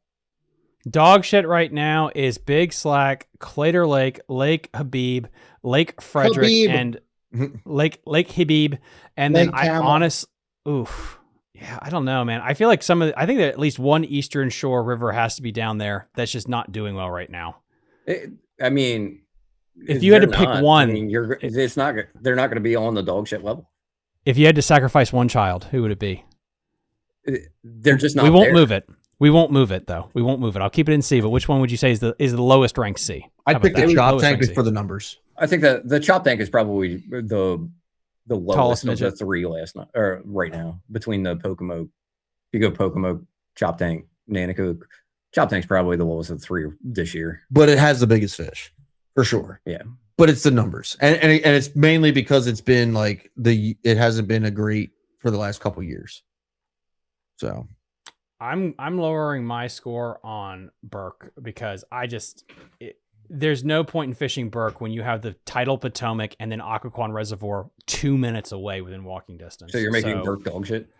Yeah, I'm making it dog shit because it just 1.90. Can we look Can we look at B? Let's look at C and B real quick. Just go through C and B. All right. Let's go with C. We have. Let's go B first. B first. We have the Tidal Potomac. Okay. We have the Sassafras. We have Western Branch, Norfolk, Virginia. We have Bugs Island, Deep Creek, Burnt Mills, Pocomoke, Lake Anna, York, Conowingo, Loch Raven, South Holston, Sandy River Reservoir. Then for C tier, we have. See, Deep Creek should be C and Loch Raven should be A, in my opinion. Loch Raven, the access just the access kills it, man. Loch Raven killed it. It closed half the year. You still see so many fat bags that come out of Loch Raven, so many big fish. I mean, the fishing, you don't see a lot of fat bags, but you do see a lot of big fish. Well, let's just see, because remember, we can't just move it down because there's a mathematical score here. So let's see where Deep Creek was. Let's go. Let's get up to the old DB. I know Deep Creek was really early on. Deep Creek only rated high because you gave it like a 4.5. Deep Creek is not 4.5 because it is not a B lake. I think it's a C lake. Personally, it is a C lake 100%. So again, you guys kill me in the comment section for this, but I know I can take my wife there and she will go anytime. She loves that place. It's a destination place for fun, not just catching them. It's just a fun place that you can fishing, though, not the destination. Yeah, but what is fishing? Are we just talking about catching the fish or the experience? Chad, as a married man yourself, when we were organizing this, you understand how important it is to keep your family happy. So I don't know. Nothing in my mind makes Deep Creek a B lake. Nothing. Okay, so which ones would you flip flop? Maybe Loch Raven or Deep Creek, and which one? Which one was in C that you'd flip it for? He wants Loch Raven to be an A, and I think Loch Raven should strongly disagree with that. I think Loch Raven should be A, and I think Deep Creek should be C. I think Deep Creek should be C. I think from a purely fishing standpoint, if you can get on the lake, Loch Raven is legendary. But the permit process sucks. Like, you can't get on the lake. It's a good bank fish. It's a fantastic bank fishing lake. All right, so this is the asterisk one. Which what we're gonna do, guys? Next Tuesday, I'm going to put out a poll and put this all over Facebook, and we'll just have everybody vote to see if we knock it down or not. We'll do that. A little extra content creation there, because that is borderline. I think it's like a C+. I just feel like a C for Deep Creek is not, I don't know. What else do you have in C? Let's see. We have Philpot. Are we saying Philpot's better than Deep Creek? Yes, I'll say that. I would say no, that's in C. So no, I wouldn't say it's better, but I would say it's better. I would say does that better. put it in, could it be in the same category? Yeah, I think it might just be a high C versus a low C. Right. You know, because you got, anyway, so Philpot, Little Seneca, Liberty Reservoir, Diaskin, Pretty Boy, Nanticoke, Choptank, Yongahila, Leesville Lake, Gunpowder, Nye Reservoir, Lake Chesdin. Wait, we got Gunpowder as a C? We rank Gunpowder as a C. Yeah. Gunpowder's way better than Deep Creek. Yeah. Way better. Yeah. All right. All right. Let's just do this. Let's make life easier.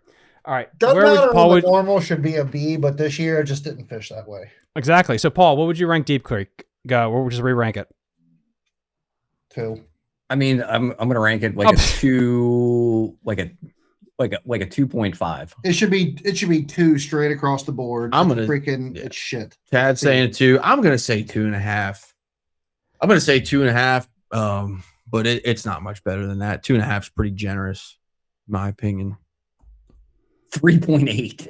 3.8. Well, like, yeah. Come on. Well, that takes it into a C, and I think that's where it takes it into a C. Yeah, because if we're gonna do that, I will say that I think Moomaw might be a little high, honestly. I don't know, man. I mean, no, I will. No, okay. Let me say this. I will. I'll bite. Okay. Moomaw in the fall is when I always go. It's when I always catch them. In the summertime, it's brutally tough. So, what's Moomaw? A tier right now? I think it's A tier. I would not be super upset if you put Moomaw in B, only because I know it's really tough in the summertime. Where is Moomaw? Down. Yeah, right there. You have it as a 3.83. That seems like that's a hell of a score. And I know everybody, even Chaz and Jared, really liked Moomaw, but I know like Tony, you gave it like a 9. It was just something like ridiculous. No, I gave it a 4, but like I gave it a 4 because I gave it a 9 out of 5. I'm very what's the go up to your what's our level ratings at the top of your list there?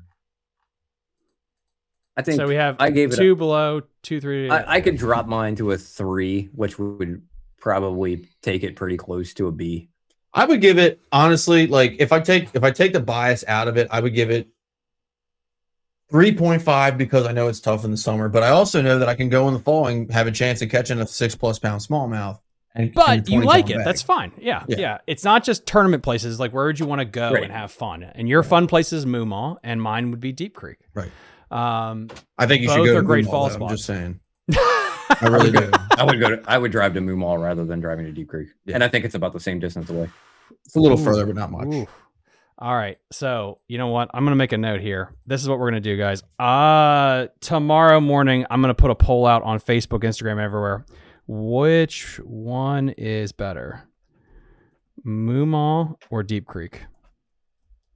And then we will unveil the answer, and I'll send it to you guys before you guys do your live stream. 6 pound smallmouth sounds like it's automatically better. 7. All right. Anyway, let's go quickly through this. So legendary, Roanoke Rapids, the Upper Bay, Chickahominy River, Back Bay, Smith Mountain Lake are considered legendary. Smith Mountain Lake having a perfect score, I believe. I think Chickahominy had a perfect score too. No, not quite. I thought it did. It did not. I dropped it down a little bit. Okay. I was like a 4.8 or something. I didn't go with a 5. I don't know if Smith Mountain should have a perfect score, as I have heard that it's a very difficult fishery. The boat traffic can be shitty. But talking to people who fish there, like that's why it's that question. Like, can the average person just dump their boat in and go down the bank and catch fish? And I mean, they seem to think so. I mean, I haven't fished Smith Mountain in years, and I sucked when I fished there, and I always caught fish there. And wasn't it Lou that went to Smith Mountain over the summer and they didn't catch dog shit out there? Well, he went with a guide. I'm going to refrain from anything. That's anecdotal, and so when the heavy I couldn't remember if that was the Smith Mountain or if it was Moomaw. It definitely wasn't. It was Smith Mountain. It was Smith Mountain. Yeah. When heavy hitters was there, and they averaged like a 4 pound fish. 4 pounds. They said it was like one of the best lakes they went to all year, like 4 pounds. So Smith is a good call for legendary. I agree with the legendary. I would say 100%. That it's. I mean, as far as lakes go, it's the best lake around here. Yeah. And honestly, like we're semantic whether it's a 4.99 or a 5, it's still legendary tier. A status, the Tidal James proper. The Tidal Rappahannock, which I think is pretty cool. That's sneaky. I didn't think about Tidal being there, but no one fishes it because you either go to the Potomac or you go to the James. So the fishes don't get pressured. Lake Gaston, Briery, Lake Mead, which is one of the Suffolk lakes, Chickahominy Reservoir, which everyone said there's a bunch of 10-pounders. Somehow, because of love, Lake Moomaw is an A. Raystown, because it's just 26 preposterously stupid. Yeah, that's just stupid. Cahoon, another Norfolk. I got to go down to Suffolk and try some of these Norfolk lakes. It's wild. The Res, now B tier, Fall from Grace. Tidal Potomac is B tier this year. Sassafras River, Western Branch, Bugs Island, which has been it's B tier basically always. Burnt Mills, Pocomoke, Lake Anna, York River system, Conowingo Reservoir, Loch Raven, South Holston, Sandy River. I'm pretty happy with B. I have issues with B. I don't have any problems with I B, do. minus Loch Raven, but I'm like, I could teeter between A and B with Loch Raven. Here's what, okay, like, I am not going to pretend that the Sassafras River is on the same playing field as the Potomac.